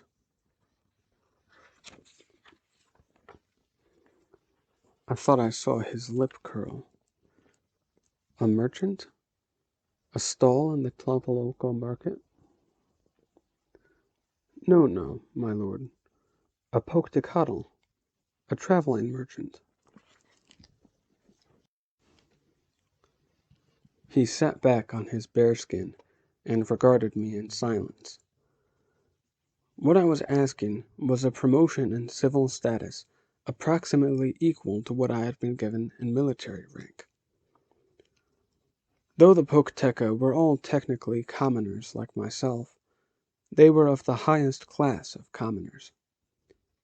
They could, if fortunate and clever in their trading, become richer than most Pipiltan nobles, and command almost as many privileges. They were exempt from many of the common laws and subject mainly to their own, enacted and enforced by themselves. They even had their own chief god, Yakatecutli, the Lord who guides. and they jealously restricted their numbers.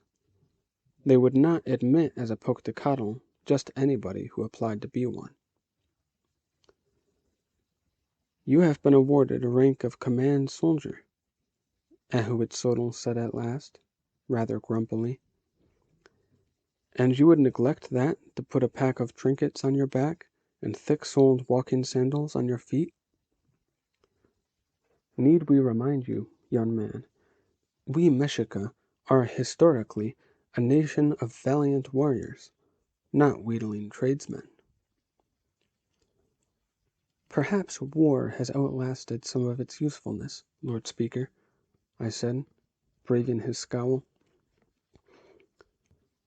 "I truly believe that our traveling merchants nowadays do more than all our armies to extend the influence of the Mexica and to bring wealth to Tenochtitlan. They provide commerce with nations too far distant to be easily subjugated, but rich in goods and commodities they will readily barter or sell." "You make the trade sound easy," Ahuitzotl interrupted. "Let us tell you, it has often been as hazardous as soldiering. The expeditions of Pochteca leave here laden with cargoes of considerable value. They have been raided by savages or bandits before they ever arrived at their intended destinations. When they did reach them, their wares were often simply confiscated, and nothing given in return. For those reasons, we are obliged to send a sizable army troop along to protect every such expedition. Now you tell us, why should we continue to dispatch armies of nursemaids and not armies of plunderers?" "With all respect, I believe the revered speaker already knows why," I said. "For a so-called nursemaid troop, Tenochtitlan supplies only the armed men themselves. The Pochteca carry, besides their trade goods, the food and provisions for each journey, or purchase them along the way. Unlike an army, they do not have to forage and pillage and make new enemies as they go. So they arrive safely at their destination. They do their profitable trading. They march themselves and your armed men home again, and they pay a lavish tax into your snake woman's treasury. The predators along the route learn a painful lesson, and they cease to haunt the trade roads. The people of the far lands learn that a peaceable commerce is to their advantage as well as ours. Every expedition which returns makes that journey easier for the next one. In time, I think, the Pochteca will be able entirely to dispense with your supportive troops." Ahuitzotl demanded testily, "And what then becomes of our fighting men, when Tenochtitlan ceases to extend its domain? When the Mexica no longer strive to grow in might and power, but simply sit and grow fat on commerce? When the once respected and feared Mexica have become a swarm of peddlers, haggling over weights and measures?" "My lord exaggerates, to put this upstart in his place," I said, purposely exaggerating my own humility. "Let your fighters fight, and your traders trade. Let the armies subjugate the nations easily within their reach, like Michoacan nearby. Let the merchants bind the farther nations to us with ties of trade. Between them, Lord Speaker, there need never be any limit set to the world won and held by the Mexica." Ahuitzotl regarded me again, through an even longer silence. So, it seemed, did the ferocious bear's head above his throne. Then he said, "Very well. You have told us the reasons why you admire the profession of traveling merchants. Can you tell us some reasons why the profession would benefit from your joining it? The profession? No, I said frankly. But I can suggest some reasons why the Yue Tlatoani and his speaking council might thus benefit. He raised his bushy eyebrows. Tell us, then. I am a trained scribe, which most traveling merchants are not. They know only numbers and the keeping of accounts. As the revered speaker has seen, I am capable of setting down accurate maps and detailed descriptions in word pictures. I can come back from my travels with entire books telling of other nations, their arsenals and storehouses, their defenses and vulnerabilities. I thought it best to trail off humbly. Of course, I realize that I must first persuade the Pochteca themselves that I qualify for acceptance into their select society. Ahuitzotl said dryly, We doubt that they would long remain obdurate toward a candidate proposed by their Yue Tlatoani. Is that all you ask, then? That we sponsor you as a Cozcatl? If it pleases my lord, I should like to take 2 companions. I ask that I be assigned not a troop of soldiers, but the Quachik Echli Kwani, as our military support. Just the one man, but I know him of old, and I believe he will be adequate. I ask also that I may take the boy Cozcatl. He should be ready to travel when I am. Ahuitzotl shrugged. The Quachik we shall order detached from active army duty. He is over age for anything more useful than nursemaiding anyway. As for the slave, he is already yours, and yours to command. I would rather he were not, my lord. I should like to offer him his freedom as a small restitution for the accident he suffered yesterday. I ask that the revered speaker officially elevate him from the status of Tlacotli to that of a free Makwahwali. He will accompany me not as a slave, but with a free partner's share in the enterprise. We will have a scribe prepare the paper of manumission, said Ahuitzotl.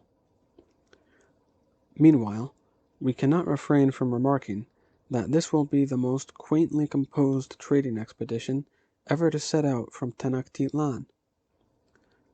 Whither are you bound on your first journey? All the way to the Maya lands, Lord Speaker, and back again. If the gods allow. Eshli Kwani has been there before, which is one reason I want him along. I hope we will return with a considerable profit to be shared with my lord's treasury. I am certain we will return with much information of interest and value to my lord. What I did not say was that I fervently hoped also to return with my vision restored. The reputation of the Maya physicians was my overriding reason for choosing the Maya country as our destination. Your requests are granted, said Ahuitzotl. You will await a summons to appear at the house of Pochteca for examination. He stood up from his grizzled bare throne to indicate that the interview was terminated. We shall be interested to talk to you again, Cozcatl meekly, when you return. If you return.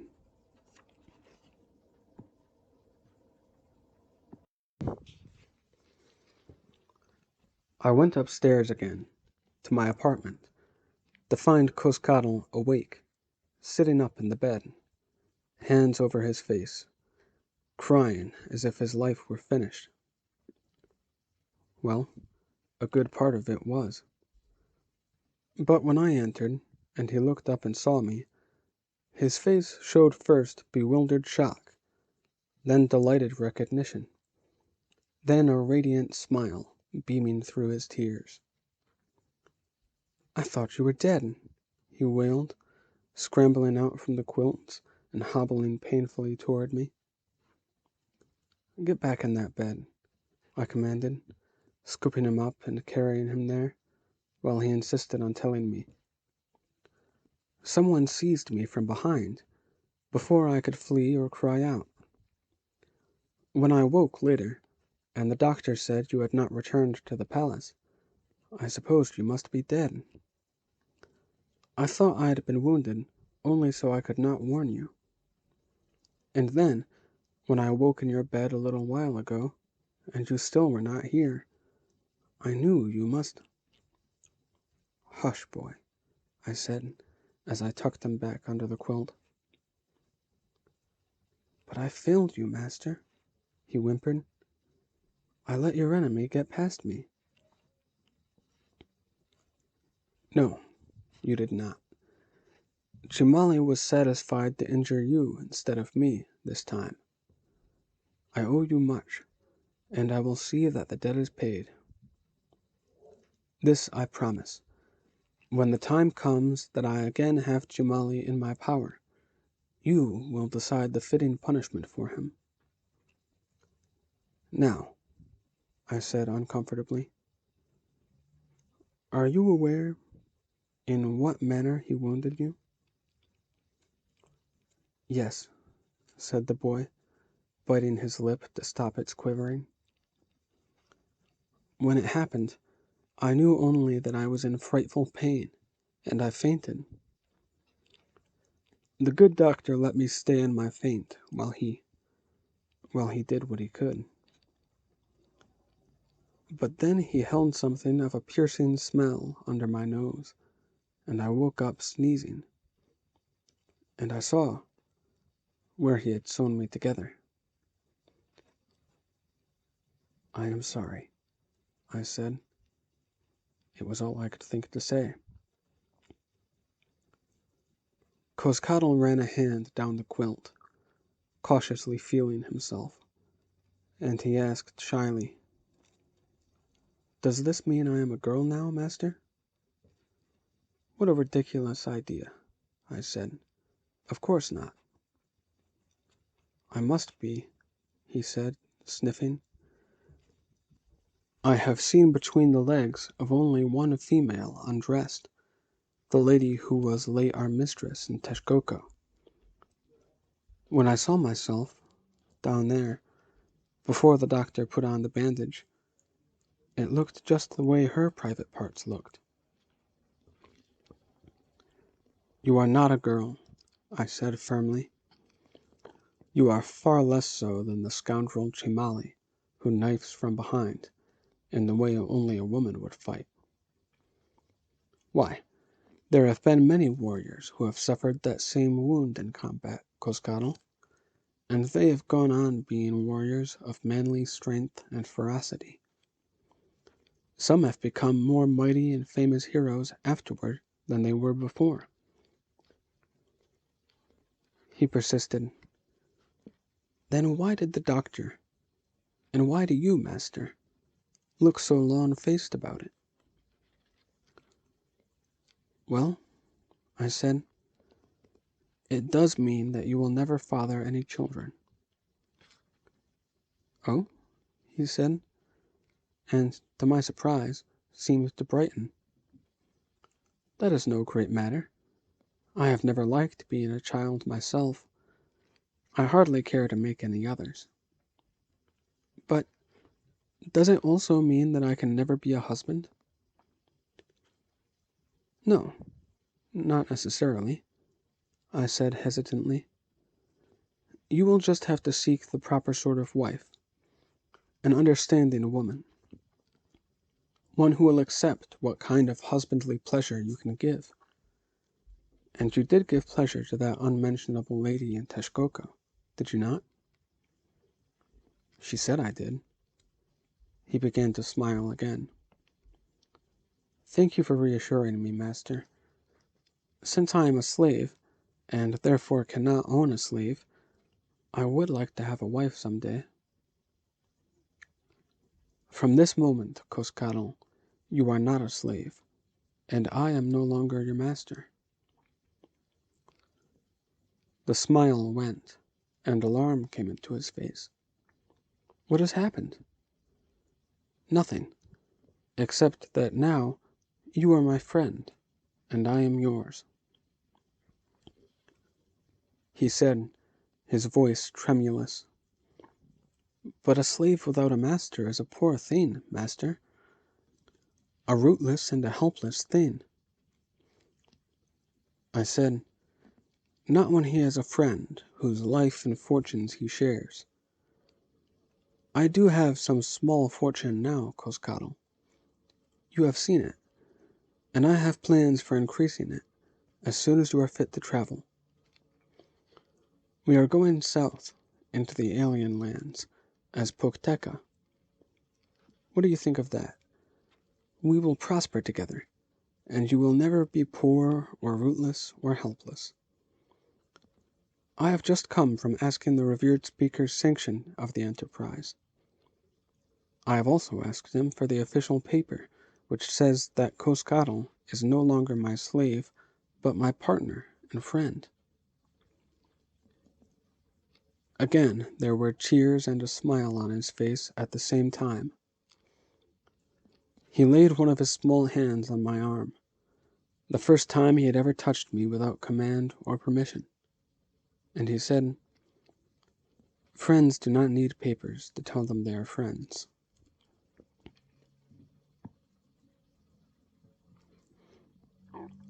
Just as a side note, you ever experience that where you laugh and cry at the same time? It's fucking beautiful. And I'm glad Cozcatl got to experience that. He's a nice little boy. Tenochtitlan's community of merchants had, not many years before, erected its own building to serve as a combined warehouse for the trading stock of all the members, as their meeting hall, accounting offices, archival libraries, and the like. The house of Pocteca was situated not far from the heart of the one world, and, though smaller than a palace, it was quite palatial in its appointments. There was a kitchen and a dining room for the serving of refreshments to members and visiting tradesmen, and sleeping apartments upstairs for those visitors who came from afar and stayed overnight or longer. There were many servants, one of whom, rather superciliously, admitted me on the day of my appointment, and led me to the luxurious chamber where 3 elderly Pocteca sat waiting to interview me. I had come prepared to be properly deferential toward the august company, but not to be intimidated by them. Though I made the gesture of kissing the earth to the examiners, I then straightened, and, without looking behind me, undid my mantle's clasp and sat down. Neither the mantle nor I hit the floor. The servant, however surprised he may have been by this commoner's magisterial air, somehow simultaneously caught my garment and whisked an ikpali chair under me. One of the men returned my salute with the merest movement of a hand, and told the servant to bring chocolate for us all. Then the 3 sat and regarded me for some time, as if taking my measure with their eyes. The men wore the plainest of mantles, and no ornaments at all, in the Pocteca tradition of being inconspicuous, unostentatious, even secretive about their wealth and station. However, their constraint in dress was a bit belied by their all 3 being almost oilily fat from good eating and easy living, and 2 of them smoked pokilelton in holders of chased gold. "You come with excellent references," one of the men said acidly, as if he resented not being able to reject my candidacy forthwith. "But you must have adequate capital," said another. "What is your worth?"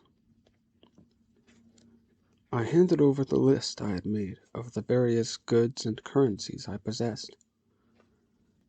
As we sipped our frothy chocolate, on that occasion flavored and scented with the flower of magnolia, they passed the list from hand to hand. "Estimable," said one. "But not opulent," said another. "How old are you?" the other asked me. 21, my lords." "That is very young." "But no handicap, I hope," I said. "The great fasting coyote was only 16 when he became the revered speaker of Texcoco." "Assuming you do not aspire to a throne, young Meachley, what are your plans?" "Well, my lords, I believe my richer cloth goods, the embroidered mantles and such, could hardly be afforded by any country people. I shall sell them to the nobles of the city here, who can pay the prices they are worth. Then I shall invest the proceeds in plainer and more practical fabrics, in rabbit hair blankets, in cosmetics and medical preparations, in those manufactured things procurable only here. I shall carry them south, and trade for things procurable only from other nations." "That is what we have all been doing for years," said one of the men, unimpressed. "You make no mention of travel expenses.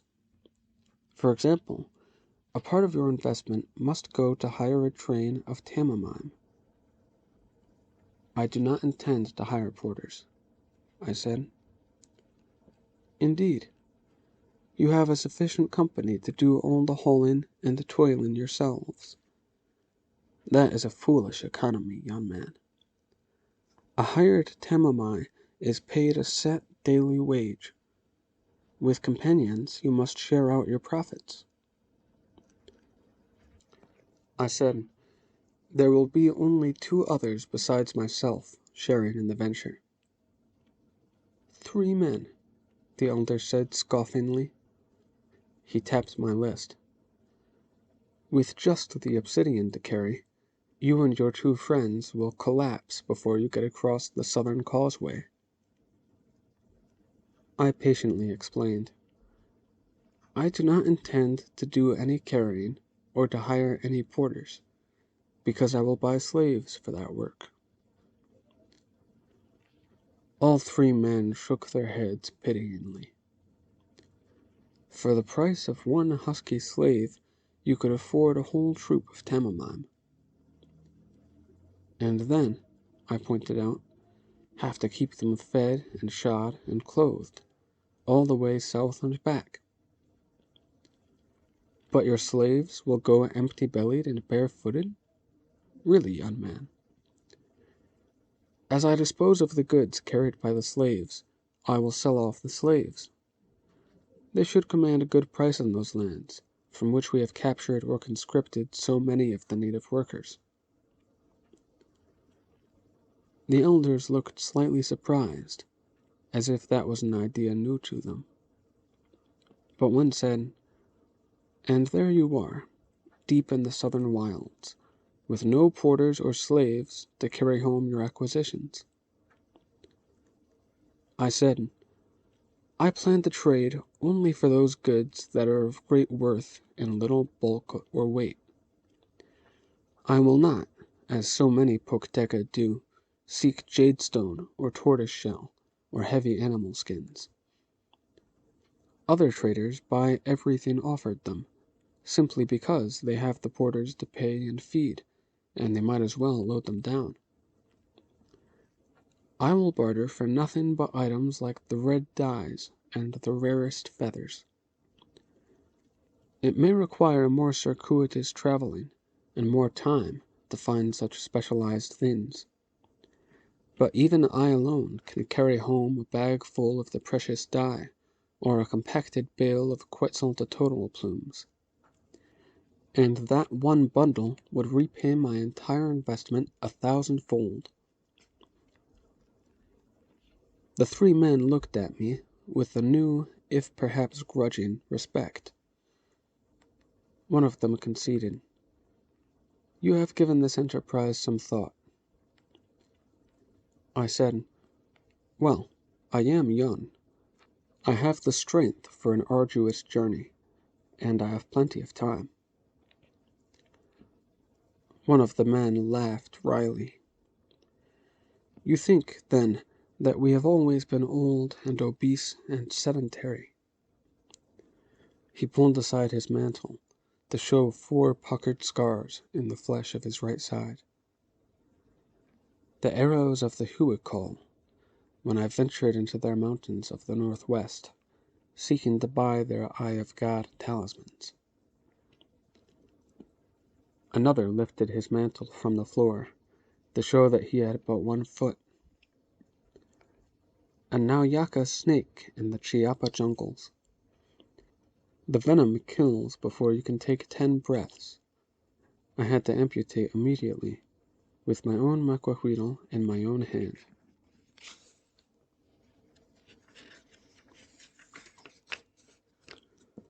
The third man bent so that I could see the top of his head.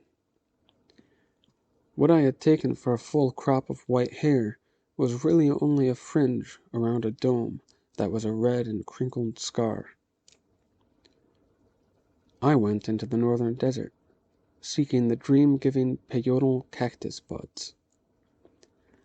I made my way through the Chichimeca dog people, through the Teo-Chichimeca wild dog people, even through the Zaca-Chichimeca rabid dog people.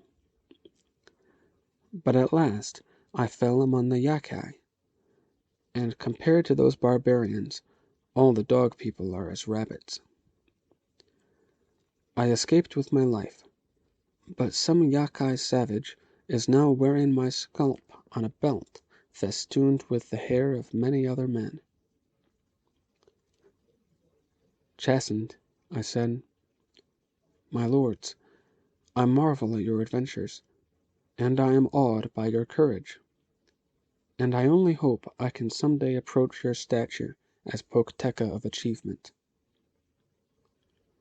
I would be honored to be counted among the least of your society, and I would be grateful to partake of your hard-won knowledge and experience."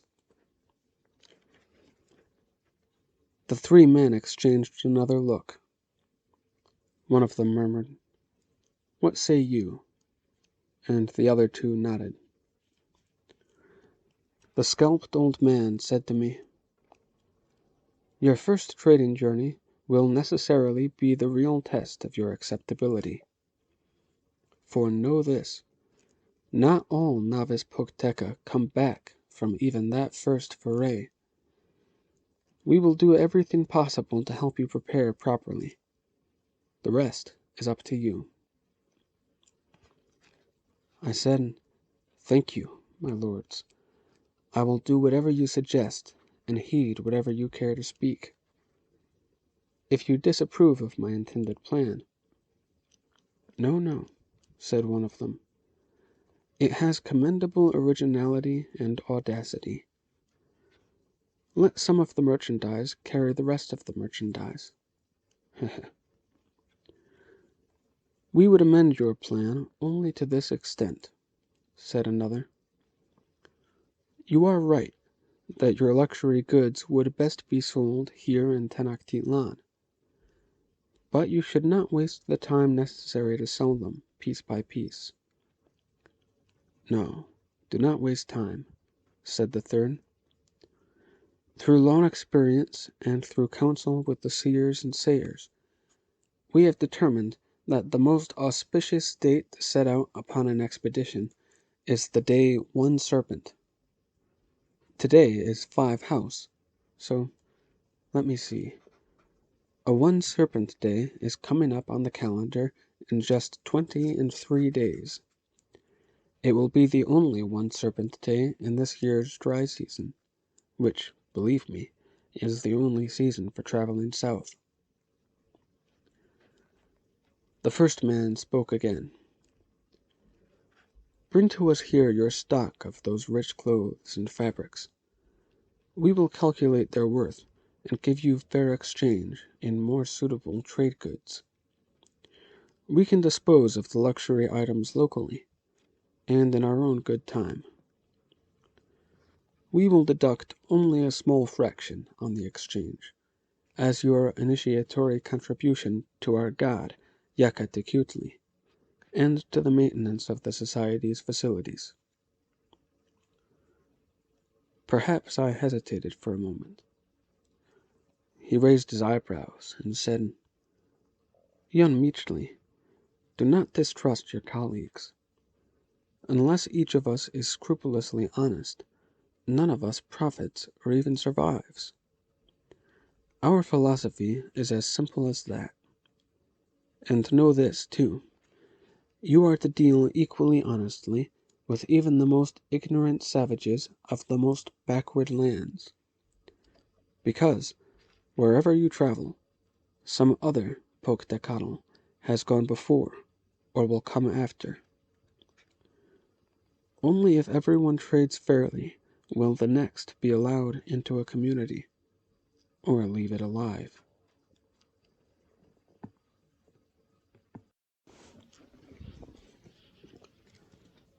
I approached old Blood Glutton with some caution, half expecting him to erupt in profanity at the proposal that he play nursemaid to a fog-bound first-time Cozcatl and a convalescent young boy.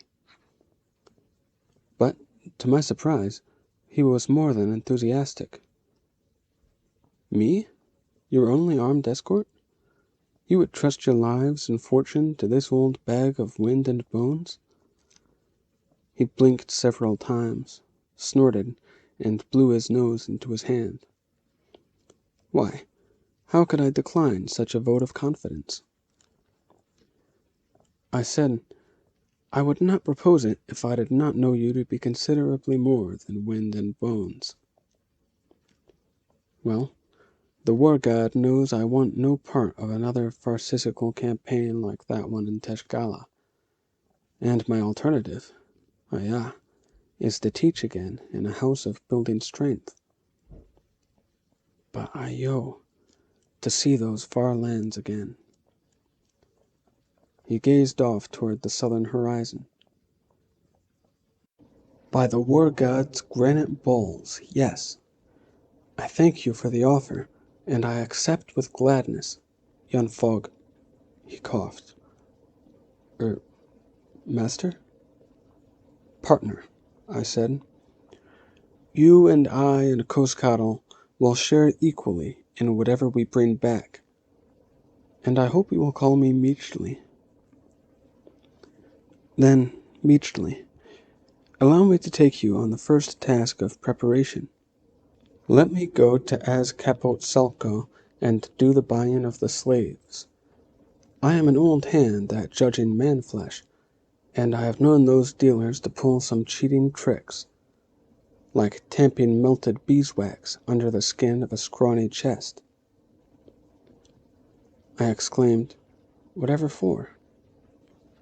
The wax hardens and gives a man the bulging pectoral muscles of a Tocatini flyer, or gives a woman breasts like those of the legendary pearl divers who inhabit the islands of the women. Of course, come a hot day, the woman's teats drop to her knees. Oh, do not worry. I will not buy any female slaves. Unless things down south have changed drastically, we will not lack for willing cooks, laundresses, bedwarmers as well. So Blood Glutton took my quills of gold dust and went off to the slave market in Azcapotzalco on the mainland, and, after some days of culling and bargaining, came back with 12 good husky men. No two were of the same tribe or the same dealer's slave pen. That was Bloodglutton's precaution against any of them being friends or Quilontan lovers who might conspire and mutiny or escape. They came already supplied with names, but we could not trouble to memorize all of those, and simply redubbed the men Ke, Ome, Yeyi, and so on. That is, numbers 1, 2, 3 through 12. During those days of preparation, Ehuitzottl's palace physician was allowing Cozcatl out of bed for longer and longer periods at a time, and finally removed the stitches and bandages,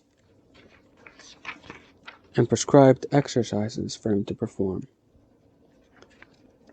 Soon the boy was as healthy and spirited as before, and the only thing remindful of his injury was that he had to squat like a female to urinate. I made the exchange of goods at the house of Pocteca, turning in my high-quality wares and getting in return about 16 times their quantity in more practical, cheap trade goods. Then I had to select and purchase the equipment and provisions for our expedition, and the 3 elders who had conducted my examination were only too pleased to help me.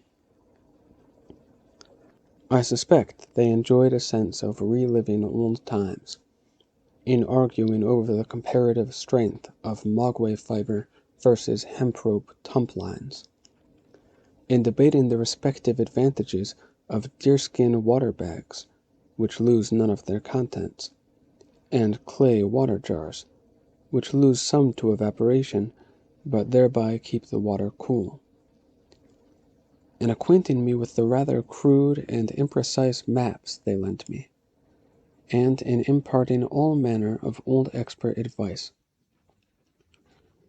The one food that transports itself is the Tachichi dog. Take along a goodly pack of them, mutually. They will forage for their own food and water, but they are too pudgy and timid to run wild. Dog is not the tastiest of meats, of course, but you will be glad to have it handy when wild game is scarce. When you do kill a wild animal, mutually, you need not carry and age the meat until it loses its toughness and gamey flavor. Wrap the meat in the leaves of a papaya tree, and it will be rendered tender and savory overnight. Be wary of the women in lands where Mexica armies have raided. Some of those women were so maltreated by our soldiers, and bear such a grudge, that they have deliberately let their parts become infected with the dread disease Nanawa. Such a woman will couple with any passing Mexicatl to get her revenge, so that he will eventually suffer the rotting away of his depuli and his brain. If you should run out of bark paper for keeping your accounts, simply pluck the leaves of any grapevine. Write on them with a sharp twig, and the white scratches on the green leaves are as enduring as paint on paper.